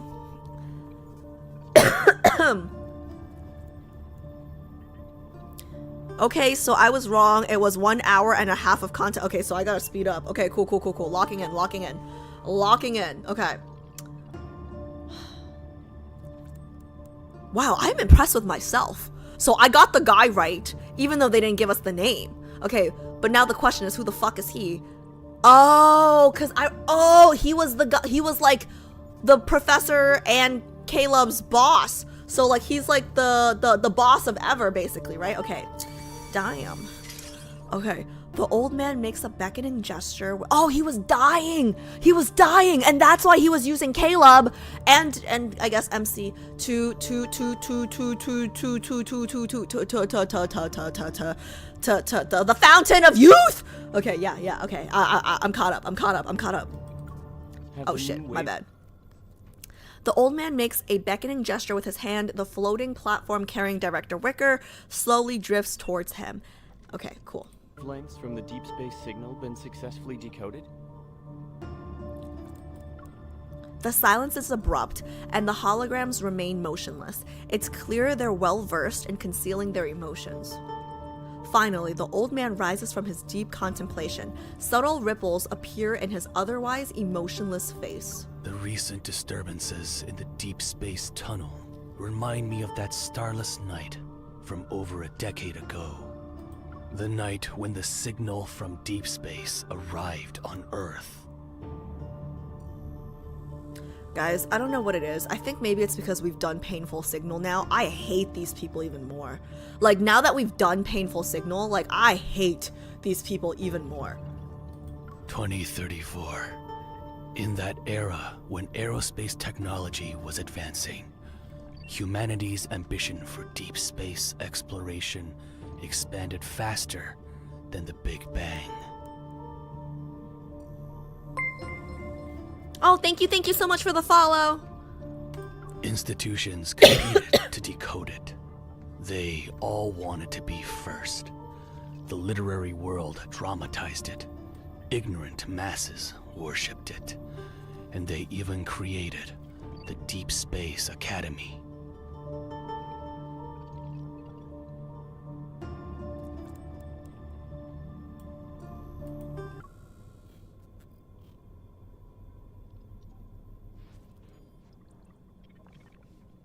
That's where Caleb went to school. But only our decrypted information is closest to the truth. Earth is about to experience a grand eradication. A grand eradication? This really does feel like Avengers. He slowly exhales and forcibly suppresses his elevated tone and emotions. Bro, just die. Bro, just die already. Then the monsters appeared. Geomagnetic disturbances occurred, and mass extinction events were expedited. The warnings in the signal became reality, one at a time. The grand eradication is a large-scale elimination process. This planet wants to abandon us and enter its next phase of existence. For over a decade, I have strongly advocated for the Fountain of Atay. I've dispatched the Farspace fleet to enter the Deepspace tunnel's depths to avoid being abandoned. Every time these people talk, it pisses me off. Anytime they say, it's cause painful signal, guys. It's cause we've done painful signal now. I just think about Caleb's arm now. Like, this pisses me off. There were setbacks, but we managed to obtain the chess piece closest to her. To bring up 2034 again. Was there a mishap? To obtain the chess piece closest to her? Is that Caleb? Are they talking about Caleb right there? Are they talking about Caleb right there? Did he just call Caleb a chess piece? Are you shitting me?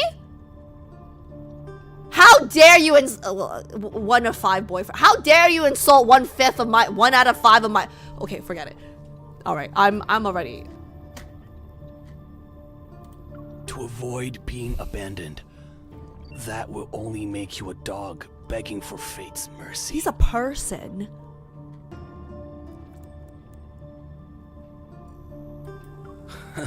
Lucius, you're old. The gears in your brain are covered in rust. Okay, he should drop dead too. You should all drop dead. It only took a few decades for evolvers to evolve from mere humans.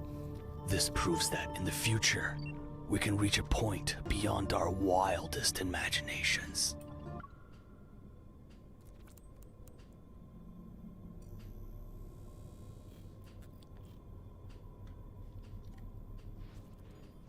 Only took a few decades for evolvers to evolve. I see. We can achieve immortality. Bro, did you completely miss, like, everything Xavier's arc was about? Okay? Immortality is not a gift. Asshole! You should just die when it's time to die. Pissing me off.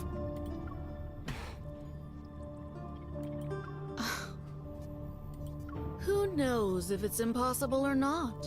The Lemurians who escaped the last grand eradication are practically living specimens of immortality. Oh, hell no. Now she's talking about another 1/5 of my boyfriends. Oh my god, keep my boyfriends' names out of your mouth, bitch! Like, now they're talking about Raph? Are you kidding me? I hate these people so much. Of course, there are also the little ones who came back from the other side of deep space. It proves that some people found a way to survive.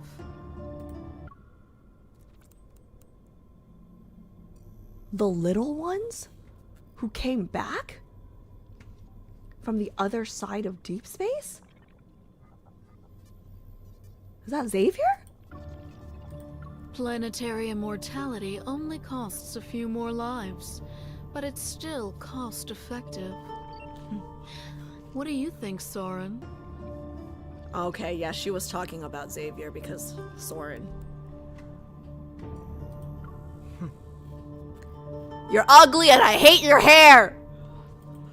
Aside from the decrypted deep space signal, there's no concrete evidence that suggests Earth will face an apocalypse. Yo, shut up, quiet man! You're supposed to be quiet, so be quiet! As for that unkillable monster in the N109 zone, we can't confirm whether the life form is truly indestructible.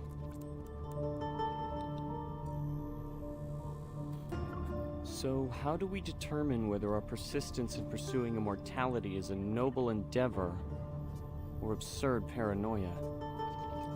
The deep space signal isn't an oracle or a prophecy. It's mercy from the universe's governing laws that wish to give humanity a reprieve. What we're able to decode are predetermined facts already set in stone. That evidence you want, it's already part of this world. He raises his hand, violently fluctuating metaflux envelops the man bound on the platform. Oh shit. The transformation is completed instantly. A wanderer replaces the human shell, only to be killed moments later by hidden weapons. A crisp, metallic chime accompanies the fresh protocore as it falls onto the platform. Protocores are one of the most powerful pieces of evidence. After the Chrono Rift catastrophe, I discovered the connection between protocore energy and her. I knew what kind of mission the universe gave me. This guy needs to die. This guy needs to die. Just... Using protocores to accelerate human civilization's development and allowing humanity to achieve an immortality that aligns with this process. Only then can we survive the grand eradication with little to no losses. Okay, it's okay, Alice. Keep going. The anomalies caused by the deep space tunnel are becoming more frequent. Protocores are always guiding us.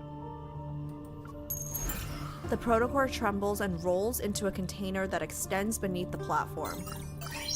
Soren makes several gestures in the air. The rhombic container activates the protocore as if it's establishing a connection with some distant space. A rift that's shorter than a finger opens in the air. It quickly closes as its energy is depleted. Recently, the frequency of spatial anomalies and magnetic field disturbances has almost reached the edge of time and space. Once a planet gets swept into that, complete disintegration will soon arrive. Did you come up with another way to deal with your former teammate? Yo, shut the fuck up! I don't like that they're talking about Xavier. I don't like that they're talking about anyone. Defeat your little prince and prove to him that our Soren is the most capable one. Your Soren has a bowl cut. Matters involving the backtrackers aren't to be taken lightly.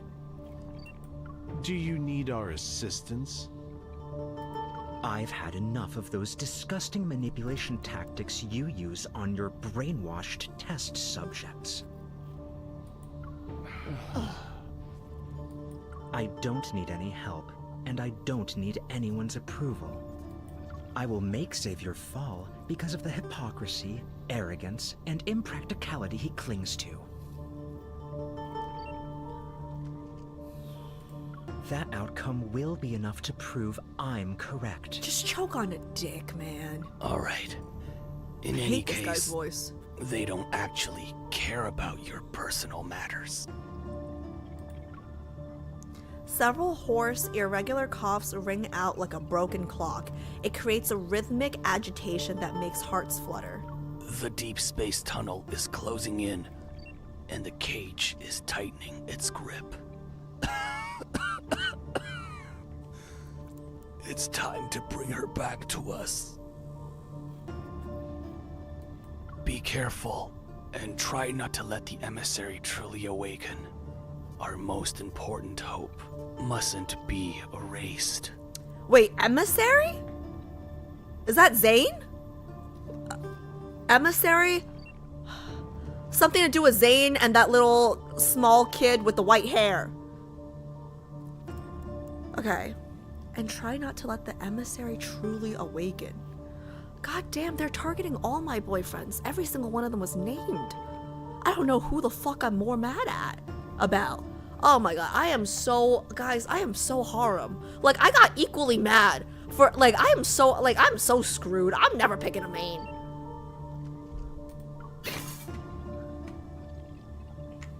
Soren's image flickers and disappears, and the meeting ends. I wish you all the best. Let me tell you guys, it's always the hottest ones that are the craziest ones, okay? I mean, I don't have to tell the girls that in chat, but the handful of guys listening, okay? The hotter she is, the more you should tread with caution.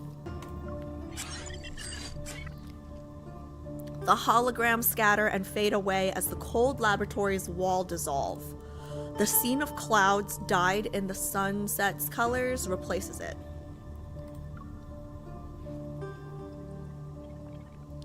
An empty hospital bed hovers above the clouds.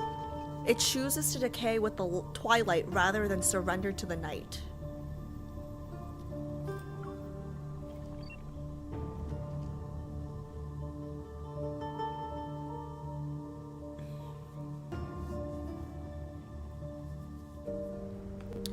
Okay, this whole first chapter just pissed me off. This entire first chapter just pissed me off.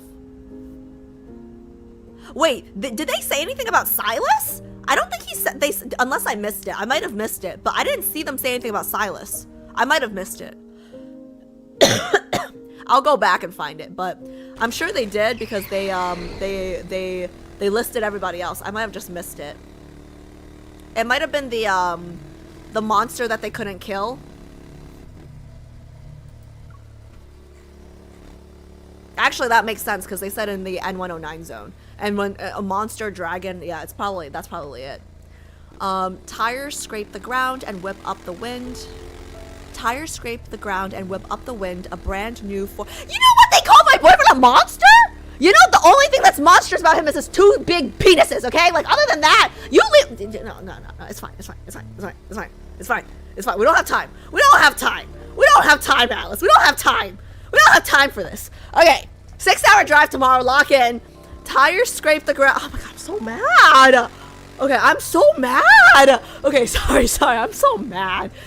Tires scrape the ground and whip up the wind. A brand new 470 HM carries me across the Mouviri? The more yeah, definitely that last one. Bridge that's located above the city. The magnetic field at the incident site shows coupled fluctuations, but the wanderers who correspond to them are nowhere to be found. It might be a new type. Be careful.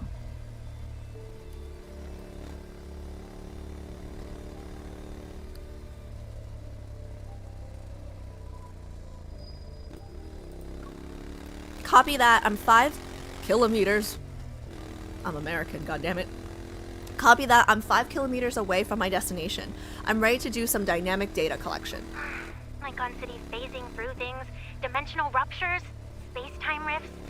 Our missions have been weird lately. Everyone was spooked by that snowfall that happened outside of winter. They're jumpy now. When the world is too peaceful, people tend to find their own sources of entertainment. There are 500 missions every day. You might be entertained, but I'm not. 500? Okay. Don't be glum. I'll buy you a soda to sweeten your day when we get back. After my call with the data analysis team ends, I look at the sky near the mission site. You know, I would love, like, so I've been telling you guys, my friend Jay is coming back from his PhD program, right? I feel like he needs to find an IRL Terra, like a data analysis girl. Yeah, that would be a good match for my friend Jay. The clouds stretching out for kilometers appear as if they've been sliced by a giant blade. The cut looks clean. Is Lincoln Online glitching again? It looks beautiful though. As the snow that fell outside of winter melts, the recent Alterium incident is slowly forgotten by the public. However, unnatural celestial phenomena pulled back the curtain on apocalyptic fears in people's hearts.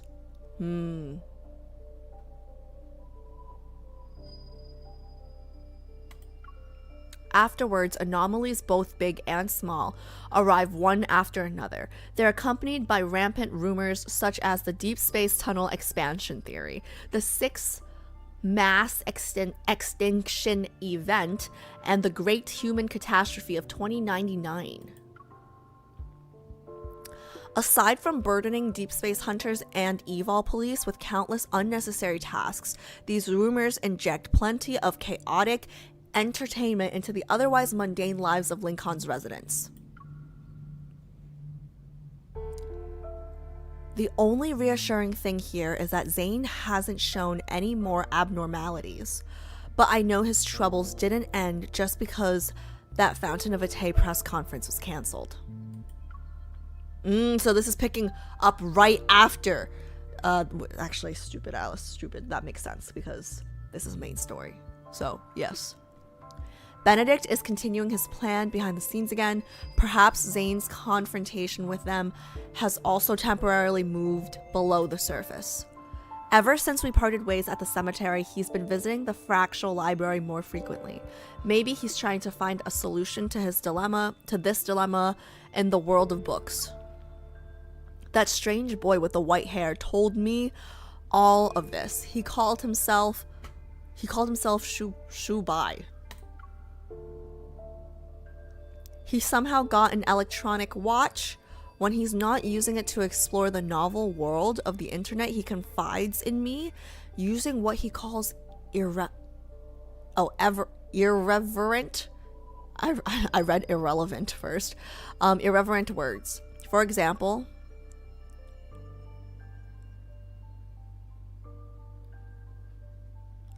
the emissary is hiding in the maze of bookshelves and ignoring everyone? Zane?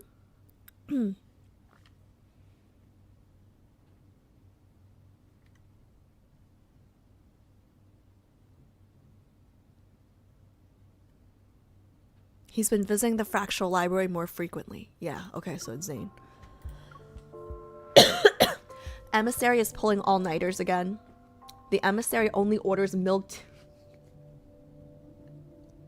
That's my Zany.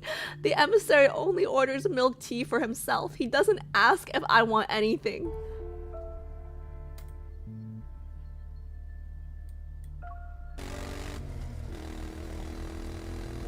At least the fractal library can access the internet.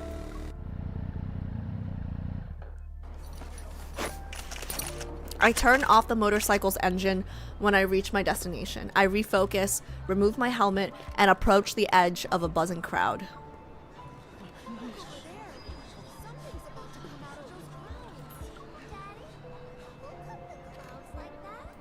Well, it wasn't me. My crafting skills aren't that good. Maybe it was your mother.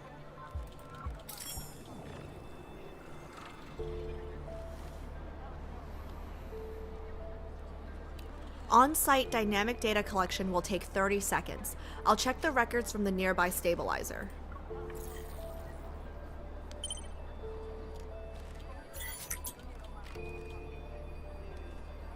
The fluctuation amplitude has been normal for the past 3 days. Whenever those coupled fluctuations appear, they coincide with protocore transport vehicles passing through. This falls under normal interference. Dynamic data retrieval complete. Hold on. The results from advanced tech labs are back. There is a 0.51% chance of a wanderer appearing. Great. That's one more false alarm to our list. A lot of rare phenomena are just astronomical occurrences. We're probably paranoid. That's a good thing. A false alarm is better than the actual thing. Since the data has been verified, I'll close the case.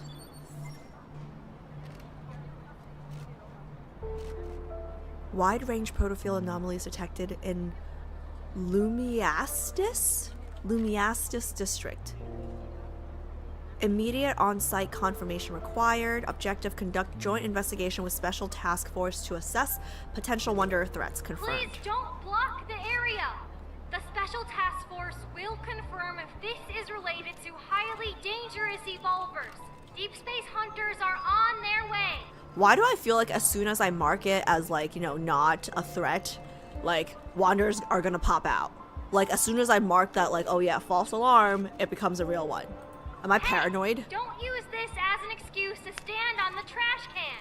Otto, the city inspector, will photograph and record everything. Yeah, you tell him. Pushing through the crowd, I pass through the light barrier the special task force has set up.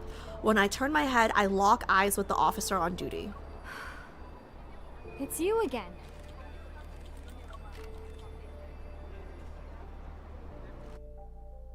Yeah?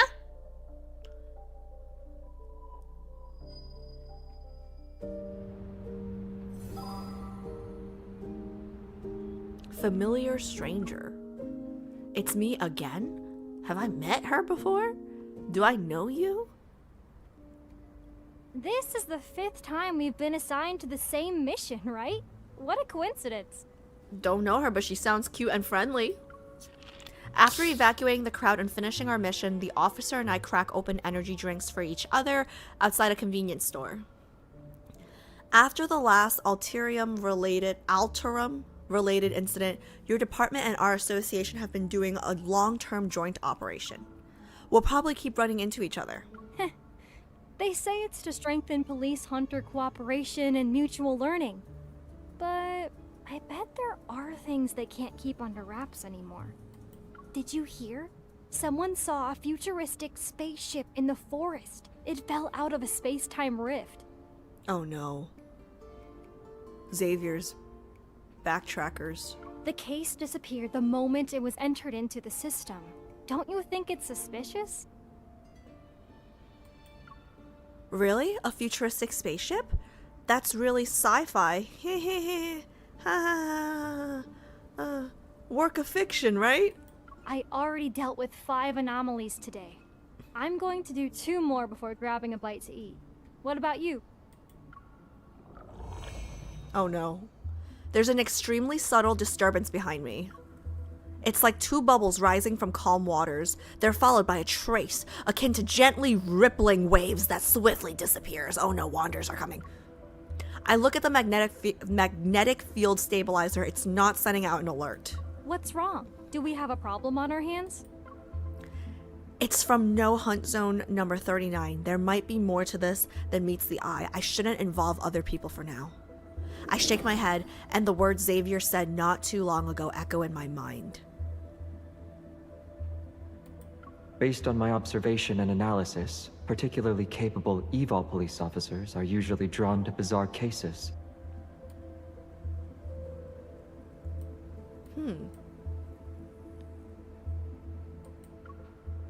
Oh, right. There's an update on that case we handled together. The one about the bathroom sink turning into pure gold. Huh? This time, it was the toilet that transformed. A child's hand is stuck to it. Really? Don't tell me I'm about to encounter an evolver with a golden touch.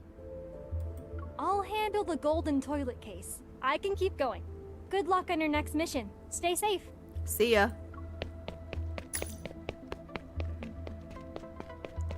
Once the officer's figure disappears into the distance, I pull out my phone and send a voice message to a familiar chat. I'm assuming Xavier. Xavier, No Hunt Zone number 39 shows signs of a magnetic field overlap. I'm heading there now. How are things on your end?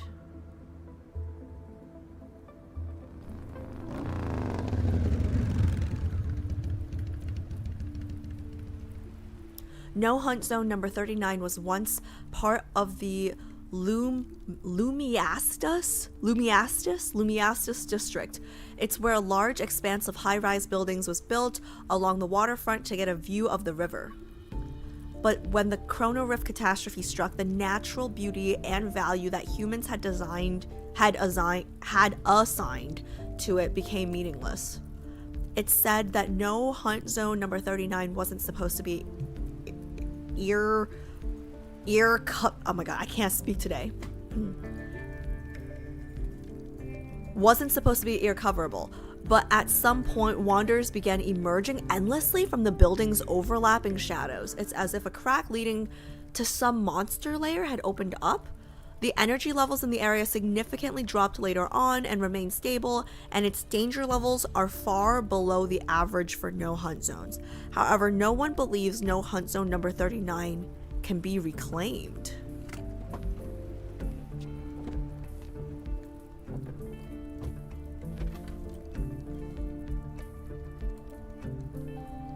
Outside the perimeter, I've just parked my motorcycle when Xavier starts a video call with me. Yes, please.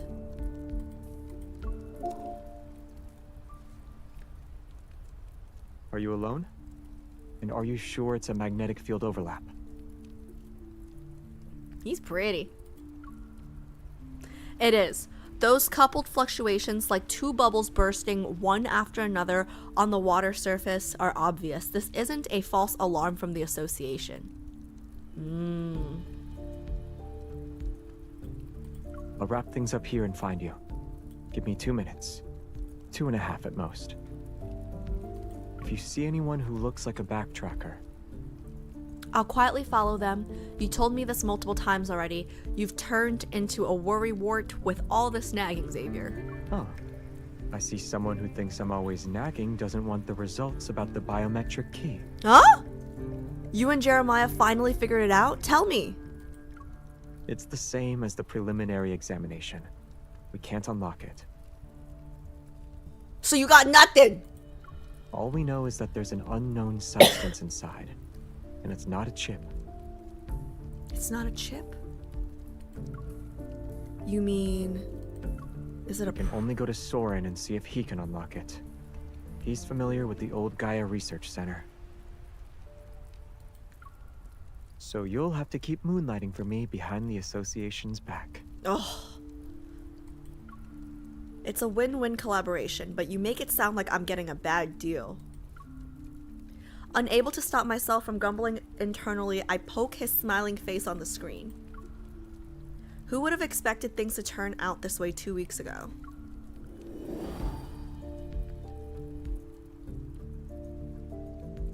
Two weeks ago, Hunters Whether Association. it's a rupture or instances of buildings phasing in and out, they're fundamentally related to magnetic field fluctuations and must be taken seriously.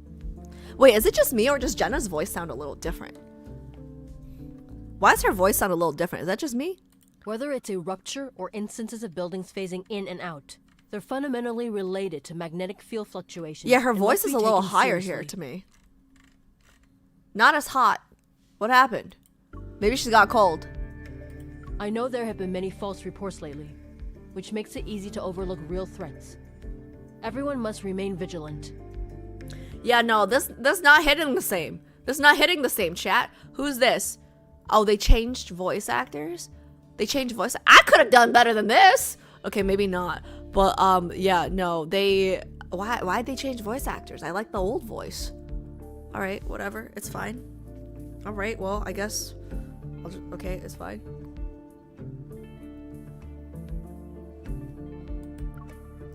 As the briefing ends and the crowd disperses, I see a figure who shouldn't be here. Xavier? He showed up voluntarily. Is the world actually ending?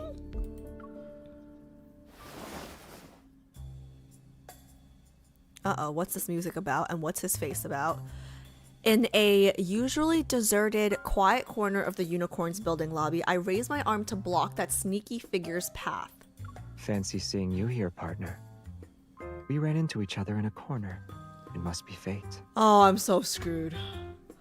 I'm so screwed. Fancy seeing you here, partner. We ran into each other in a corner. It must be fate.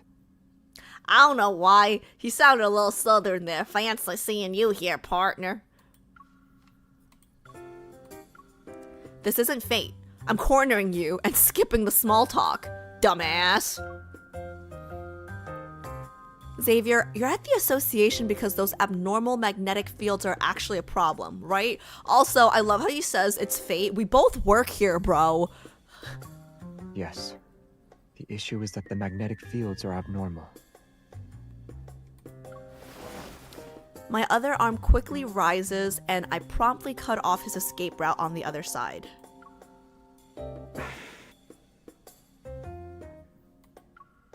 His eyelashes are lowered and he doesn't speak. He just looks at me.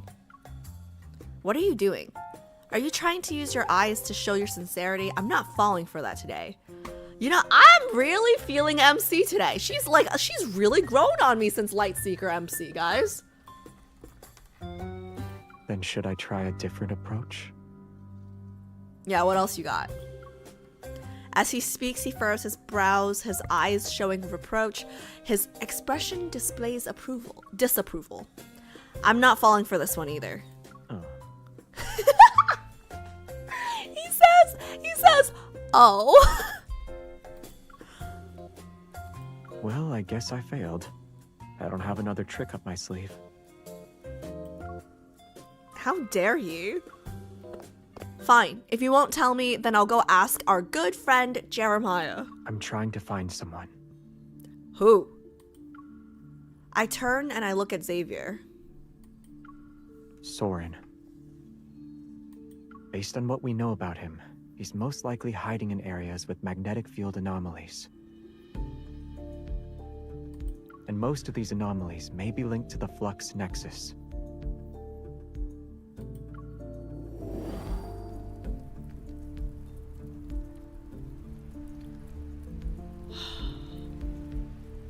Aside from hiding in magnetic fields, are there any other clues that can help us locate Soren as quickly as possible? It's interesting because they're looking for Soren, but even if they don't do anything, based on what we know from the last chapter, it seems like Soren's gonna be looking for them. So technically, they don't have to do anything. He's gonna find them. Some backtrackers I've lost contact with have returned to Lincoln secretly. They left the backtrackers to follow Soren. I also visited Isaiah today. Oh. That's why you guys had me do Feverish Attempts first. Back then, he left the backtrackers with them and they all joined Ever. Soren's whereabouts? I'm afraid only Isaiah would know. I've heard the name Isaiah before. I saw him at a psychiatric hospital too.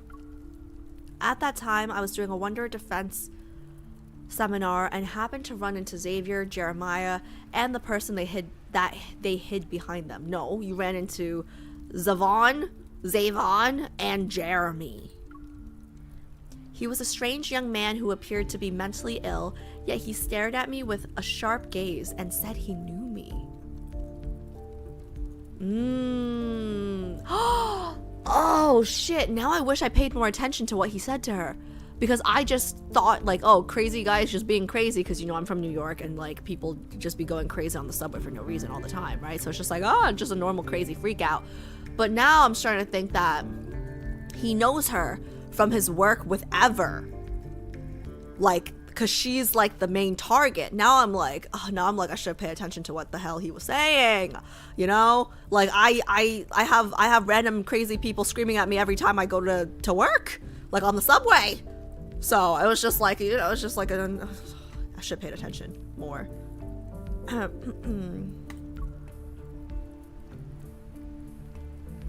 According to Xavier, Isaiah had already escaped with a lot of Ever's classified information. He was on the run for a while.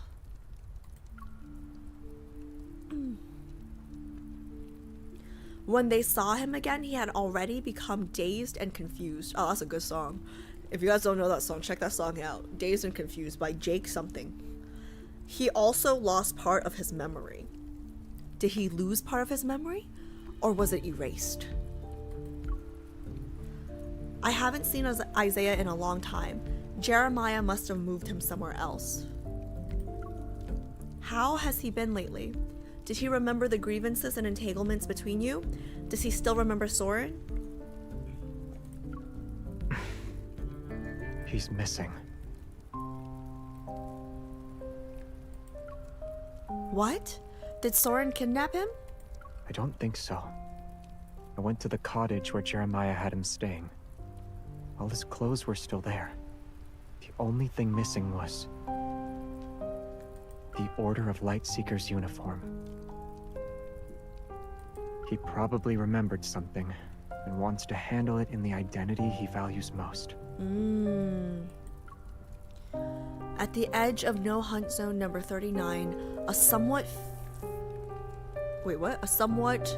Oh, furtive figure flashes by. Those long robes look out of place in Lincoln City. No way! And what's even more peculiar is... when he disappeared, did he take the Order of Lightseeker's uniform and sneakers? No way they're talking about it and he appears right in front of her. There's no way. A pair of sneakers was missing from the shoe cabinet. They were blue. No way. You... I see him right now. Jinja? I immediately cross the perimeter and start up the 470 HM. I chase after those blue sneakers. I see him. Hurry up. You need to be here now. It's that easy, huh?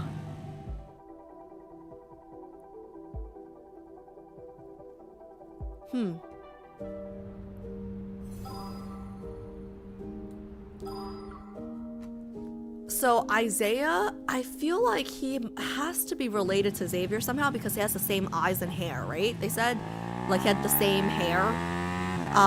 And Xavier's hair is not like common, you know? The 470 HM races through the dilapidated streets as I watch Isaiah dart into an intersection. He entered a narrow, winding alley squeezed between two tall buildings. Who knows where it leads? He's not his brother, is he? He wasn't in the best place when I saw him last time, but he's still a backtracker, so I shouldn't underestimate him.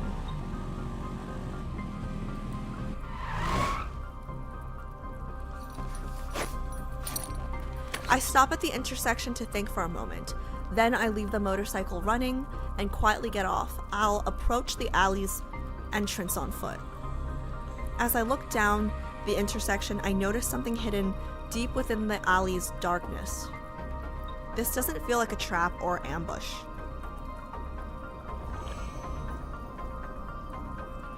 That fluctuation, it's inside. If Isaiah knows Soren's whereabouts, then maybe he fled here to meet him. I send the updated coordinates to Xavier and crouch as I slip into the alley. My combat boots traverse the dust-covered ground silently, not even a single speck is stirred. I advance cautiously when my body feels heavy all of a sudden. It's as if I've passed through an invisible barrier. Flinching back, I find a soft glow suddenly filling my vision. Oh? Philos? What's going on?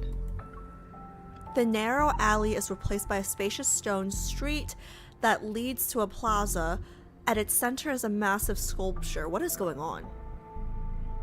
I step back and turn around, but I don't return to familiar surroundings. The sensation beneath my feet is so real that it's undeniable. How's this possible? I've experienced this before in the other magnetic field overlaps I've dealt with. Did she just enter a proto-field? So, is he a wanderer? No.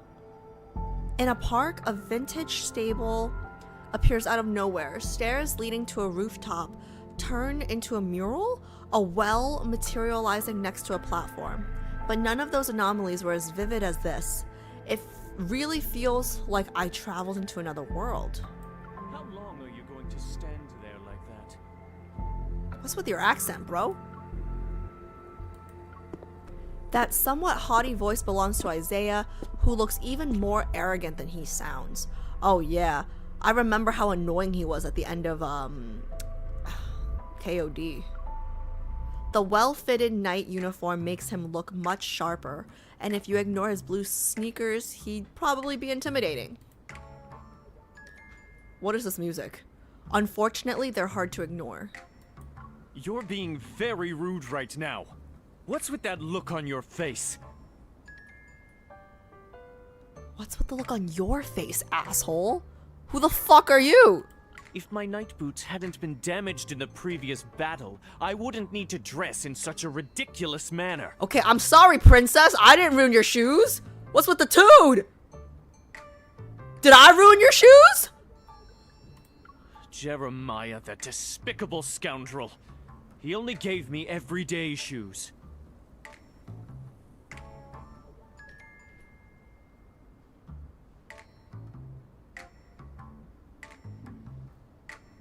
He's really mad about shoes? Wow. He definitely has grievances?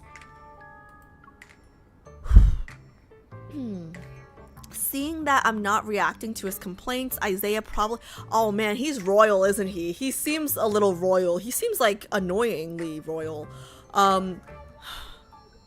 Seeing that I'm not reacting to his complaints, if he's not a brother, he's probably a cousin.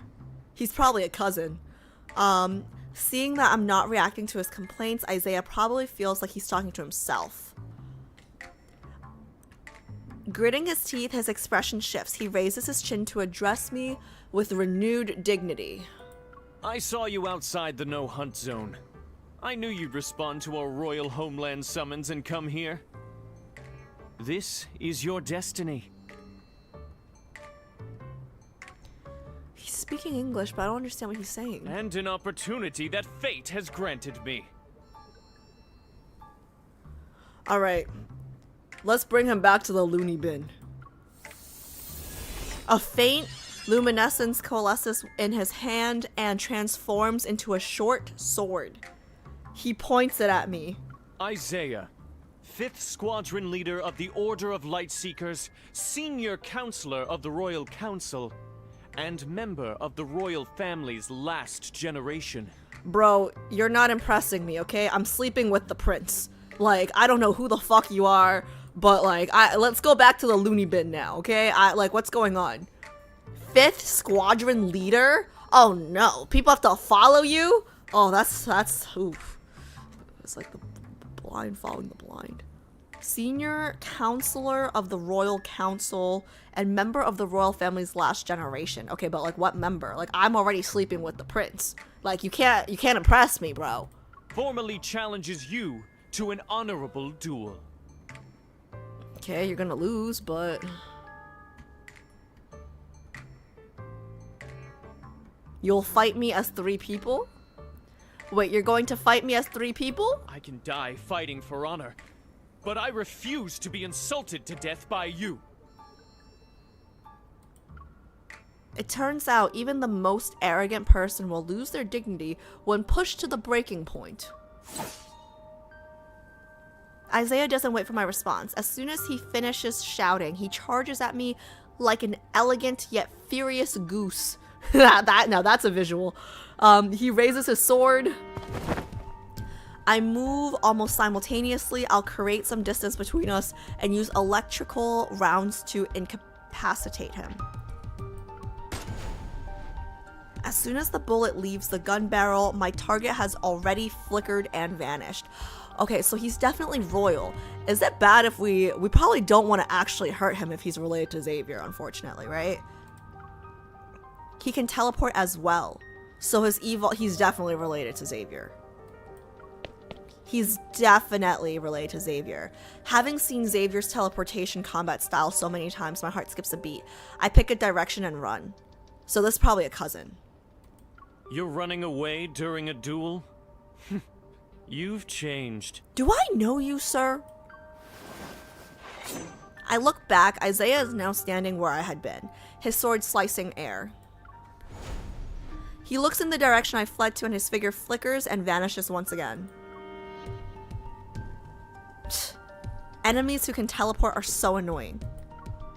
Xavier's weakness. What was it again? It was us. I don't think it's gonna work on his cousin. Before I can figure it out, a light flashes. Isaiah teleports to be just a few steps away from me. That's right, distance. Even if they both use light evol, he's still not Xavier, not even close. Probably like the Temu version. Only those whose evil is as strong as Xavier's can teleport everywhere. Judging by Isaiah's evil, 10 meters is his limit. 10 meters? What kind of branch family did you come from? Like, this is not Naruto, you know, where Neji is stronger than the main... Okay, yeah, it's cool. I understood what I'm saying. A strategy gradually takes shape in my mind, and I sprint at full speed towards the plaza.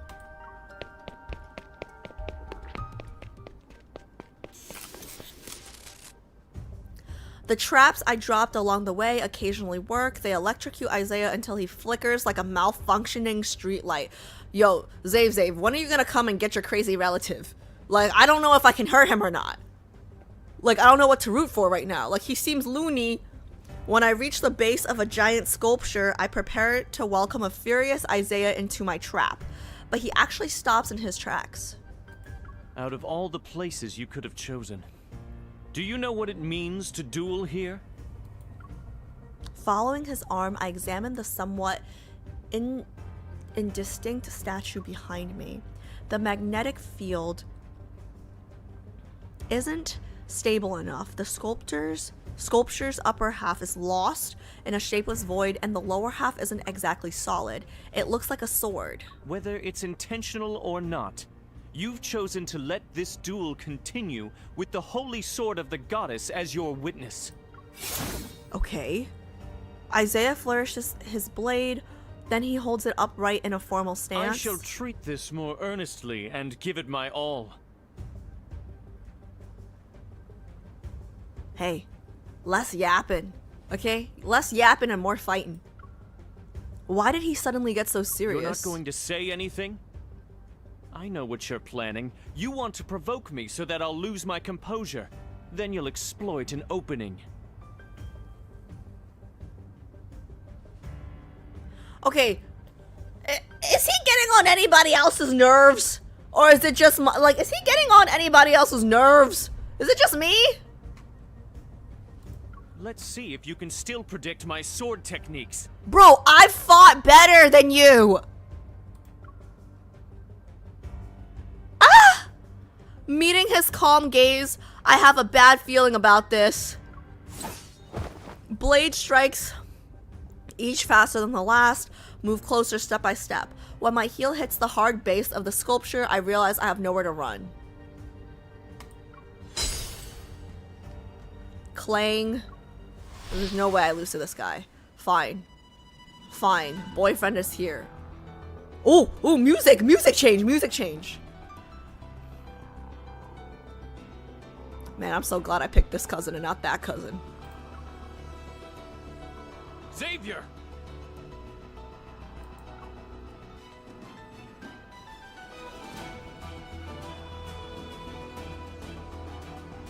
Oh, right. Before the light... sorry, look at his face! Okay, before the light fades, Isaiah is already calling out the name of the person before him through gritted teeth. He looks angry. He looks angry because he was trying to hit us.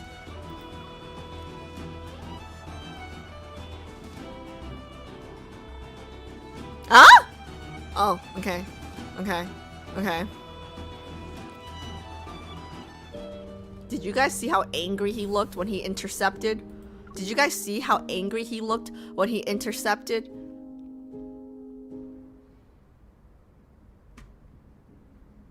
Drawing your sword against an unarmed opponent. Is this your idea of chivalry? Oh yeah, reprimand him. But like, I still want to know, like, how are they related? What do you mean? She has a gun! Shut up! He's in love with me! Xavier looks at me and the gun in my hands. His expression remains the same. It's wrong if one party in a duel doesn't wield a sword. So biased. For the sake of your knight uniform, I acknowledge your sincerity for this duel. The familiar light blade in his hand gathers light as he gently pushes me back with his sword arm. The blade cuts the air as it's pointed directly at his opponent. She doesn't have a sword, but I do. Do you think I'm stupid? I didn't win against you last time, so I won't... Similar to how Isaiah didn't give me the option to refuse, Xavier doesn't wait. In a flash of light, two blades, one long, one short, clash. I know who's the short one. At first, I admired the intensity of their battle and the excellence of their swordsmanship. But then, the flashing lights, bright and dim, become so dazzling that I can no longer make out the fight's progress. Yeah, yo, it's flashing. Yo, this is like worse than EDM music at a club. Finally, a cry of pain cuts through this thorough display of light pollution. As expected. Whether bright or dim, all the lights have now fallen silent. Isaiah rolls across the smooth stone pavement until he comes to a stop in front of me. All the honor you Kick him. wagered now belongs to her. Kick him! Kick him while he's down! On what grounds? On the grounds that you lost. Fine. It's pointless for me to take it anyway.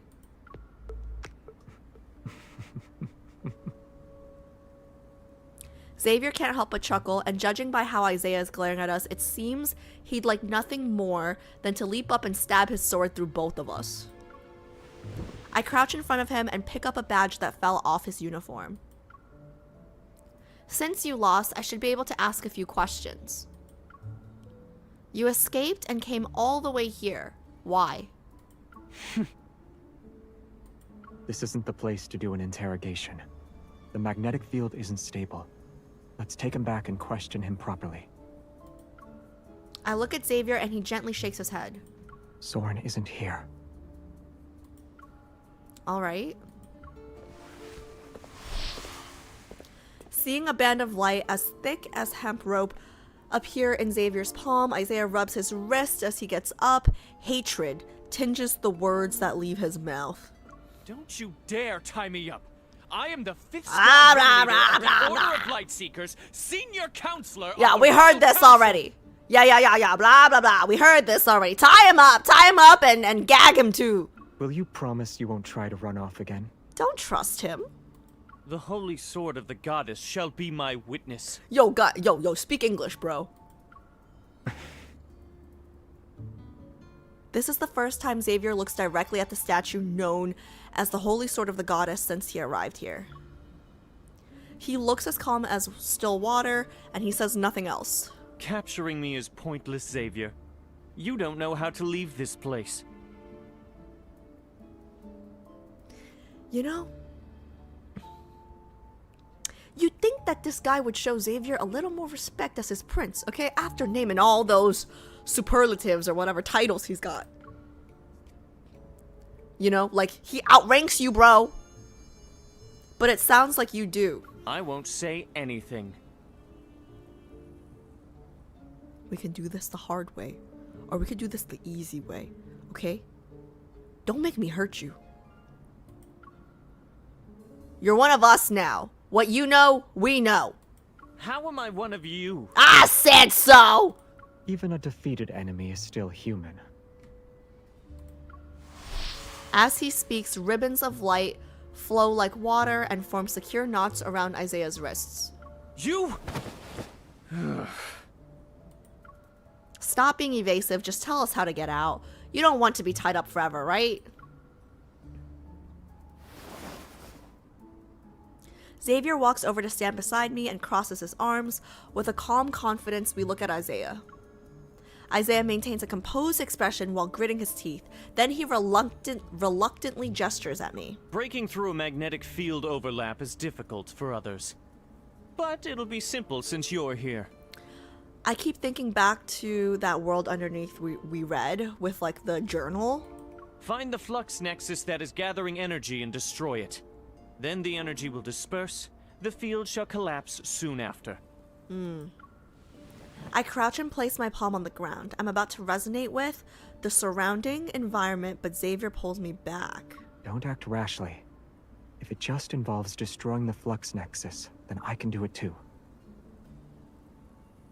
If it just involves destroying the flux nexus, then I can do it too.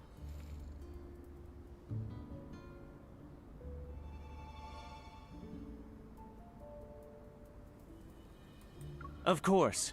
One massive evol burst can make any magnetic field explode. Assuming you don't have that thing on your neck.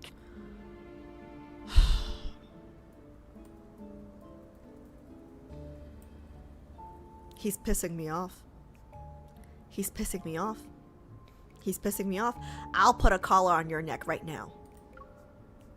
Isaiah lifts his chin to expose his throat and mockingly taps his nape. This is when we kick him in the throat. This is when we kick him in the throat, Alice. Kick him! Otherwise, it'd be suicide. I'd kick him in the throat right now. I'd kick him in the throat right now. Shove his head onto concrete. Let me do it. I pat the back of Xavier's hand, then I close my eyes and activate my evol to search for the flux nexus in the magnetic field. Man, he's fucking lucky he's dealing with MC. I would have kicked his throat while he was down. He's got his hands tied anyways. I'd kick him. Going to where the energy converges, I discover that the flux nexus isn't very strong. I use the resonance evol to destroy it.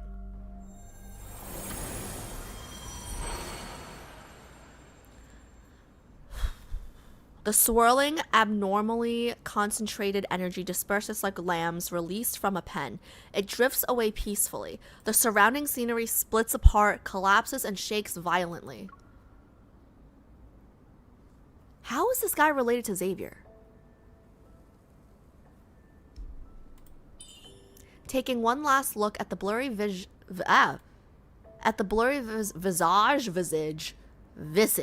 of the holy sword of the goddess, I suppress the strange feeling welling up in my heart and grasp Xavier's outstretched hand. Oh, it's because she doesn't remember her previous lives.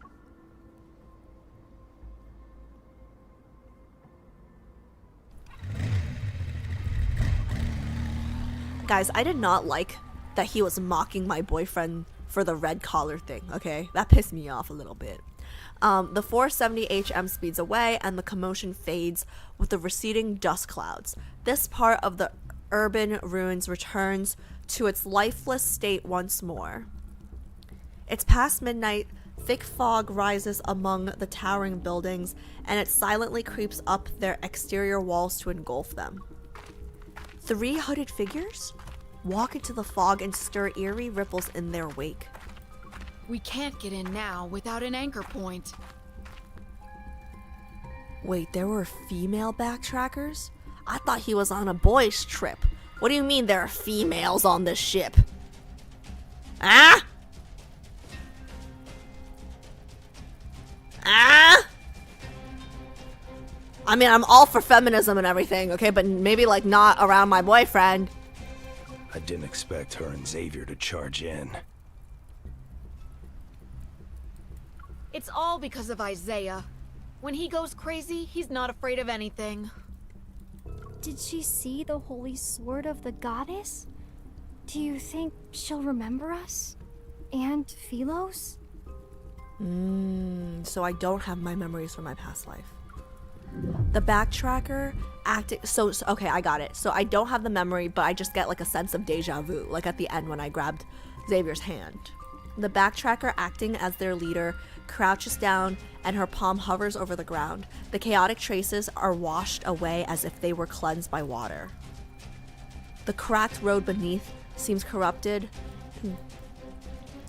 like code that's glitched out. A small section transforms into a weathered, heavy slab made of pure white stone. Soren didn't lie to us. It's real this time. He actually did it. Now, waiting is our best offense. But Soren specifically asked us to work with Ever's cleaners to intercept and eliminate Xavier and the others. Does that also include Her Majesty and Jeremiah? I'm Her Majesty. You know? How dare that guy? Like, okay, so if they know I'm Her Majesty, so did that Isaiah dude, okay? And he had the audacity to, like, say all of his titles in front of... They shouldn't be able to stop Soren's plan anymore. Is this really necessary? So she does not actually want to kill us. The backtracker falls silent. She presses her hand against the stone slab to slowly, reluctantly caress it. Soren isn't a qualified leader. It's up to you if you want to follow his orders. Regardless of whether his heart is consumed by hatred or blinded by madness, what he's doing hasn't betrayed the backtracker's original goal. Until the outcome is decided, I will never give up. This is my responsibility as a backtracker. It also involves my honor as a person. An unknown path ahead and giving it our all. If we're still hesitating at this point, we'd be too weak. If everyone could always be like Xavier, the backtrackers wouldn't have split up or ended up like us.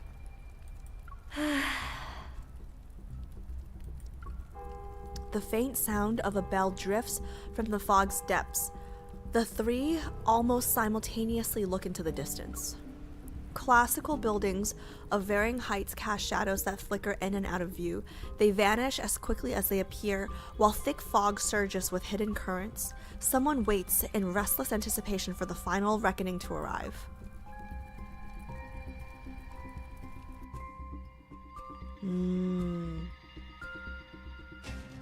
Interesting. New characters, but we don't have names for these people yet. It seems like they at least respect Xavier. Let me see. How many chapters are left, guys? Do you guys know? This is chapter 6. Do you guys know how many chapters are left? Ma'am, look at the time. Yeah, I know. But I'm not gonna just stop in the middle of this. I'm gonna at least finish the one. Do you guys remember how many chapters there are? 12? No. JHP, you don't play this game. Oh my god. JHP, you don't play this game. You don't play this game. It's not 12. Does anybody know? I'll look and give you a number. Yeah. Okay, Bex, thank you. I mean, like, I don't want to stop until I at least finish this one chapter because it's getting good, but I have a long drive tomorrow. It's a lot, and you have an hour left? Really? A whole hour? Let me see. All right, let me see what Beck says in terms of like the number of I don't want to just stop midway here. 11? Okay. Where's like a good place to stop? I'm on 6. I'm on 6 right. Oh, sorry. For those of you guys that don't know Chinese, this is how we say 6 in fingers. 6.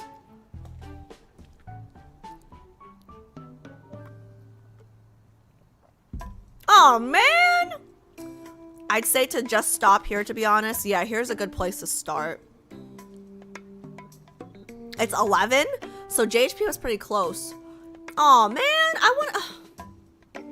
Here is fine to stop. Fine. Alright, fine. Only because we have to do Sylus's... Okay. Let's at least do Sylus's trailer. Yeah, agreed. It's good to stop here. Oh, fine.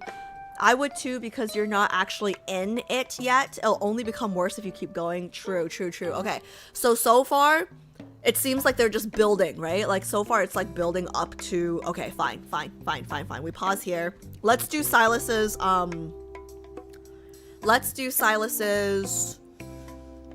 trailer? Is it trailer, right? Birthday trailer? Let's do that first. Okay, let me just... confirm. Okay, so next, when I'm back from my work trip, we will start on... Oh my god, I just have so many questions. Like, okay, so 6. Okay, cool. I just have so many questions. Like, how is Isaiah related to Xavier? Ugh, it's fine. Okay. The chapters get longer further into... Okay, fine. I'll be responsible. I do have to drive 6 hours tomorrow, so maybe let's not. Okay, let me just pull up. When did the Sylus trailer come out?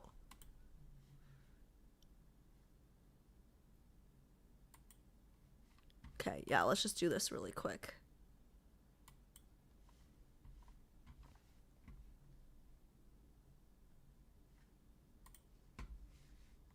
Thanks for keeping me responsible, guys.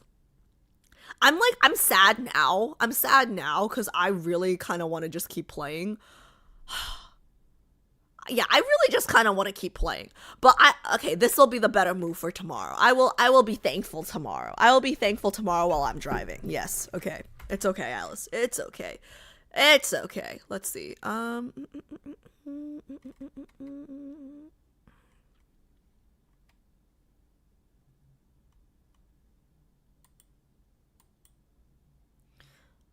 Here, this one. Perfect. I wanted to keep going. Also, what happened to your water, Alice? Oh, shit. Yeah, I have not been drinking enough water. Need to go. Bye. Have a good night. Yeah, it's fine. My busy season will be over, like, after these next 2 weeks. So, hopefully I'll have more time to play after. Okay, this one is called Rainlit Night. Oh, wait, let me just make sure the audio is working. You guys were able to hear it, right? I think the audio is working. It should be fine. Silas's birthday event coming soon. April 18th. I remember that from the quiz.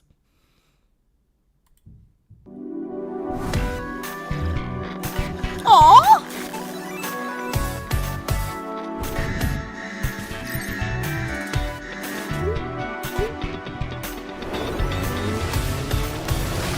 Looks like the road doesn't end. Scared.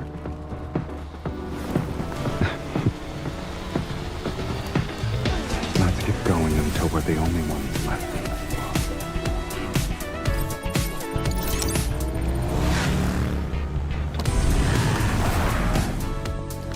Miss me already? Let's be honest, it hasn't been that long. This midnight promise was you being the first thing I see on my birthday. Yes, it was an unexpected birthday. However, I like it. It's been a while. Are you actually searching? If I wanted to hide it, I wouldn't have it on me. I'll help you find it if you want it. Want some fireworks?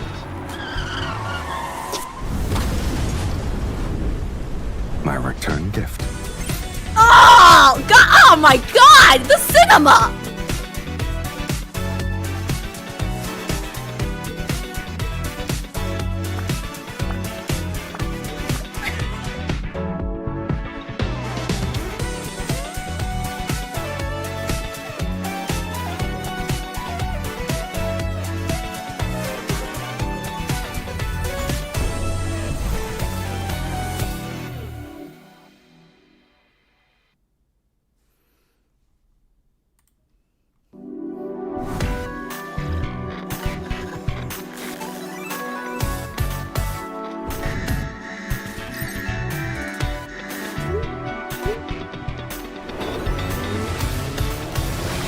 Looks like the road doesn't end. Scared.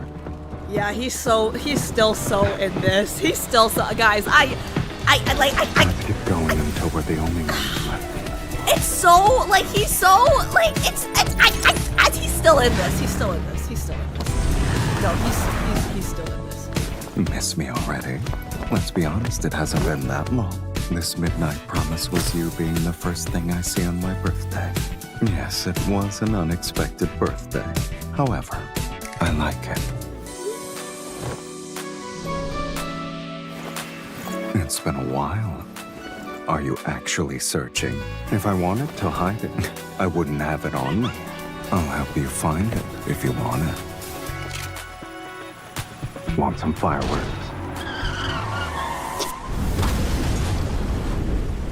My return gift. All right, guys, like this. My return gift. Look at that ass. You guys see his butt? All right. Anyways. Anyways, yeah.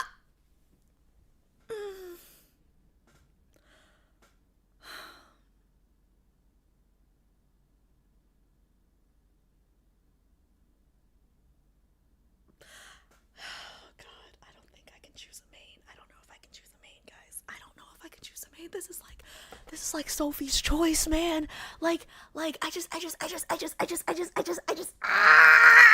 like he's so different from Xavier. Like their charms are so different. You know what I mean? Like they're just so different. They're just so different. Like it's like it'd be easy if they were similar, right? I just choose like but they're just so different. They're just so different. I can't. You know, I don't believe. I don't believe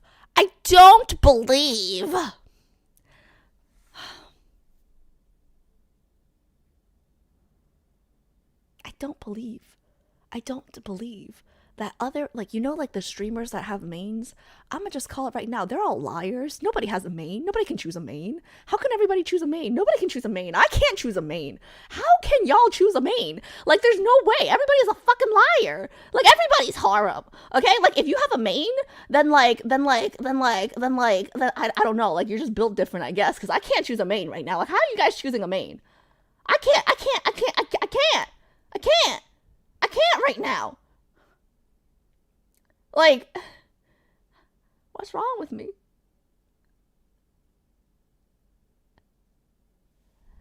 It was so easy for me. Am I the problem? Just be a homie hopper. It's okay. Can I be honest? In real life, right? No, guys, I'm like very, very loyal in real life. Very, very monogamous, right? So I say this all the time. The first one I meet would be the first one that I like. The first one that I meet would be the one that I pick. But the problem is, I don't even know who I met first. Because, like, with all the alternate timelines and, like, the multiple lives, like, who the fuck did I meet first? Like, I'm like, like, it's a little, I don't even know. Let's see. Nate doesn't like Sylus content? You know what? I'm starting to think me and Nate are weird. Okay? Like, I like Nate. Right? Like, Nate's a friend. But, like, I heard that he doesn't like Zane either, and now I'm hearing he doesn't like Sylus. And that's like, but he does like Xavier, and I'm, like, all about Xavier this week, and last week, and probably next week. Like, I'm on the Xavier train right now. But, like, y'all can't deny that Sylus is hot, guys. Sylus is hot. Like, there's fire behind this. Like, I don't think you get hot. Like, it's an explosion. You know what? But, like, I guess Caleb's hot too with the explosions. But anyways, I digress. Anyways, I like them all, but yeah, I won't lie. My mains jumped out pretty quickly, really. If I'm being very honest, if we're going off of, like, first impressions or, like, early on, like, who jumped out the most, like, if that's the only thing I'm going off of, then it's Zane or Caleb, if I'm being honest. Like, if we're just, like, who jumped out at you first, it's probably Zane or Caleb. But, like, I don't think I can choose based on that. Because if I went that route, right, I would have missed out on Xavier. Like, Dark Knight? Yo, he's so my type. Why am I screaming? Okay, sorry. I don't know why I'm screaming. Okay, anyways.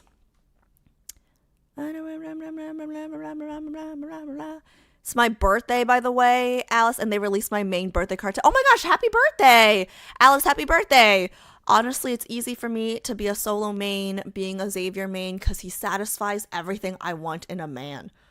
Well, I think I'd be satisfied with any one of these guys, but the problem is choosing one, right? Like, I think they're all kind of, I mean, that's why they're fictional. I think any one of these guys I'd be okay with. That's the problem.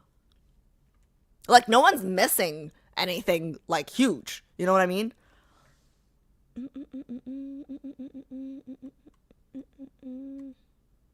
We'll never know because time works different in each love interest timelines.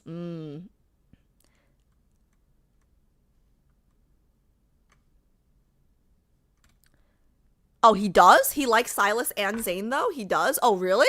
Oh, I don't know. I heard he didn't like Zayn at first, but this was the first I heard about him not liking Sylus, so I don't know. Sylus is hot. He didn't pull for Sylus. Well, not pulling for Sylus doesn't mean you don't like him. Not pulling for Sylus could just mean you broke, like me, right? Like, I don't pull for everyone. Just because you don't pull for everyone doesn't mean you don't like them. Oh my god, last week, guys, you know how I pulled for Caleb, and then I made that video about how lucky I got? There were people that were like, didn't you hate Caleb? What? When have I hated Caleb? I just said he drugged me. I never said I hated him. I just hated what he did, okay? If I hated him, he wouldn't be living in my head rent-free. I just want to say that real quick. When did I say I hate him? Okay, the only people I hate right now are Ever, Carter, who else do I hate? Astra. Like, okay, Benedict. There are quite a few people I hate, actually. But Caleb isn't one of them, okay? Calm down. I don't think that, exactly, not pulling for a character doesn't mean you don't like them. Like, as a harem girly, as a official harem girly, okay? I can't afford to pull for every single guy. I'm broke. I like them all, but I only main Xavier and Raph. They're all my concubines. Oh my god, wait. Hey, Hanny B, that's what I've been saying since my first stream. Like, I'm an empress, and they're all my concubines, and then I just flipped the card. I just flipped the tassel based on my mood that day, right? But I feel like I should choose an empress. I feel like I still need to choose an empress, even though, like, the nightly card flips is, like, dependent on my mood. Originally didn't like Zayn, but he doesn't dislike him anymore. I think the Sylus thing is just that he's been falling in his ranks, not that he doesn't like him. Justice for Nate. Yeah, I feel like, yeah. I feel like that's like a slippery slope in this fandom, right? Just because like they're not your first doesn't mean you don't like them, right? Just because like they're not your main doesn't mean you don't like them. It definitely does not mean you hate them. Okay, like, let it be known, record, okay, like, put it on the record. I never said I hated Caleb, okay? If anything, I just said I hated that he drugged me, okay? But if I hated him, it would be a lot easier right now on me, okay? Don't tell me who I hate. I'll tell you who I hate. I keep a list.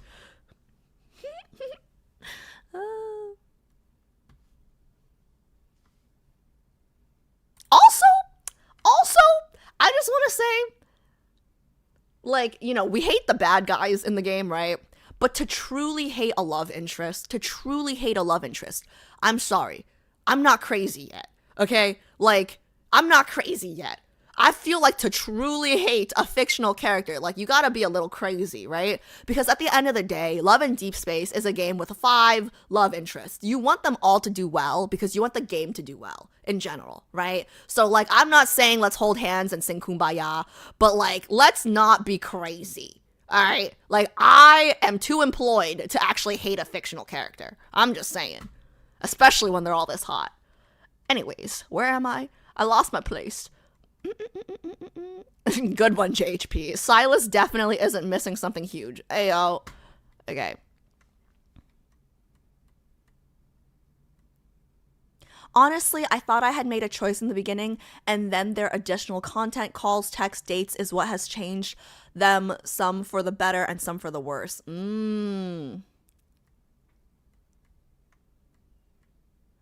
didn't like Zayn at first. Okay, I gotta catch up. Other love interests have interesting and care. I just tunnel vision want to have a favorite, and Xavier got there to me first with his eyes. You know, Cell, I respect that. Nate likes all of their lore. Yeah, right? Because Nate's a normal person, you know?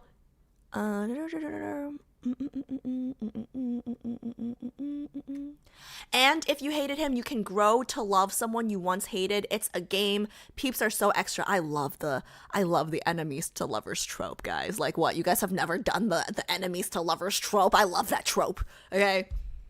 Initially like Sylus, but convert to Xavier after his myths and spicy material. I don't blame you. I see it. I see it now. Like Xavier, I see it. You'll never choose. You're setting yourself up for the 6th love interest at this point. If I'm being honest, I will say that if there is a 6th love interest, unless he's like really out of this world, I don't think he'd even be close. Because like my mind, I don't know how to explain this, and I don't want to like,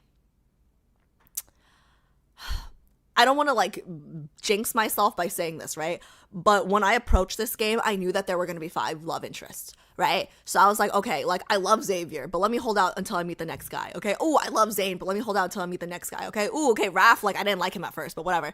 Like let me hold out until I meet all 5 guys. So like in my head, like these are my 5 options. If you present a 6th option to me, I don't think I'd even consider him. You know what I mean?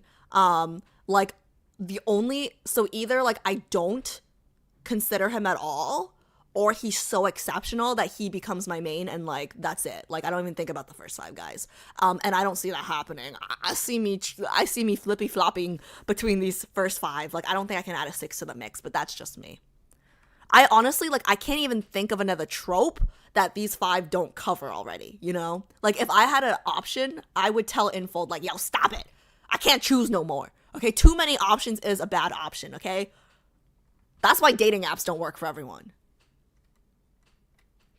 Oh, thanks, Pi. Thank you for the reminder. Okay, sorry. I just saw the Kesha song. I'm like, what's she doing? Okay. Let me get to the end of this. I gotta read faster. Okay.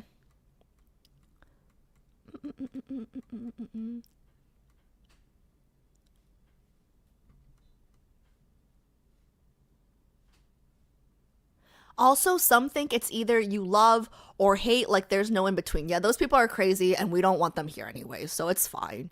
I also did not like Sylus and Caleb at first, but then doing their lore content turned me into full harem. It is very hard to choose. I like them all. Yeah, right? Like, let's not make me feel crazy for being harem. They're all likable. With that mentality, shut up, JHP. No, shut up. We need a ginger. We don't need anything, okay? Like, this is enough. Okay. Girl, 6 is small compared to Otame. Okay, to most Otame. This is my first Otame game, okay? And I'm like IRL, I like you know that like sexual test that we had to take? I was like very high monogamy, like 100%, okay? So this is too much. When Alice gets into the secret times, it might change her rankings again. I don't want to open that door. But like right now, it's hard to imagine. Secret times is basically bedchem, right? Right now, it's hard to imagine not having bedchem with any of them. It's kind of bad. Okay, let me see who's online. That's kind of bad. Okay, thank you, Pi, for keeping watch. Guys, I have a 6-hour drive tomorrow. I don't know. I don't want to do this. I don't want to do this tomorrow. Okay, let's see.